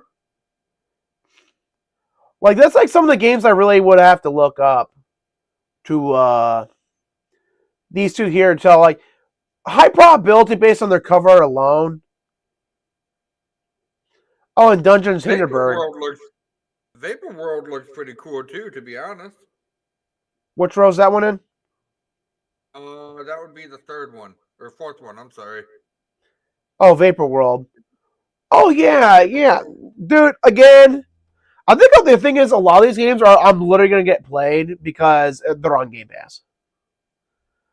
Because they're kind of like games where it's like, hey, if I had to pay for these full price, I probably would pass on them. Not because they're not good games. Like, I guarantee you, Lightyear Frontier actually was like one of those games I actually might have bought my own. But Bounty Star, these two actually might have paid on my own. But these two are probably going to be some of my favorite, like, AA games of the year. Look, to be honest, Kev, I can see you play Little Kitty Big City and Pigeon Simulator just for the lulz. I might play Pigeon Simulator just for the fucking lulz, man. Actually, I think I might like start live streaming. I'm gonna look over how good the footage looks on this. I mean, to be fair, we are just looking over still images. Yeah, that's true. Um, and look and see basically how choppy it is because I have the capacity now to stream well, so I might actually stream some games every so often There you go. rather than upload an 8-hour playthrough because at least with streaming, actually, the algorithm doesn't like might not screw me as bad as it has otherwise. But yeah, Yeah, yeah, that's probably one of the reasons why I didn't really like.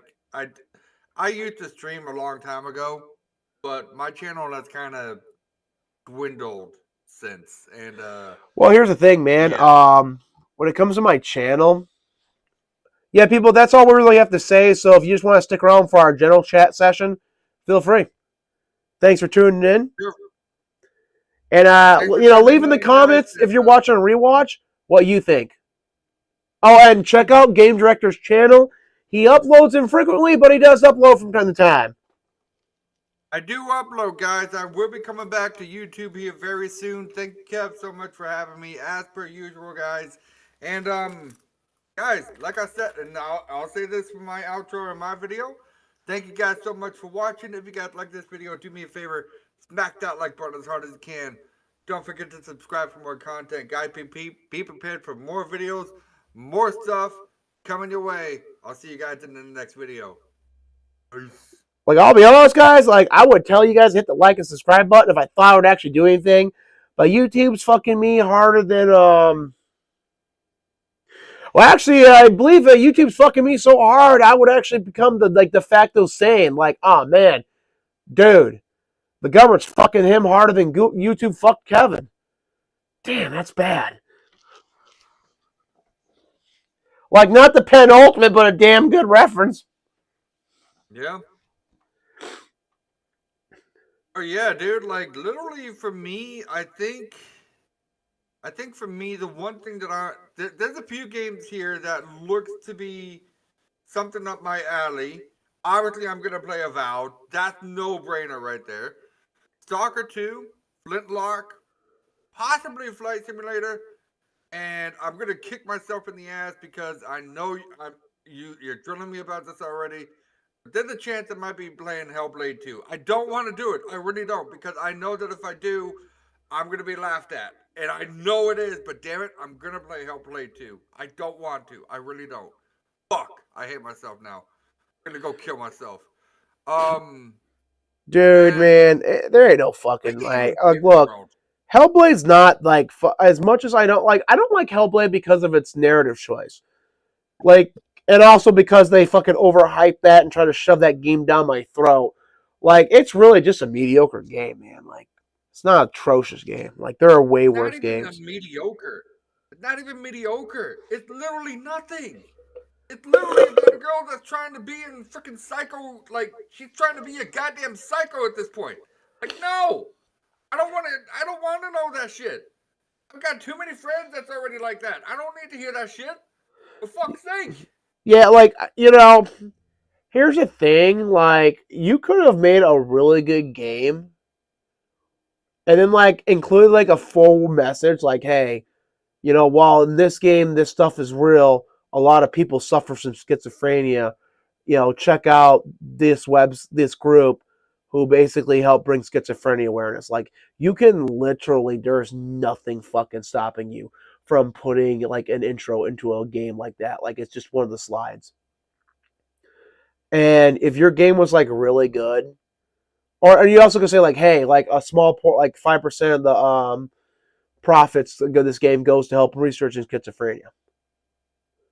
Like, there are ways they legitimately could have like done it without actually directly interfering with the game, but they were awoke by that time standard studio, and so they just did that to fucking virtue signal. Like, let's not kid ourselves.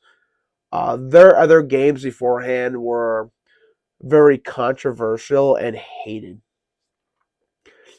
I believe Now they look, made the Metroid Other M, and then they also fucking had a hand in making. They also made DMC. the Devil May Cry game that fucking everyone hates, and it's quite literally so bad that Sony actually, I mean not Sony, but Capcom actually tossed it aside and actually made a proper sequel, made a ton of money off it. And so now DMC is considered just a garbage spin-off game that they're just going to casually pretend doesn't exist. And so that's not a studio that was doing well before Microsoft bought them. And I was actually wrong, by the way. I said it took a year to make $1 million. I was actually looking that up, fact check myself on that. It took a few months to make $1 million. So kudos to them. I mean, I could have sworn it took longer, but I guess I was wrong. But you really don't see about like any sales statistics after that. And then the whole rest of the year, they were just people just kept dick riding that game. So like, oh, you have to play it. Like it's a mediocre game. Like it looks so good. Like I've seen the visuals in that game. Uncharted looks way better. Uncharted 2 Onward looks way better. No, that game does not look very good. Like, that was just a game everyone just fucking capped so hard for, and one day I may have the fortune of knowing why, but I don't know why right now. Probably money. They probably paid advertisers. I was trying to figure out exactly, because like literally, I remember reading about this, and I'm like, okay, this seems to be a little too good to be true, because when I first played Hellblade, I'm kind of looking into this information. I'm like, there's no way in hell this whole studio just made Hellblade, and I think they were saying there was like maybe 3 or 4 different people that literally made Hellblade. No, it's a way larger studio than that. Like, and I'm thinking to myself, like, there's no fucking way 3 or 4 people literally made the sounds, the voices, made it look so damn this and that. And then there's like live actual people that made shit happen. And I'm thinking to myself, like, there's no fucking way. There's no fucking way. You can't do that shit. Man. No, I will say this, man. Look, I'm not gonna lie too. If Hellblade 2 is just as bad as the first Hellblade, I'm gonna kick myself in the ass, and I swear to you, I will punch myself in the balls right there. I do not care. I will punch myself in the balls, and I'm saying this live right now for everyone to hear. If I play Hellblade 2, and I find out that the end of it is literally just a big fuck you, I'm gonna throw my fucking controller out the goddamn window. Yeah, your parents. Let's say, never mind. Yeah, someone's gonna be real happy when they get hit with that. The dog's gonna be happy when they get hit with that. Oh, new chew toy. Yeah, I guess actually we're happy. Oh shit. Not the way I intended that phrase to mean, but I mean I'm still right. So yeah, I'll take the V. I'll take the W. I'm taking that W, man. It's not what I intended, but I'm still technically right. The best kind of right. Yeah, giggity. Oh, man. You are technically correct. The best kind of correct. Yeah, giggity. No, man, like... I would be the only guy that would be coming in and being like, heck, giggity. I'm sorry, what are you saying, man? Can't let me make you out. I would be the guy that literally says, giggity. Walls. But, yeah, I mean, I think there's more games than this confirmed from Game Pass, but this is the list I just have. I mean, it's pretty extensive. Again, though, fucking, where the fuck is Silksong? I just don't, I don't get how, like, everyone has just forgot Silksong is, I mean, yeah, Silksong is coming out. What the fuck is Botany Manor? What the fuck is all these ones? Flock City Skylines 2. Okay, I know what that one is.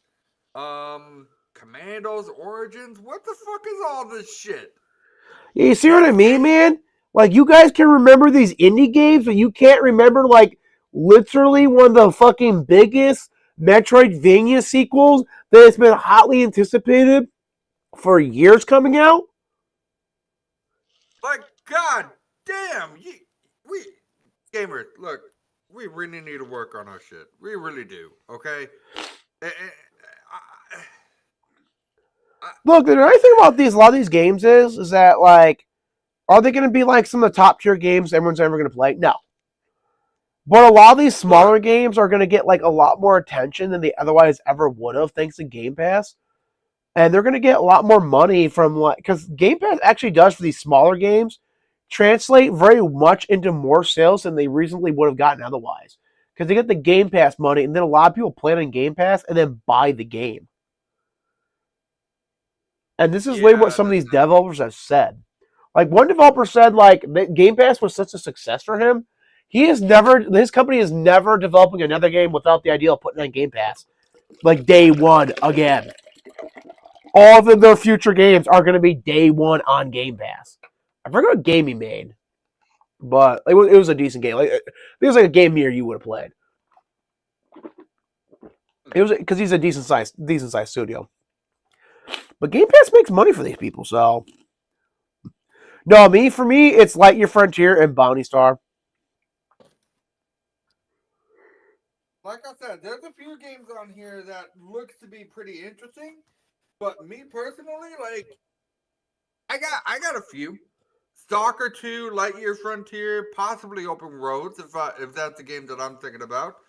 Yeah, if it's that game with the car, yeah, same. Flight Simulator, Hellblade 2, Vapor World, and you know what? I can diss on Hellblade as much as I want, but honestly, I've been looking forward for Hellblade 2 when I found out that there's a trailer about it. And as soon as I saw the trailer, I'm thinking to myself, like, oh, cool, Hellblade 2. Deep down inside, I know I'm going to kick myself in the ass, but I'm like, oh, cool, Hellblade 2. Trailer. Awesome. Are you still going to fuck me over? That's the main thing I'm worried about. Are you still going to fuck me over as a player? All right, see, from what I've heard, her schizophrenia is still in play, so there's going to be hallucination segments, but it's not going to be, at least from the trailer, it does not look like the entire game is going to be one long hallucination segment again. Yeah, because that's the one thing that I don't want. It's a game literally flicking me off.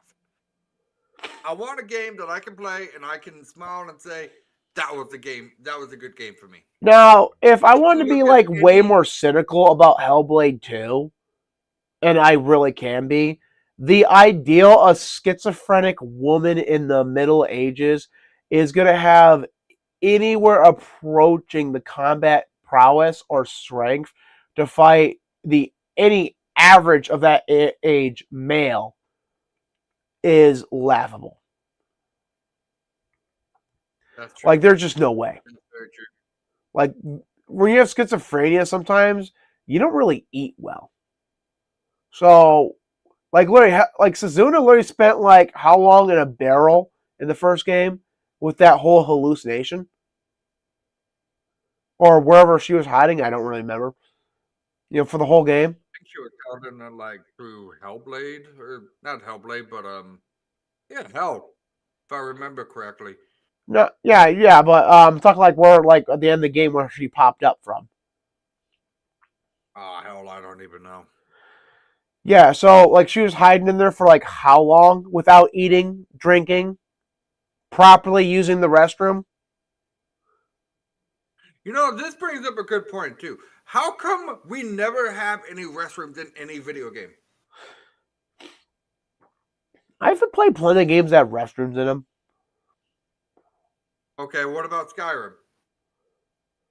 I think Skyrim had a couple outhouses. I think Skyrim houses. really basically is one of those worlds that still use the bucket system. But yeah, that was a huge design flaw.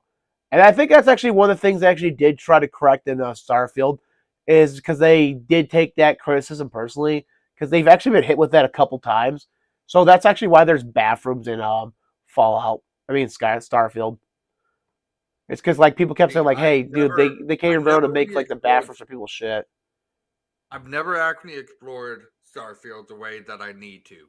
And I know a lot of people are saying, you're not missing anything. I know I'm not missing anything. But believe me, I need to beat the game. No, you don't. Yes, I do. Jeff, Why? when Well, we because say of you're one not small missing reason. anything, that's a kind way of putting this game's an absolute piece of shit, and you're better off, and you're actually better off having not wasted your time doing this. Well, at Believe least me, I that's know. for Starfield. What kind of what I'm saying I is know. because Trust it's me, I not know. worth But finishing. look, I'll be honest. I enjoyed it. I was to give it a positive overall, but I would also tell you like it's not worth in the current state. It is not worth it. I'm actually really glad that the restructuring at Bethesda has actually gone as well as it has. Todd Howard now answers to the new Microsoft appointee. There's a rumor he's going to be stepping down here soon. Now, I only heard this rumor once, but it just fits.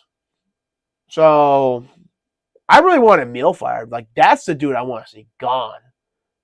Because say what you want about Todd Howard being out of touch, Emil never was in touch. Like, at least Todd Howard made Bethesda great. And you could, like, Todd Howard strikes me as the kind of guy, and I might be wrong on him on this, right? But he strikes me as the kind of guy, if you gave him proper supervision and actually had someone veto his dumber ideals, he could make a banger game. Like, oh, we're going to add multiverse stuff to Star Wars. No, you're not. That's stupid. Oh, we're look, going to have don't space get started shouts. on that. No, you're not having Don't get space shouts. started on. Look. I'm gonna stop you right there. Don't you dare bring up the fact being that we're gonna have multiple fucking Star Wars because of one thing. All right? No, that's not gonna happen. Or, dude, like this one. It's like, oh, we're going to make a game. It's a commentary on religion. Todd, if you ever walk into my office with an ideal that bad again, I'm firing you on the spot. Like, you're not even going to be told Amen. no. You're just going to be given your resignation papers. Amen. A fucking men. Dude, all right, God Todd, damn. Todd, like, yeah, I would actually, and here's the thing. As cruel as that would be, I would actually let him argue out, like, hey, what you think? Because it's a simple way to make him realize how stupid he's being. Like, Todd, what do you have interesting to say about religion? Give me 3 specific interesting points you can make about religion. And he's just going to name the most banal stuff. And like, Todd, that's some of the most banal stuff, demand. Like, I could literally pull up a skeptic's YouTube channel right now, an atheist, and give you a way better criticism of religion than what you just gave me. And those people are not the sharpest tools in the shed. Like, so no, your ideal's it's just a dumb ideal. Like, why not? Like, especially because your lead writer is Emil, your friend Emil. He's a terrible writer. I literally only keep him here because he's your friend. And if he fucks up on Starfield, I'm firing him anyway. Like that. Actually, after Fallout 4, I actually would have fired him anyway. Like, he would not have been there for fucking Starfield. Like, the moment he opened his mouth, the fucking fan saying, like, I don't give a crap, I'll establish canon, I would have walked him off like, hey, Emil, we're letting you go. We're replacing you. Like, you don't show respect to our franchises, which are how we make fucking money. Like, money does not materialize out of ether. It comes from the goodwill of our consumers. Like, say what you want about consumers, but at the end of the day, you keeping them happy is how you make money. And I like money. It makes me profit. Emil, how does your writing make me profit? I am the Sith Lord Darth Cap. I'm still waiting for someone to call me a hater in the comments. So I can point out, like, my Sith name is Larry Darth Capitalist.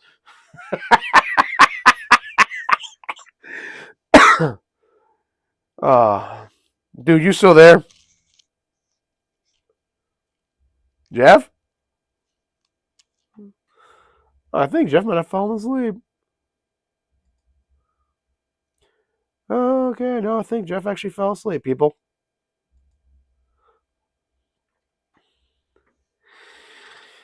Yeah, Jeff gets really tired. Sometimes he closes his eyes and he goes to sleep. Oh damn! I fucked up. God damn it! What'd you do? Mute your mic? No, I literally I Fell exited asleep? out without me.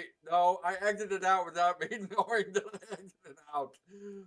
Oh, dude. So you actually left the chat. Yeah, I did. No, no, as I was saying, like, I can't God. wait for someone to call me a hater for some of my videos, and I'll be like, my SIF name is literally Darth Capitalist. Like, I'm not jokingly just saying I'm a SIF. I'm jokingly saying I'm a SIF and I have a SIF and I've picked my SIF name. You think I'm a hater? Really? What are you gonna Why do? Tell can't me I next open this? water's wet? Good. Good. Yes, like, dude, Starfield, like, it's 13 billion. 13 billion. It has 13 million players. Okay, how many of them are paying customers? Like, I don't even need to ask how long people are playing this game because basically, based on achievements, they're playing it for like about 4 to 5 hours and dropping it. Because, Jeff, are you still there? Huh? No, Starfield, like, we don't need to ask, like, how long people are, playing the game because we have the achievement percentage statistics right. And so we can estimate basically how long it takes to get these achievements. That a good chunk of people are literally dropping Starfield within 4 to 5 hours. Like, they're downloading the game, that 13 million people, like half of them did not get past 4 to 5 hours, roughly.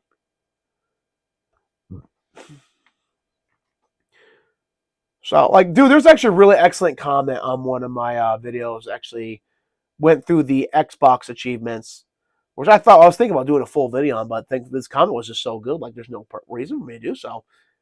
Just detailing the percentages of completion and basically conclude that, like, hey, 50% of the people have dropped this game before they even got the 4 to 5 hours in this game. So yeah, 13 million people played this game, yeah, and dropped it like within 4 to 5 hours. Now keep in mind, if this game was not meant to be like a 200 fucking plus hour game, or at least 100 plus hour game, that would not be that bad, right? But yeah, Yeah. no, I mean, like, and I really want Bethesda to get better, but I think realistically the rot needs to be purged from them for they get better. Kind of like how you want Star Wars to get good, but it's not going to get good till Kathleen Kennedy gets gone, and That's Iger true. basically gets launched into space, frozen in carbonite, so Yeah, that his soul can never re-enter the incarnation cycle again. that is very true. That was very dark of me. Well, I've heard darker from you. That's for damn sure. Let's see, is Open Roads the game we're thinking of though?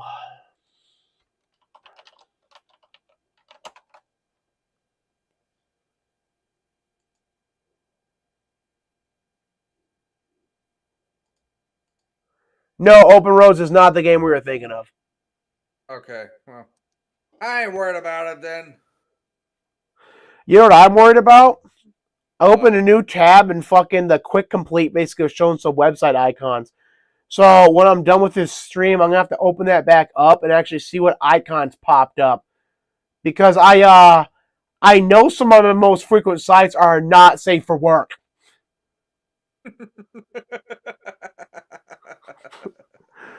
If you know what I mean, I should have opened it up on my phone, but I didn't know like it was gonna do that.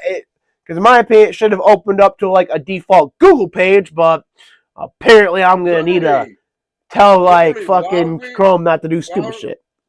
literally while you were talking, I was trying to get Battlefront 2 like how it's supposed to be played, and I can't fucking play it. So I'm fucking pissed. You got what? You know how Battlefront 2, the original Battlefront 2 was supposed to be the new Star Wars thing? Yeah, the new Battlefront 2. Not the one that EA had, but the original one, the OG. Yeah, you Right? know the funny part is I believe EA published all 4 of them. Yeah, well, the funny thing about this is there's a moderator who actually made Battlefront 2 be Battlefront 2 that we all wanted it to be. Yeah, Battlefront 3. Yeah, dude, Yeah, you ever want to know Battlefront 3. true pain? Battlefront 3, I believe, was like 90% complete before they shit canned it. Yeah, and it fucking pissed me off because I got it downloaded on my damn computer, and now I can't play it on my damn computer, and it sucks. Yeah, that would suck indeed. Oh, man. Well, if we have nothing more gaming to talk about, we can wrap the stream up right here. All right, let's wrap it up then. Hey, everyone, thank you for tuning in. Hope you enjoyed the stream. Or at least we'll enjoy on the rewatch. You know, leave in the comments what you guys think your most anticipated games are the next year going to be. And why I'm totally right about being livid that Silk Song got passed up on so many lists. Like, seriously, Again, how does everyone forget this game exists? And again, Dude, I would understand like if it was like Bounty Star. Like Bounty Star, you shouldn't literally sleep on, but I could get how that could get forgotten. You know, Botany Manor, you know, another Crab's Treasure. I could get how games like those could be like, you know, forgotten. But Silk Song? Man, I like that's like worth a video right there in and of itself. This is where I come to play and be like, all right, look, I understand this is like the most anticipated thing ever. It really, dude. It's not, but it's like the same level of shocking of having like a bomb go off 3 feet from you and then being perfectly unscathed. That happened to me in Fallout 3 at one point. You get what I mean? It's like I can understand how this happened, but it really shouldn't have. Like you can fathom, like it's not unfathomable why this happens because you know it's taken so long and there's no confirmed date, so everyone just kind of like you know forgot like you know Silk Song was like in development and stuff because you know you can understand how this has happened, but okay, then so guys, it's like it really shouldn't have though. Okay, so guys, if you guys are watching this right now, I'm just gonna leave it off like this, okay? Fuck a duck, screw a kangaroo, 69 a porcupine, orgy at the zoo. Well, you know the best part is I'm not. We're literally not allowed to swear. We're now allowed to swear. I think on the new 2US. So, and my video is marked not for kids because I do not make content for kids. I make content for adults. Amen to that.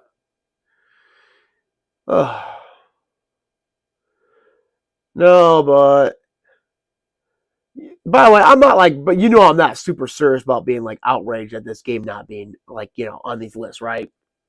I know. Yeah, I am like shocked, like legitimately shocked it's not there, but it's not like I'm not like that outraged. It's just like one of those like, how the fuck did all you professionals forget to put this game on your list? You know, honestly, like you can get rid of Flock, Nirvana, Neo, another Crab's Treasure, Botany Manor, Open Roads, fucking Pigeon Simulator, Little Kitty, Big City. You can get rid of all of these old ones and actually add something that we actually want instead of bringing back some old fucking games. Oh, here's the best part, man. Sake, man. This is just stuff that's been well. I'll be honest. Here's a good question though, right? If we know for a fact that Silk Song, which is confirmed to be a Game Pass title, is not on here and it's coming out next year, how many other games did these guys forget when they were making this list that are already confirmed but just got forgotten to be put on here? That's a good question right there. For all good questions, we go to the internet. But Very yeah, let me popular get let preference, you know. Let me know what your guys' like most anticipated game in 2024 is going to be.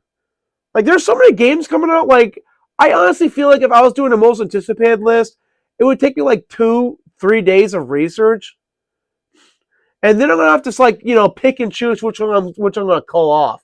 Like, I'm gonna have to limit that game at 100 games. Like, I think honestly beyond 100 games is getting excessive because I don't mind making a 40-hour fucking video,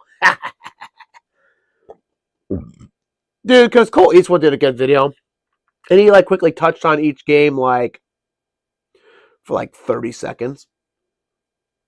See, that's you, dude. Like me, I like literally 4 hours into a stream, and I'm already tired. I can do maybe like an hour or two, but four, damn, that's way too damn long.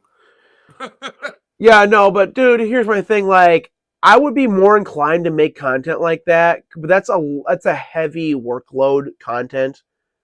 Um, with YouTube screw me, it's not worth the effort. Like, I don't feel passionate about making that content, but I would because if YouTube like was not screwing me because I know YouTube it would be rewarded by the algorithms. So and that would be why I'd make it. And then I know like some people get joy out of it, but right now I don't feel passionate to make that kind of content. Like those list of games to keep an eye on. I enjoy making those because it helps me at least figure out what is coming out next month. But they're kind of a pain to make. And dude, have I told you that YouTube took away my advanced features? Get it? Yeah, for no reason. Like, there is no reason on my account why I lost my advanced features. They just magically decided that you can't have them anymore. Stream on my fucking Xbox and actually do it on YouTube, do it in a heartbeat, guys. Like, see, here's the thing. My Xbox, I can stream it on Twitch, no problem. I can't do it on YouTube. Otherwise, I'd be making videos for you guys. And you guys know I would. And believe me, I have a lot more stuff on Xbox than I ever will on the PlayStation 4. Dude, that's where most of my videos are coming from, is from the PlayStation 4. If I had to do what Kev does every time and actually and start, getting videos and shit on the Xbox, I'll be able to do it in a heartbeat. You guys know that. All my gamer crew knows is that all I need is just a little bit of time, and I promise it's gonna come. I don't know how far it's gonna come. I don't know if I'm gonna keep going, but I'm gonna keep doing it nonetheless. Like, for example, what I would like to do is side-by-side comparison between Dead Space and Dead Space Remake. What I would like to do is play Final Fantasy VII on the Xbox, the original one, and then compare that to this Final Fantasy VII Remake. That's literally what I would like to do, but I can't do it because I don't have my fucking Xbox hooked up to my goddamn YouTube channel. And it's pissing me off. I actually, man, dude, realistically, all it would take you to do to get set up like that is like about $120. And that's and you only have to go more than me because your cable to get to your computer room is going to be considerably have to be longer than mine is. Like, you'd probably need a 50-foot HDMI cable. So like you actually might be like in like 130, 140, but it's not that expensive to get set up, comparably just to be able to do what I do, right? Because I got a decent splitter, to split my content, which allows me to like send it out to my PC, and it also sends it out to my computer. I mean my TV, so I can play my game, no latency. It's powered. So you wanna get a powered splitter. You don't want a fucking non-powered splitter because a non-powered splitter will have latency issues and that will fuck with your games. And that's actually not that expensive.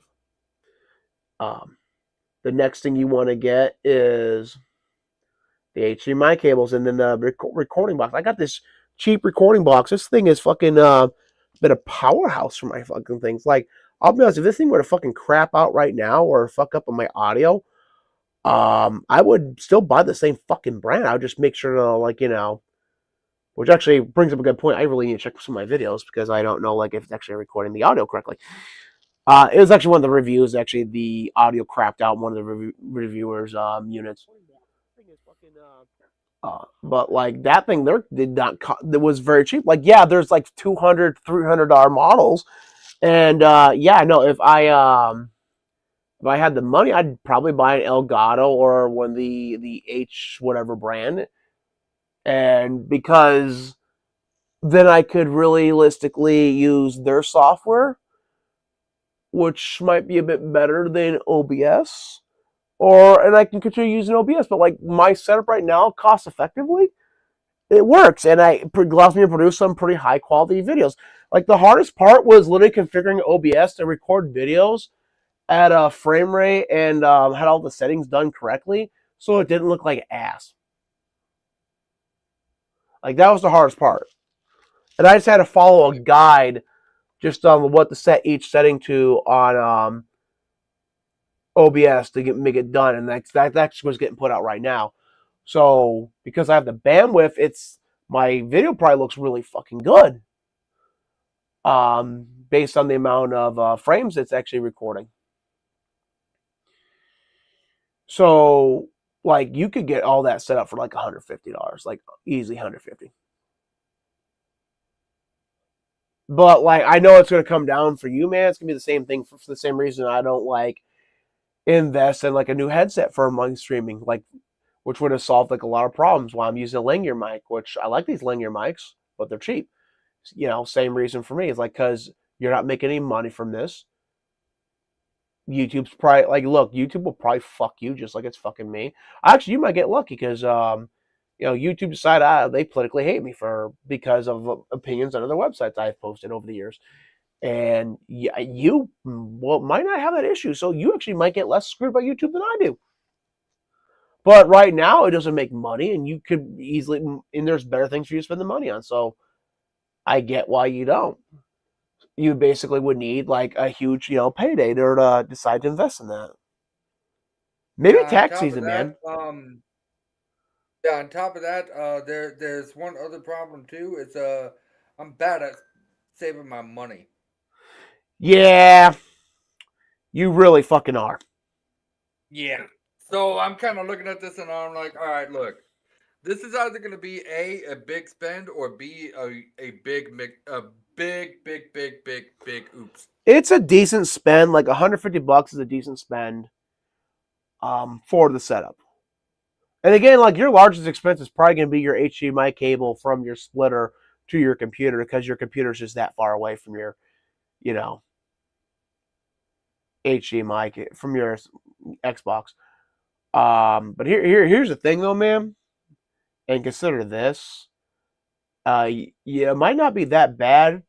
You just have to measure like how far away, because you might only need a 30 feet. Like you're either gonna need a 50-foot or a 30-foot cable, and 30 feet might actually do you, because you might only be like 25 feet away from your Xbox. But like all you need was be measuring tape and then estimate how long you need. I don't see you need a 100-foot cable. You'd be surprised. Yeah, I know. Like I actually had to buy a new cable for myself. Because that's only if I don't like drill through the walls and shit too. Oh no, I just run my cable. I got these braided cables, which basically are more resilient against being walked on and stuff. And I just run them across my floor. Yeah, but you got to understand too, Kev. You know how my house is. My computer room is literally across from my living room. So I have to either drill a hole in a wall and then make sure that the hole is actually with the living room, or I have to take the cord all the way around my computer room, all the way around my living room, and then somehow manage to plug all that wire into the back of my Xbox. Then I got to go back to the computer, make sure the computer is connected to my Xbox, make sure my Xbox is connected to my computer. Then I can start. No, that's not how that works. Okay. Done for me. So what you'll end up doing is you're going to keep your Xbox plugged into your splitter all the time. What's not going to be That's plugged why in that's why I'm is not even doing this, because honestly, it's too much of a headache for me, and I'm already working enough as it is, and work is already irritating enough for me. So imagine this happening right now, and I gotta work fucking tomorrow, and I can't do all of this at the same fucking time. I can't. It's fucking impossible for me to, because I'm already irritated at the fact being that I gotta connect my damn cord to my fucking computer, to the Xbox, make sure my Xbox is hooked up, make sure everything's all set for my live stream, make sure I got YouTube set up, make sure I got this and that set up, and I can't even fucking do that because every time when I do, I can't fucking stream it.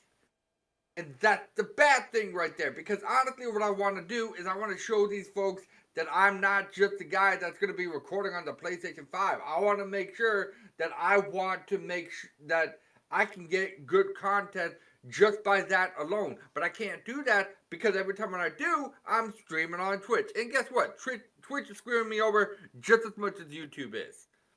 Even if I'm facts. making like X amount of videos, I can, like, for example, my last video. Let me tell you this right now. Hang on. I'm gonna get to my YouTube channel right now.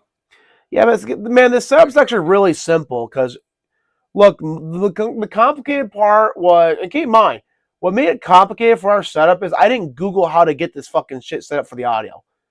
And then I have a shitty head, like, my headset sucked. If that headset would have worked right when I plugged it in, we would not have had the problems we had. Now look, We my were really last good. video was literally I would have literally Mass shaved Effect, like 20 the minutes, Legendary 30 minutes Edition. off of our setup. Literally, my last video was Mass Effect, the Legendary Edition. And literally, I have 2 fucking views from it. Oh, my phone's 2. dead. I was gonna read off my views because, dude, you know how many videos I upload and I get literally 0 views? Literally 0. At this point in time, I literally upload videos to spite YouTube. Like, I have jokingly said repeatedly, like, look, you either can show my content to my subscribers, help me grow my channel, and make money off it, or you continue to be annoying little shits, screw me over, and then just keep paying for the massive amount of bandwidth and storage space for my videos. Choice is yours. I'm going to keep making content no matter what. Rumble? Like, I've now uploaded videos to Rumble after I make individually, because I didn't really think it was find a value in it, because I started getting a small amount of views. I get more views on fucking Rumble on my uploads, the small platform, than I do on YouTube. And because Rumble now actually gives me fucking views, because I'm not going to lie, if you asked me like 5 months ago, or however many months ago, is Rumble any better than YouTube? I'm like, nah, they basically fucking censor you like no different than YouTube. But now I'd say like, hey, yeah, no, you actually have a chance of growing on that platform. So either they improve their, algorithm so you can find new content, which it looks like it did because like the categorization has gotten better. So kudos to them. Plus, I'm a gaming streamer, content maker, so I know like on Rumble that's like not the biggest demographic over there. So I'm okay with that. You know, I know like my peaks can be like 50, like I'm like except in some specialized news, like, you know, maybe like 50 views, like that's what the top tier people are getting. You know, maybe like 50, but like I think it was 50. Oh, 50ish, 500ish. Like it's a very low cap, right? Like YouTube, if I blew up, I can get like tens of millions. Rumble, I could probably get like tens of thousands, tens of millions too. People just come to Rumble to see my video. But like not as easy as you could on YouTube. But yeah, a lot of my content gets shown. I have 600 fucking subscribers, man. Dude, if you notified 10% of them, just 10% of them, I would have 65 views per video. Every one of my videos should have at least 65 views. I expect YouTube to notify at least 10% of my subscribers. I should have 65 views per video, which will then tell the algorithm to put my videos in front of more people. I have literally had videos that somehow like got screwed by the algorithm, right? like the algorithm didn't like screw them over. And then it got like all the metrics, comments, upvotes, subscribes based on them. And you can really look at my analytics and see the point where some asshole came in, flipped the switch, and cut my traffic off. Because they'll be going up in a nice line and then flat. When God of War Ragnarok was still relatively new, I literally was getting views like every freaking time I was streaming. The best one that I had was God of War Ragnarok Part 8, and that had 63 views. The rest is mediocre. Yeah, dude, but here's the thing, man. You gotta promote yourself. You have to build a social media platform. You gotta build your views on YouTube and on Twitch. Because there's a guy on YouTube that got big and got lucky, fucked it up, then had to rebuild his brand on Twitch. And he's a gaming streamer, right? And you have to like stream at a consistent time. You have to stream on a consistent time basis. So your audience, you can build your audience, right? See, I'm okay because right now I'm training the algorithm that every day at between 12, like my uploads are probably gonna be at 12 and then 3. Like if I do a talk video and I'm also uploading gameplay, the gameplay will be up on 3. If I'm doing only gameplay that day or only talk, it's just gonna be 12. So I am now consistently uploading at a set period of time and scheduling my videos. So to train the algorithm that, hey, every day at this point in time, there will be content for my channel. I'm trying to figure out where the fuck my fucking like, because the age where basically you could easily become a content creator is past. It just really has. Which is why I think there's huge disconnect between the audience and the creator. Videos yet, my ass, you stupid motherfucker. Hey, man, I don't mind swearing my thing, but like, keep it in control, man.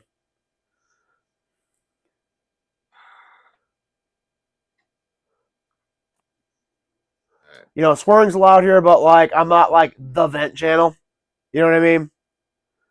Because I do believe there's actually a certain threshold where YouTube will actually step in and screw. I'm good. You know what I mean? Like, I'm good. I don't care anymore. Yeah, but keep in mind we're live on my channel on YouTube, who actually will use any excuse they can to screw you. I know. Like they allow you swearing, but I don't want to really push it. Because I've literally heard they've literally screwed people by just making up crap. Like these people didn't even do anything. See, YouTube literally just screwed me, man, and they didn't even have the decency to make up crap. They just said, yeah, no, you're not allowed to have advanced features. No reason. I have no violations on my account. I have no community strikes. They just at random took my 13-plus-year-old channel. I think my channel's 13 years old now. Channel and took away my advanced features. I can't pin comments. I can't embed links in the description.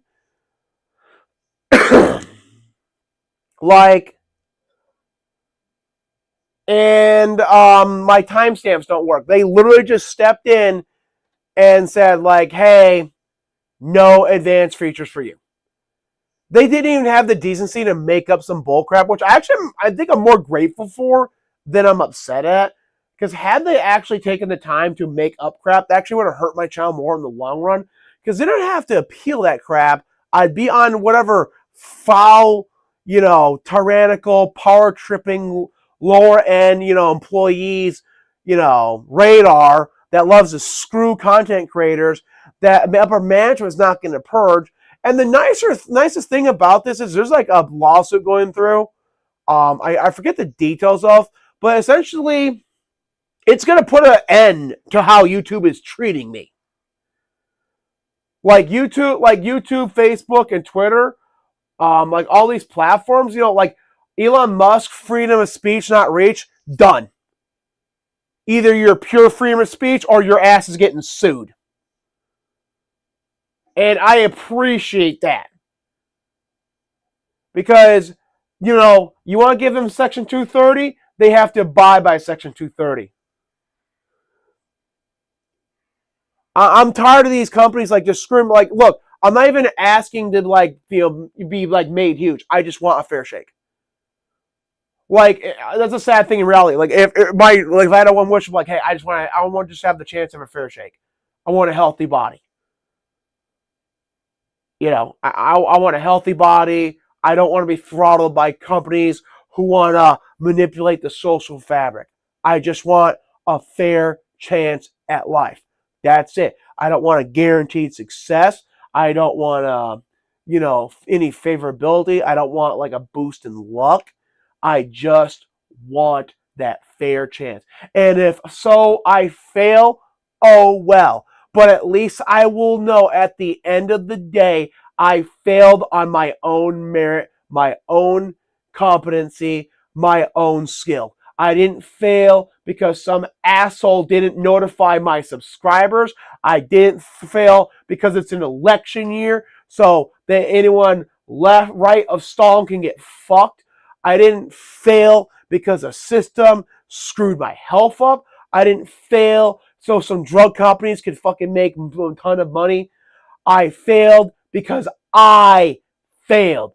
That is sadly probably would be my most sincerest desire in this world. So when all these little assholes out there in Twitter and politics, they're all trying to connive and figure out what you want so they can manipulate you, will never ever be able to grasp that when my truest heart's desire is something they can give me. It would literally just be to leave me the fuck alone so I can try. Because the joy of success and failure and that struggle of trying is greater than anything these people can give me. Other than maybe a couple millions of dollars, but then at that point in time, that's just like thinking, like, hey, welcome to the global elite. Now go do whatever the fuck you actually really, really want to do in the world. Like your end stage goals. Like screw all that beginner tier shit. Like here's money, go do your end tier shit. Other than like being handpicked to join like that level of wealth, this is the best thing these lower echelon people could do for me. Hey, look, you can talk a big game like there's nothing worth better than the chance. Okay, I'll give you $1 billion. You admit you're full of shit. I'm full of shit. Give me the $1 billion.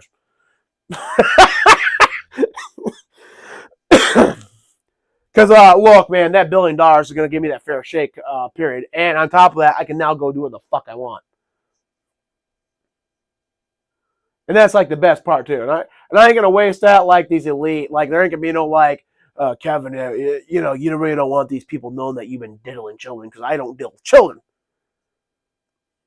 You know, there ain't going to be no blackmail about that at Congress. I'm going to be like doing like Mr. Beast shit like, hey, I just built 100 water wells in Africa. No. If I was a billionaire, I would go build 101 water wells in Africa and just see if I can't start a pissing contest with Mr. Beast over who can build the most water wells in Africa. Just because I'm rich and I could just fucking do it. Just for shits and giggles.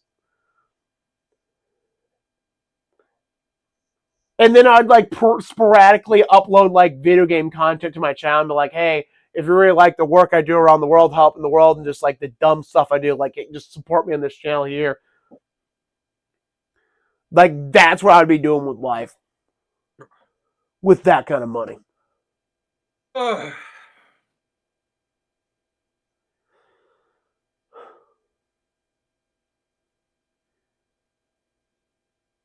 But yeah, like, that's the funny thing is like unless you can offer me like that big a deal, right?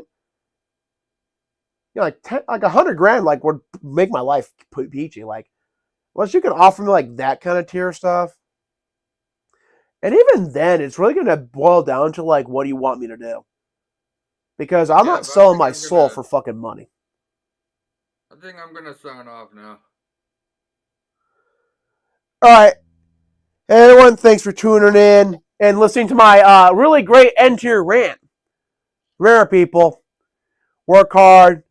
Look, if you have time, like, here's the saying, right? If you guys have time to complain, you have time to scheme. Figure out where you can work better. Look at what other people are doing to be successful and seeing what you can take from their lives and incorporate into yours. But at the end of the day, unlike those other people who give you all this great motivational life advice, I'm going to give you the real advice. You could do everything right and still fail. I forget what movie said that, but that is 100% true. Someone could come along and screw you. You just didn't have that one opportunity that dude who made it had to succeed. Like look at Jeff here. He's a hard worker.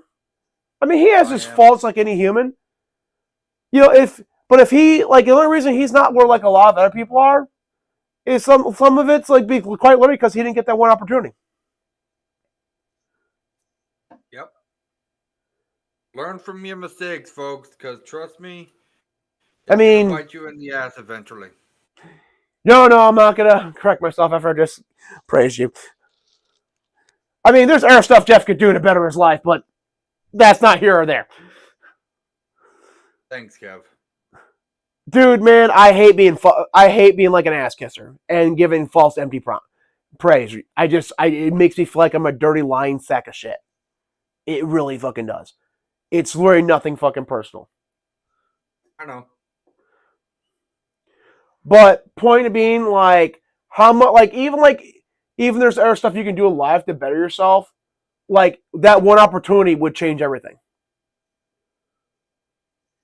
Like, that one opportunity would make my life monumentally different. That one opportunity could make any orphan or downtrodden person in the world's life better. And if you don't get that, like, realistically, you're not going to get it. Like, if it doesn't happen, it doesn't happen. And that is what you might need to, succeed. You might need that one business deal to get ahead. Because keep in mind this, everyone's like, well, if you work really fucking hard, you think all the hundreds of business owners that fucking failed, that had to, go get a 9 to 5 job to pay off their debts from their failed business, didn't work hard, every last one of them? They didn't work smart. They didn't plan ahead. Their business plan wasn't great. How many of for like every one person who says, I worked really hard and that's how I got far in life, there are probably another 20, 30 people who did the same thing and didn't get squat in life. Like that's reality. Like that's sadly reality, because it's not that easy just to work hard. Yes, you should work hard. Work very hard. But there's more than that. Because, like, look, let's be honest. If people got what they deserve, Jeff would be running his business at the location where he works at right now. He would be the de facto owner of that location. Or at the very least, being trained to work in a higher up regional management.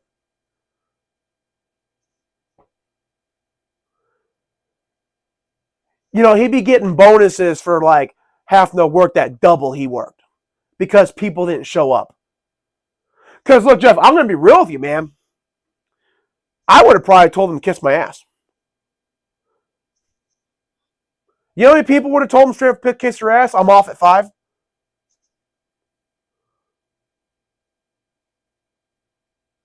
You there, Jeff? Jeff's dead. Well, I think Jeff signed out. Let me check. Did he sign off? Or did Discord crap out? Oh, yeah, he's actually gone. Huh. I thought he would stick around for the end rant. Oh, well. And what my point is, people, is that, man, I really wanted to stick with this to gaming. Oh, well. Best laid plans of mice and men. Is that try to be better, but also try to be realistic. But also be realistic in, like, what is possible.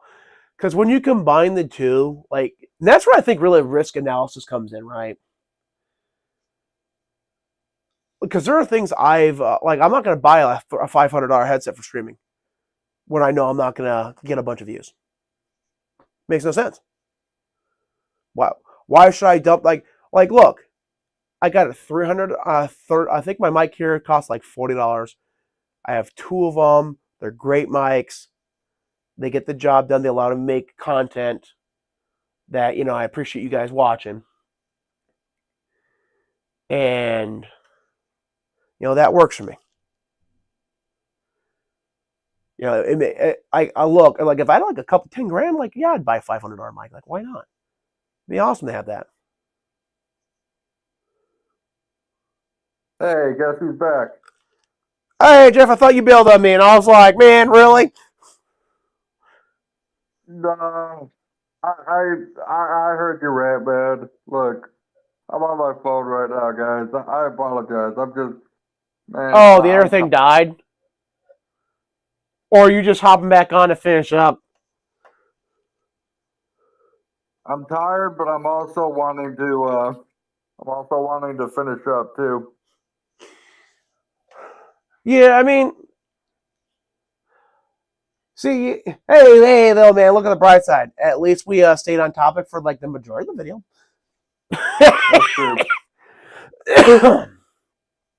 And we didn't say anything too faux pas. Yay! No, but Jeff, I mean, you've worked real hard in life. What do you have to add to the advice I was just dropping for people? Hang on. Because I need to figure out how the fuck I am able to talk on my. Hang on. Alright, so look, guys, the best way I can tell you guys is this, and I know Kev is saying, oh, you don't need to work hard to get to where you are. Bullshit. Oh, no, you do need to work hard. Look, I'm just saying, no, my point, Jeff, my point is that working hard alone does not just pay off. Yes, it does. Because look, okay. I can tell you this from experience. Yes, it does. Because look, when I first started working at KFC, when I literally first started, and yes, I work at KFC, folks. I don't care. I work at KFC. Hey, it's fine if you want to reveal that. I just didn't feel it was my place to reveal that. 9 years, guys. I worked there for 9 hard, grueling, long years. The first 3 months before they did the remodel, I was a fucking busboy. Literally, I was taking care of the trash. I was doing this and that. I was just about to get myself ready to become a fucking cook so I can actually start cooking and shit. And guess what happened? They screwed me over on my hours. So I said, fuck it, I'm gone. And then I left. 3-4 months, maybe 2 years later, the boss there saw me at Cracker Barrel, which is where I was working at the time, and asked me, what are you doing here? I need you back at KFC. I'm like, all right, cool, but I'm only going to be a cook. And then after that, I started experimenting more, and I started learning more, and then I started climbing the ladder. Eventually, when I climbed the ladder, I told her I want to be a manager here. And now that I'm a manager, I regret it, but I don't regret it at the same time. My point to this story here, guys, is this. Just because someone says you can't work just because you're working too damn hard, that's the whole point right there. If you work hard, you play hard. Yeah, it's backbreaking. Yes, it's exhausting. Yes, you got to go above and beyond, people. But look, if you go above and beyond, maybe there's a chance for you to survive. Maybe. There's a big maybe in this. But my point to you guys is this, okay? And this is just my opinion. Whatever else's opinion does, don't fucking matter. The point is this.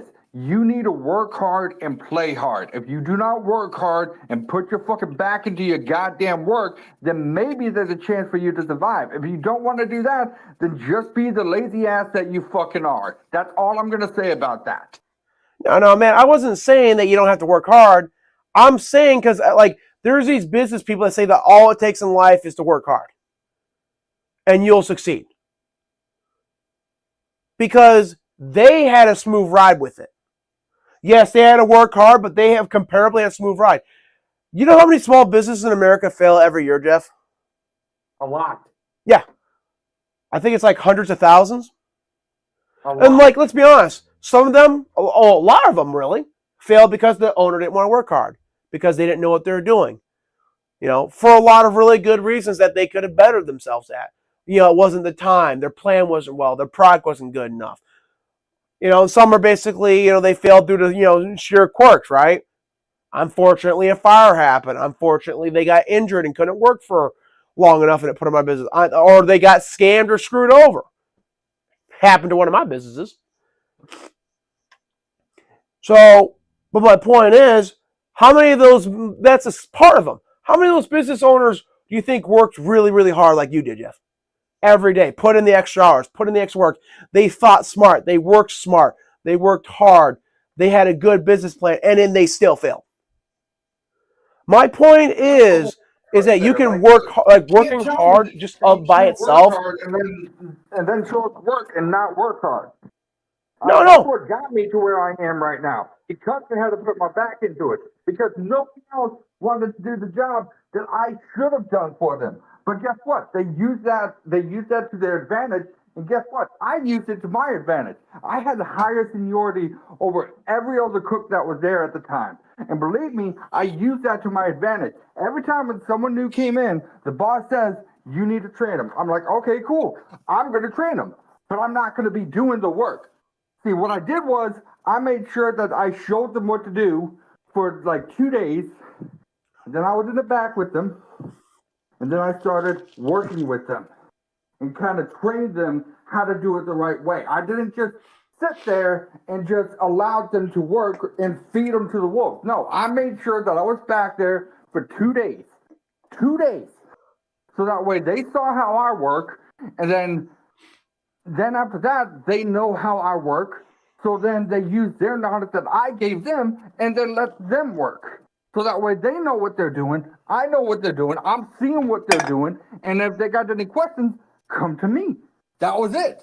That's how I was trained. Now I'm going to train you the way I was trained. That's it. No, I'm not saying, like, dude, yeah, hard work will get you, like, unless you're part of, like, the managerial class, where then you're going to be handed shit. Yeah, if you're down here with the scrubs like us, you're going to have to work hard. Or scheme hard. You're either going to have to put a lot of thought into it mentally, or you're going to have to fucking bust your ass to get where you want to go in the world. Like, very few of us on this earth are going to be handed what we fucking just want. That's what I needed, a fucking speakerphone. Yes, you're right. You're absolutely right about that. That's why I keep telling people at work, too. Look, I'm not going to hand you anything. You want it? You got to fucking earn it, motherfucker. Don't sit there and tell me, oh, Jeff is lazy because he's sitting in the office. Bullshit. I've carried this shit on my back more than you ever have. You've only been here for 2 fucking months. You want to call me fucking lazy, motherfucker? Try me. Try me. Yeah, dude, but here's the thing, man. Here's the thing, right? Anyone else in that fucking store. Try me. You want to call me fucking lazy? Go ahead and do it. But guess what? I can easily outmatch you. Try me, motherfucker. Try me. Yo, calm down a bit, man. I'm sorry, but I get pissed off when someone calls me fucking lazy. No, man, dude. I fully appreciate where you're coming from. I fully agree with you. But someone needs to fucking hear this. I fully agree with you, man. But keep in mind, even though we're way beyond gaming at this point, but like, oh, fuck, it's my channel. I don't really care. Like, it's not like this here is going to be the end of my channel because we're completely off topic. So, fuck it. If I want to talk about it, I'll talk about it. Like, I'm sorry, Kev. I know I shouldn't be talking about this, but damn, dude. Oh, no, it's fine. It's fine. But this is the kind of, like, shit I'm talking about, though, man. It's like, because we're live, like, I'm not going to, like, mention stuff I would totally mention to you, like, if we weren't. Because I don't really want to knock you down in front of a bunch of other people. And, like, I'm not, and keep in mind, Jeff's a hard worker, and he knows my critiques of him in the past. And he's heard my critiques of myself in the past. Like, because I like to think at least I'm fair. But that aside, like, working hard doesn't just get you where you want to go in life by itself. If we lived in a fair system, like that fair shot I said earlier, remember that, Jeff? That's all I want. Yeah. Then yes, hard work would be the only thing you need to get anywhere in life. And if you Yeah. weren't where you want to be in life, you just need to work a bit harder to get there. Yep. Agreed. 100%. But we don't live in that kind of world. Dude, because let's be honest, man, how fair is it that people who call off are paid relatively compared to you? And that you're not being compensated at the statewide rate. Well, I'm not going to mention how much chefs get made. Well, look. I'm not going to get into too much detail, but I'm just going to Yeah. tell you this right now. The main reason why my cook didn't show up is because his check wasn't working. That's why he didn't want to show up, because he didn't know if he was going to get paid or not. And even if he did, guess what? That's a reasonable excuse right there. The other worker that called him is Yeah, I'm not gonna lie. I have COVID. You know what? Fuck you and your COVID. I had COVID a lot longer than you have, for a fucking week. And I still went to work, fucking sick as a goddamn dog. And you want to say I would that not you be can't bragging about do that, it man. to me? Jeff, you work at fast food, man. I would not be bragging about going to work with COVID. I mean, yeah. I don't give a flying fuck. Yeah, 2 but years I ago, mean, Jeff, you never know who's listening. Some health, I don't know. I don't think it's actually that illegal to do that anymore. But some people might take an objection to that. It's a game. Fine. You know what? I'll lie. I wasn't sick from COVID. I was merely just having a very bad cold, and someone just happened to pass it on to me. No, Jeff. I'm just saying, like, be careful what you reveal to people. That's what I'm saying. Like, I'm not saying lie to people, but because look, when you're not wealthy, it doesn't really matter if you're sick. So I'm fortunate enough that my health sucks enough that I'm disabled. I live in a fixed income. I have to budget really tightly, but I make it work. Jeff, he's not disabled. He has to work. So it didn't really matter. He had to suck it up and go to work even though he had COVID. Because no one really gave a shit about him. If he had COVID and he couldn't work. They wouldn't care if he was dying in a ditch. All that hard work, Jeff, you put in, oh, hey, I was there. I worked all those doubles, when no one else showed up. I worked there when people weren't there. I opened by myself. Yeah, they wouldn't have given a fucking flying rat's ass. They wouldn't give you money to help you survive after that. There'd be no loyalty in return for that. So you had to go to work when you were sick. Because you chose to survive. But here's the thing, man. There are going to be people who are going to see your choosing to survive as immensely selfish. Because you potentially got other people sick. Potentially that disease might have even potentially have killed some people. Realistically, did it? Probably not. But it's COVID. It could have happened. Just down a chain. Because think about this. Like if a person got sick who got from you, then got someone else sick, who then got someone else sick. I mean, tangentially, well, dude, at that point in time, I went shopping today and I have COVID. So I'm not innocent there. To be fair, guys, I'm on the recovering. But I just need to pick up a couple things.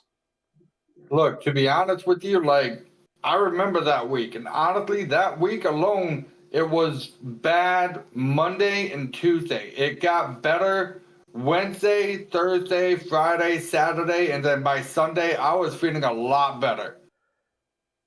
I don't know what the fuck happened to me, to be honest, but it did not feel good for me at all. It's kind of like how my COVID went. I felt like absolute dog water. And then suddenly felt crappy really bad the next day.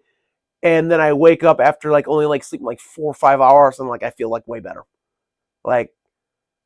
Basically my COVID went from 80 to fucking 30. Literally, I remember coming home from work that day and I just felt so fucking bad. I made me some soup and then I said, fuck it, I'm going straight to bed. Don't blame me. That was the only thing that was keeping me up was that goddamn soup. Other than that, I was good. Dude, you know what the funny part is, right? You want to know the really funniest part, right, is? Because I'm gonna let the mask slip a bit, let people see the real me a bit here. Jeff, you ready for the funniest part? I'm waiting for an answer, man. I like getting answers before I answer that question. What? What was You know the the question? funniest part About what? about what I was talking about a few minutes ago? What? Every last person, every single last individual who would call you selfish for choosing to live by having to work even though you were very sick wouldn't give you $1 to survive to not work. And they'll stand there and they'll condemn you. And they're not entirely wrong for doing it too. That's the funny part. That's the extra funny part. They're not even wrong in doing it. But damn, does it not sound hypocritical, don't it? Yeah, it does. And I was one of the few people at the time that literally said, "Fuck you and your mask. I'm not wearing it." Dude, here's the best part, because the universe owes us nothing, and we owe the universe nothing. And that's a sharp pain of reality.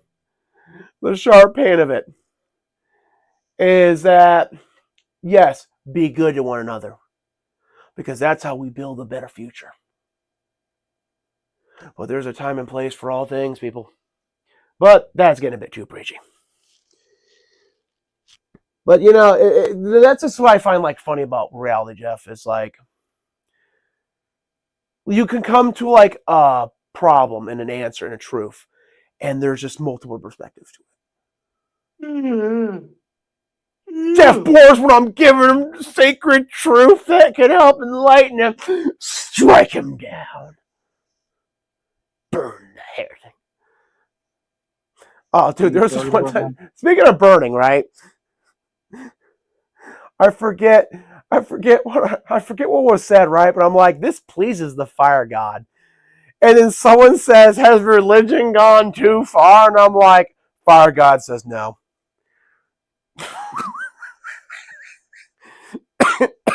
What the fuck? God damn. It's fun, dude. I just love that. Life doesn't give you too many opportunities to make that kind of joke. There you go. So, But anyways, for those that is a wrestling fan, and this is kind of something that I recently found out myself, and I'm a decent wrestling fan. The Rock came back to Monday Night Raw. For those that is not keeping up to wrestling, and found out that The Rock is going. There's a chance that The Rock and Roman Reigns. If you guys don't know who Roman Reigns is, look him up. Anyways, The Rock and Roman Reigns might be facing off against each other. Now, this is a WrestleMania I personally have been waiting for years, since Roman came back and said he's head of the table and blah, blah, blah. We've heard it all before, yada, yada, yada. hey, Jeff. I don't need to explain this to anyone who loves wrestling. Kev, I do, because he doesn't watch wrestling. He doesn't like wrestling because he literally saw a wrestler punch someone like 2 feet away from him, and he saw that, and he's like, wow, okay, let me explain this one, okay? So I tried to get into wrestling because I thought like wrestling would be my thing. And this is like when they started putting on HD, right? So when I'm watching them fight, I can see them pull every punch and that there's not a single bit of energy behind any of their most of their moves, right? Or at least the ones I saw. And I'm like, damn, I can't not see this every time it's happening. And I can't enjoy wrestling when being able to see this. And that's why I can't get into wrestling. Yes, that is why. But guys, look, for those that like wrestling, let me tell you something. It's been a long time coming. And to be honest, it was supposed to happen last year, but something happened with The Rock. I think it had something to do with some Hollywood bullshit. Don't matter. He might be coming back in the ring. And if he does, it is time to cheer on The Rock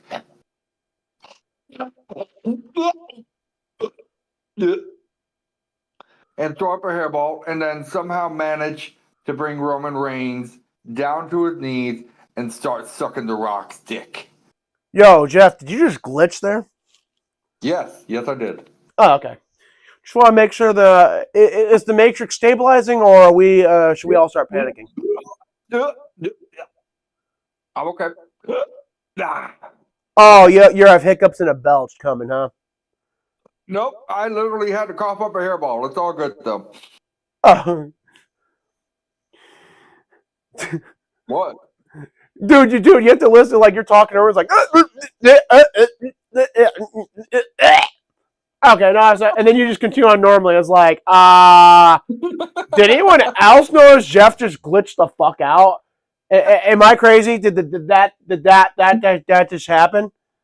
We're not just gonna address that. Like, we're gonna pretend that didn't happen.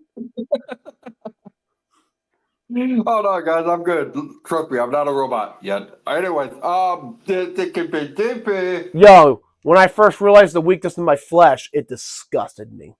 I craved the certainty and strength of metal.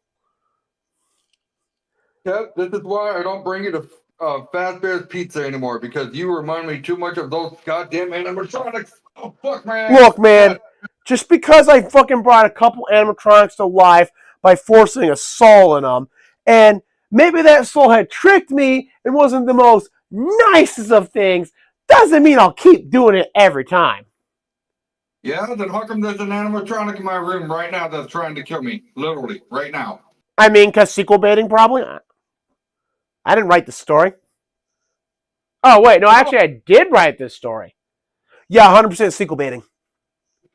Don't worry, it won't do nothing, and we probably won't even reference this in the sequel. Jesus Christ. Because you know that's exactly fucking how so many horror movies go. Pretty much, yeah.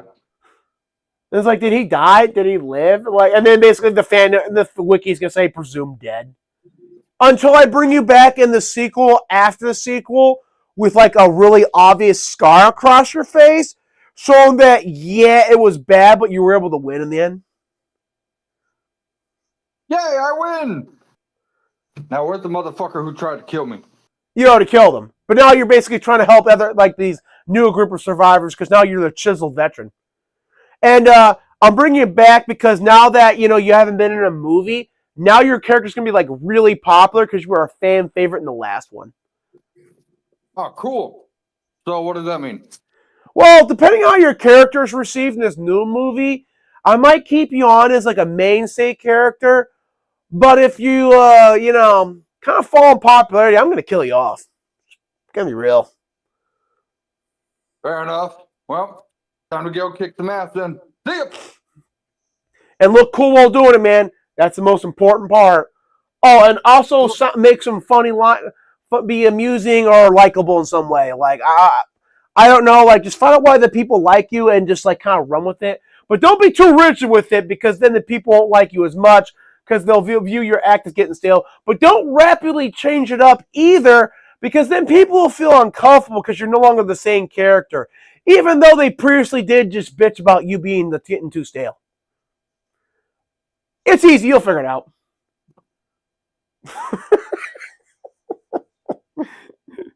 And this is why I exit the stage. It's like, so I'm damned if I do, I'm damned if I don't. Welcome to life. How's that fair? How's it fair that I really wrote a masterpiece that fucking made the Hollywood studio over several $1 billion and my royalty checks, I have to fucking sue them for royalty checks and fight them in court for years? Yeah, okay, no, you have a point. Yeah, no, can't argue with you there. Yeah, no. So what you're saying is life ain't fair. Life is 100% fair in the fact that it's unfair to everyone equally. I'm not even joking. That's actually fucking wisdom right there. Life is fair because it's equally unfair to everybody. Yep, that's fair. Think about this, right? Look. No matter where you are in life, if an asteroid suddenly hit Earth, killing everyone, wouldn't every single person on Earth except the suicidal say that's unfair? Yeah. Yeah. And would that change anything? Probably not. If a gamma ray burst hit Earth and killed like everything that's living on the surface, everything on the surface would probably say that, hey, that's really unfair. I didn't even have a chance to even, like, nothing I could have done could have saved me from that. That fair? No. Is it saying it's pointing out that's not fair going to change anything? That's fair. What you talking about? Hold on. That's fair. What you talking about? You literally had a chance to be on the fucking ground, and you were too busy digging underground. The fuck is that? Yeah, see, if you're underground, you'll survive a gamma ray burst. If you're on the surface, you're dead. So that way you know what the fuck's going on, and you know why these people are fucking running the fuck away, and you want to have a chance to go underground and be like, nope, I'm saying right the fuck here. You can't tell me that you can't unbury yourself and say like, all right, well. Well, keep in mind, man, if you want to survive a gamma ray burst, you're gonna have to go significantly underground.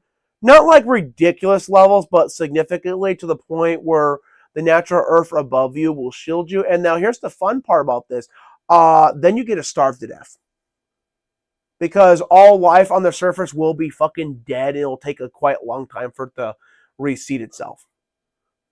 Because you're basically looking at a kill out. Well, actually, Earth actually might have been hit. I think my brother told me about this. Like, Earth actually might, in the like way distant past, actually been hit with a gamma ray burst, and it really did like kill like 90+% of life on Earth, or 70+% life on Earth, just instantly, just dead. Was it fair? No. Was it fair in the fact that it was equally unfair? Yes.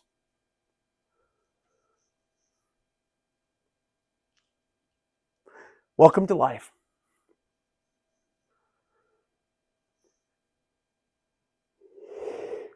You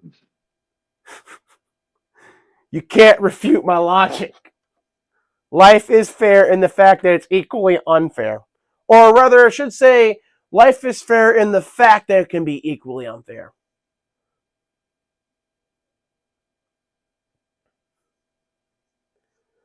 I mean, think about this, right, Jeff? There's a bunch of pedophiles who live every day, right? Right? What?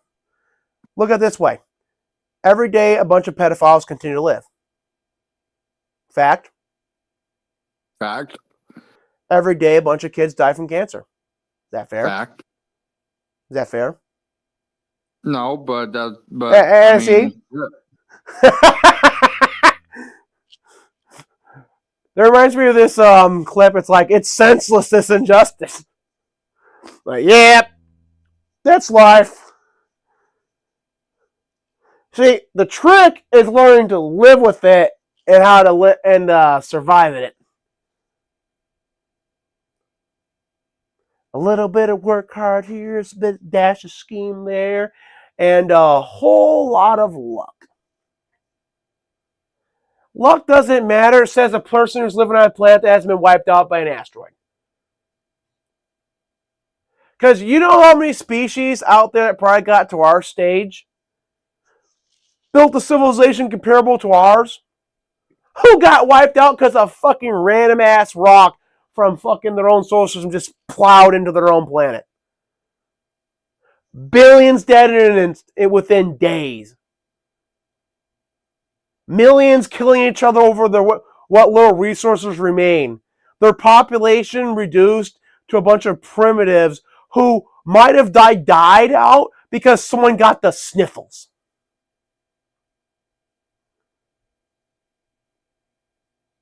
Never say luck doesn't matter, because that could happen to us any fucking day of the week. And especially given how NASA can't fucking notice these damn asteroids till after they miss Earth. Like, oh, hey, we found this asteroid that might hit Earth, could hit Earth. Oh, really? When could it potentially hit Earth? Like, 3 days ago. You missed it until it passed Earth, and then 3 days after it passed Earth? Yeah. Why am I funding you? Like, at all? Because we launder money for you. Oh, right, yeah, I forget that. Yeah, nope. Yeah, that's definitely why I'm doing that. Mm-hmm. I gotta be reminded why I do evil stuff every so often. And stupid stuff. Hey, Kev, I found that box of matches at your... Oh.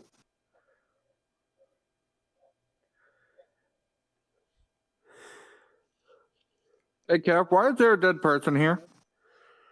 I've been that. Before you walked in, I came in like a minute before, and I was looking at the dead person on the floor, and I was wearing the same thing.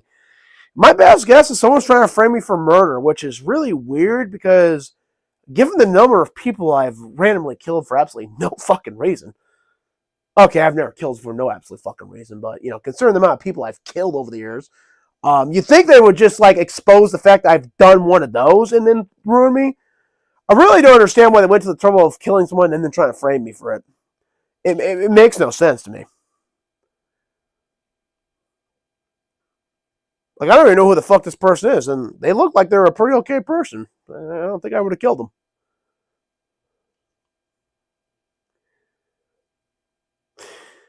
Well, probably should report this to the police. Best way to fucking get this frame job off the fail. Because what they probably expect me to do is to try to dispose of the body to protect myself, which will incriminate myself for having killed them. So the best way to do it would be to take the lumps and then go through the process of clearing my name, because I basically control most judges in the area, and the police all love me anyway. The magic ingredient is money. Dude, that'd be like one of the most fucked up goddamn fucking dude. Dude, imagine like some in a cutesy cooking voice, like, and the magic ingredient in corruption is money. Ding. Lots of it, tons of it. You can never use too much money, other than the fact that you wasted it because you didn't need to use that much. So anyway, I think we should wrap this up, Jeff. I think I got my point across, unless you want to add something to the end. Jeff's dead again. Okay, he actually is still in the chat room. Jeff, do you want to add anything?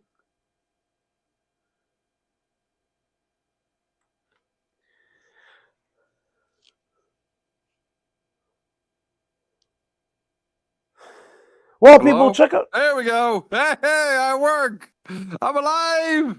I'm alive. What the hell happened this time? Huh? What the hell happened this time? Oh, my phone is literally at 10%. Ah, makes sense. Yeah, my phone's dead. That's why it's on a charger right now. Like, while we were live streaming, I went to check to see my statistics on my videos, and like, it was dead. Good Lord. Nah, also, I'm trying to look on, trying to find, But anyway, anything you want to add before we wrap up? We can keep talking afterward, but I think it's a good time to wrap up. I mean, we've really delineated off of playing games, and yeah. I think I'm good now. I think I'm all right. Probably should avoid delineating so far off in the future for future content, but I mean, after the screw up and let's be honest, we did like a really good take, and then you got tired, so it's really like my audio screw up, and then you getting tired and being less enthusiastic near the end. That, I mean, you get what I'm saying. Yeah, I know. I'm sorry. I screwed up. What? No. We both fucking screwed up. But dude, fucking, if I would have realized the goddamn audio wasn't working for the first fucking 50 fucking plus minutes. Oh, and by the way, during the stream, you couldn't really see this. I was actually periodically, my cursor was at the bottom of the screen. I was actually looking to make sure that little bar on your Discord was actually moving, because I really didn't trust it to randomly not just stop fucking playing.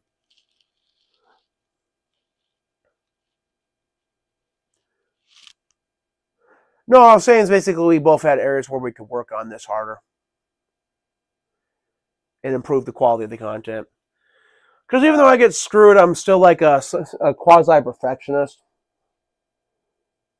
Used to be more so. Now I've kind of pulled the stick a bit out of my ass. Which is actually nice, because actually now I'll be able to put content out without having to worry it's not A grade.